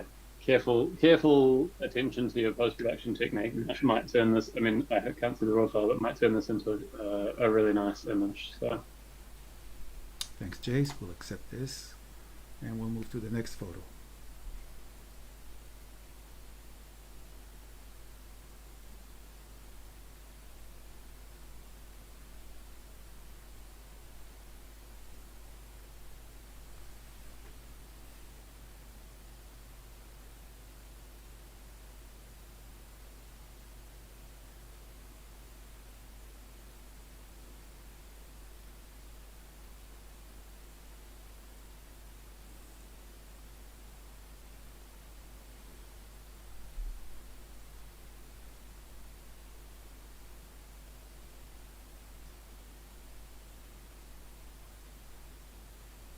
Thank you, judges. We have an initial score of 73 and we'll accept that. Chris, would you like to give some feedback to the photographer? Yep, certainly. I suppose really like the last rays, or the first rays of the light, the sun just catching the clouds and the sides of the hills. Just look at carefully on the edges. I know you've included that tree on purpose, or the branches on purpose, but there's quite a few sort of white spots which are leaves that are out of focus that sort of draw my attention away to the nice landscape view there. Thank you, and we will move to the next image.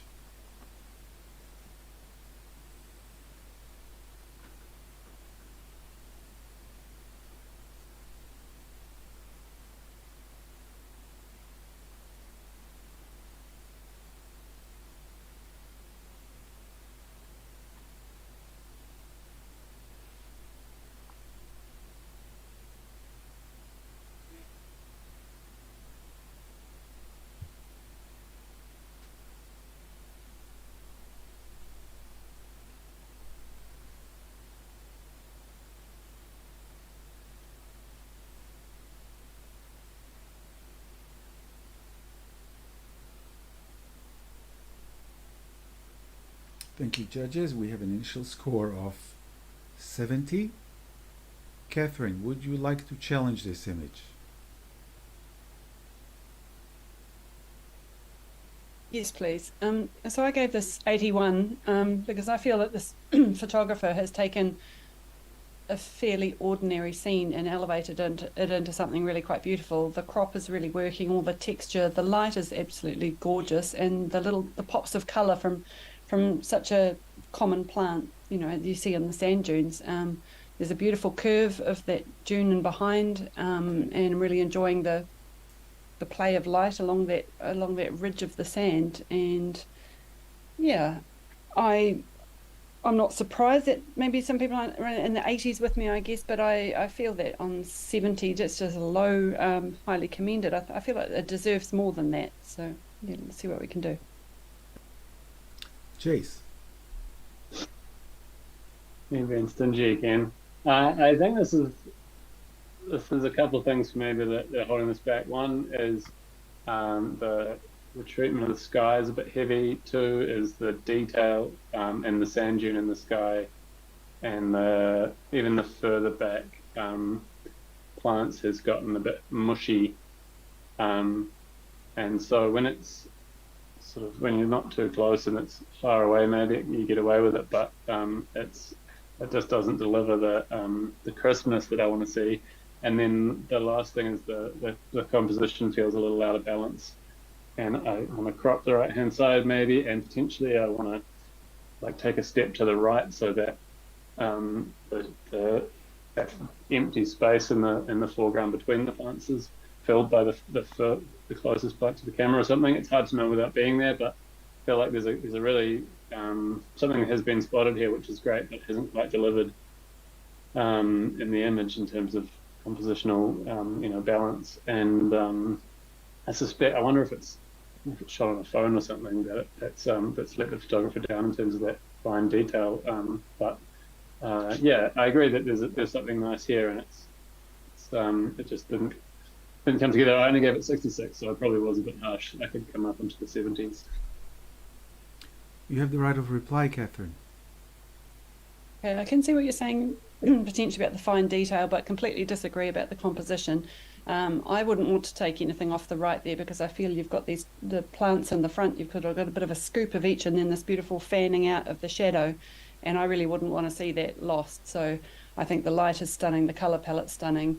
Do see what you mean about some of the the technicals, but for me it's still working. Judges, please rescore.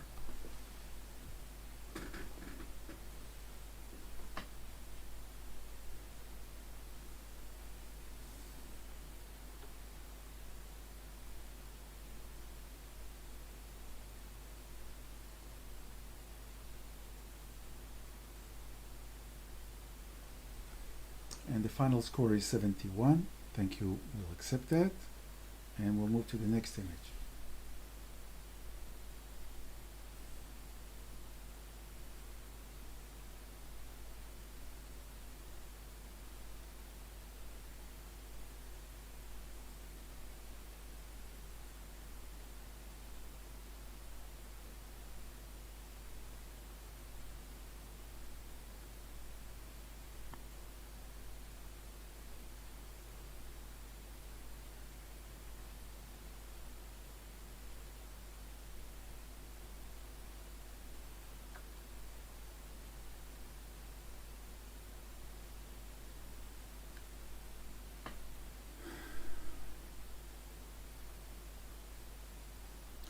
Thank you, judges, and we have an initial score of 69. Charlotte, do you want to go ahead and challenge this? I thought that the scoring might be higher for this one. I actually thought I might be quite low, so I gave it an 80. But I was feeling very generous, so I don't want to challenge, but I'm happy to comment. Well, why don't you comment then? There is so much going on here. It's a bit like a made-up fantasy scene. All the colors and the pockets of brightness and the highlights and the shadows and the reflections and the heron. It's a lot. And to have captured that together in what looks to me to be one scene is quite amazing to have done. So that's why I scored it where I did. That's okay. But I'm happy to hear other people. No, you either challenge or not, Charlotte. You said you don't want to challenge it. So do you want to challenge this? I don't want to encourage people to bring their score up. Well, but then we'll I do feel like the it's score. worth discussion. Well, let's put it this way, Charlotte. We can discuss an image only if Do you guys want to talk about it? No, that's not the question, Charlotte. The question is, Fine, I'll challenge it, and then people Do can you want to discuss it. challenge it, and it could go down? We've had That's fine. cases where it goes I'm down. happy with that. So you want to challenge it? Yeah, Good. because I want to give people a chance to talk. Okay, Kevin, go ahead. Okay. First and foremost, I mean, it's Milford Sound is a fantastic place. It's Kevin, definitely what one of was the your ones. score? 58. It will the be reason, great, Kevin, if you could say it at the Say the beginning score so we first. know where you're coming from. And yeah, go ahead. Okay. Sorry. I gave it 58. Yes, it's a beautiful landscape, but the landscape is the background because the only thing that's in focus is the white heron, the kotuku. So for me, it's actually a photograph of the kotuku and not Milford Sound, so it doesn't meet the landscape criteria. Before anything else, that's the first thing.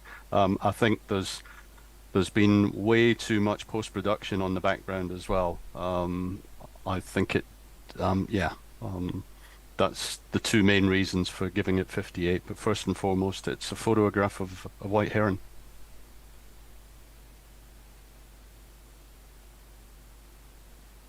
Charlotte, you have the right of reply unless someone else wants to add something to the discussion.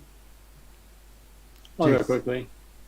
I think I'd be comfortable with it in Scapes, but I think exactly that they've attempted to capture so much in the scene is what's let it down, and so it's like a smorgasbord of sweet treats that just leaves you feeling a little bit sickly or something because you've overindulged. There's beautiful light in the background. There's a dramatic sky. There's an incredible landscape. There's a white heron, and none of it is resolved into what is the image. It's just a bit. It's not clear where to settle your eyes. So there's probably a really strong image just of the kotuku and Maita Peak with the reflection there, or it's probably a really strong image of the sunset in the fjord or something. But all of it is too much, and it leaves it confusing. So that left me at 66 or 63 maybe. Charlotte, you have the right of reply. I agree with what everybody said. Okay, so let's rescore this, please.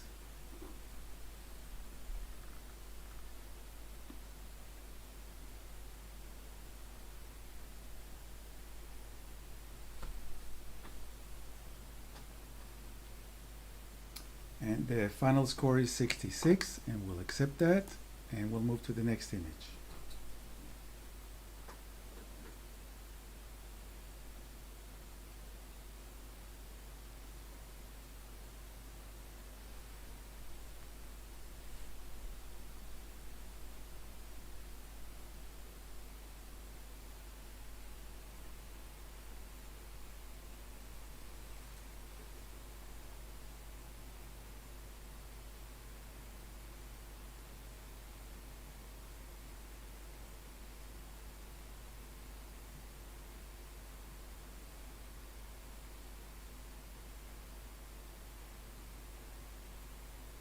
Thank you, judges.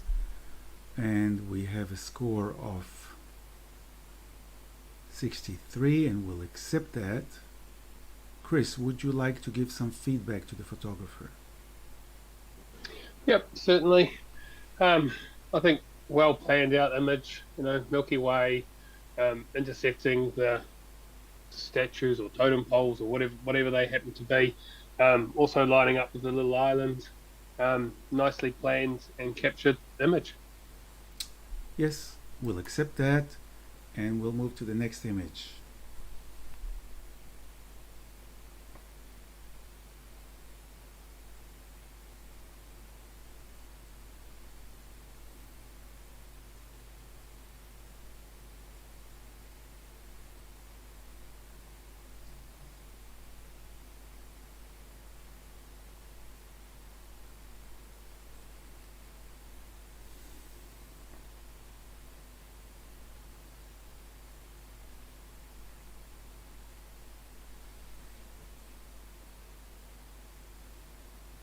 Thank you, judges, and we have an initial score of...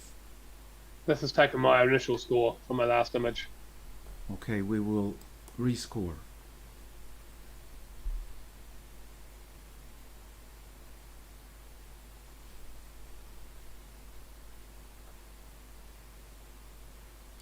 So everybody please refresh your screens because we're not sure what happens here.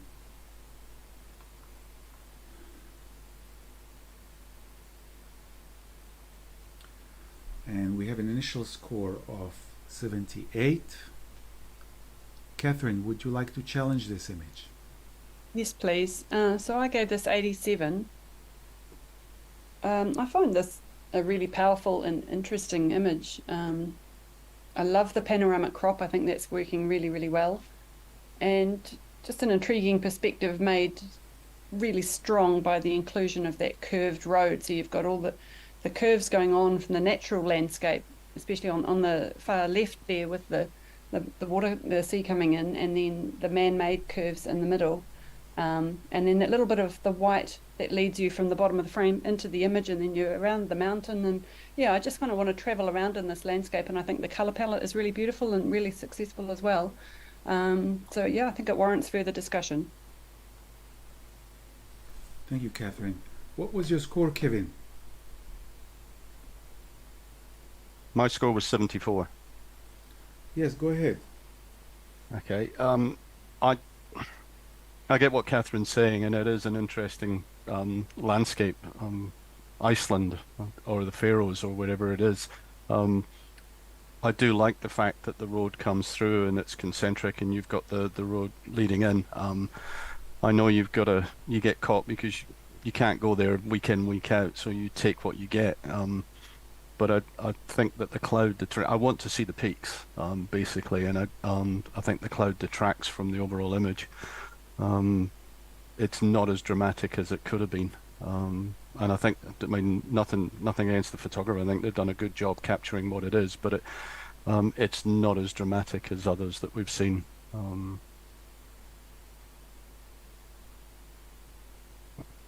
Would you like to add something, Charlotte? Yeah, I don't mind the clouds on the peaks. I think it gives it a bit of mood and a bit of mystery. I wish that it was cropped in from the left to balance it out a bit more. I feel like it's a bit too stretched out by including that bit of coastal beach there. I gave it an 80. I would have come higher if it was cropped in. And there's something, I don't know whether it's not quite level, there's something a bit off about it, but it's really phenomenal capture. Catherine, your right of reply. Oh, Jace, you wanted to say something? I was gonna so I was on 78. I'll come up into the honors range, but I think, and probably because the Misty Peaks is lovely. That's what I really enjoy about it, because there's just enough of that high peak, and there's a bit of mystery, so that works for me. I agree about I like that. I think the crop on the left gives it more balance. I get that it would be hard to choose where to do that, and I think the large area of sort of flat, cloudy sky on both sides is a bit bland, and that's part of what detracts in that regard. And I also just wanted to say, I wonder if it's maybe actually a really clever selfie, because it looks like there's some people on the left, very left, on the hill there, and I wonder if the photographer's among them, which I think adds a certain charm to it, to me. And the light on the little buildings sort of delivered a little area of nicer light, which helps bring it up. So we're coming up a little. Thank you, Jace. Catherine. Great, yeah, nice to hear someone agrees this is a phenomenal capture. I think I agree the mistiness adds to the mystery of it, and as I said initially, the curve on the left that you're talking about cropping out was one of the things that I particularly liked, the echo of the curving lines from the natural world and the man-made world. So yeah, really working for me. I think it really needs to come up into honours, even if it's low honours. I'm on 87. I'm very happy there, but I'd love to see you come a bit higher. Thanks. Judges, please rescore.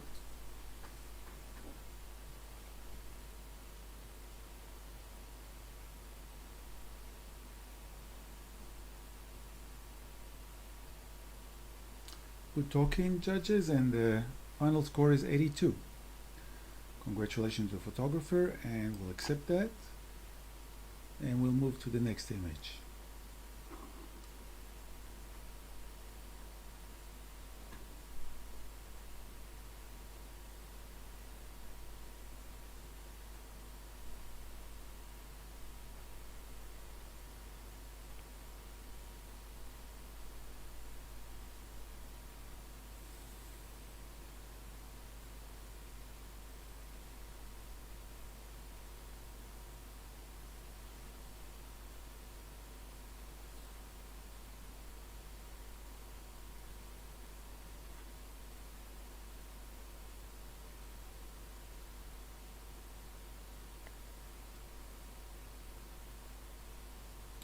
Thank you, judges, and we have an initial score of 82, and we will accept that.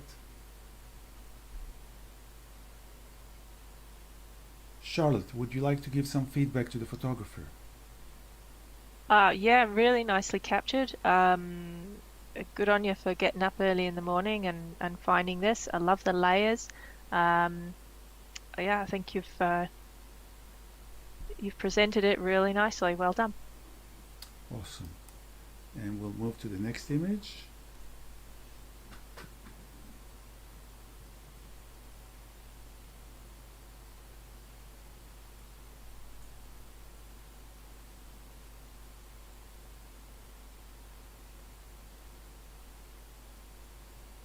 I'm not getting a new image, and if I refresh it, I think it's gonna No, take try my to new refresh, score. Jace. Try to refresh, and we will pray.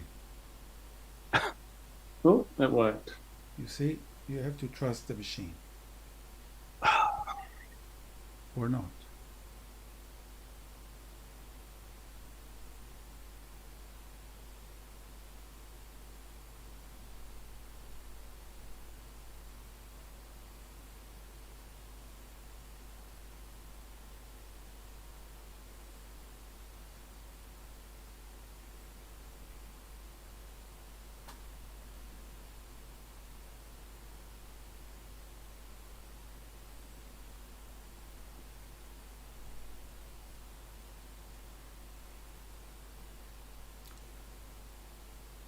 Jace, maybe refresh your machine once more, just guess.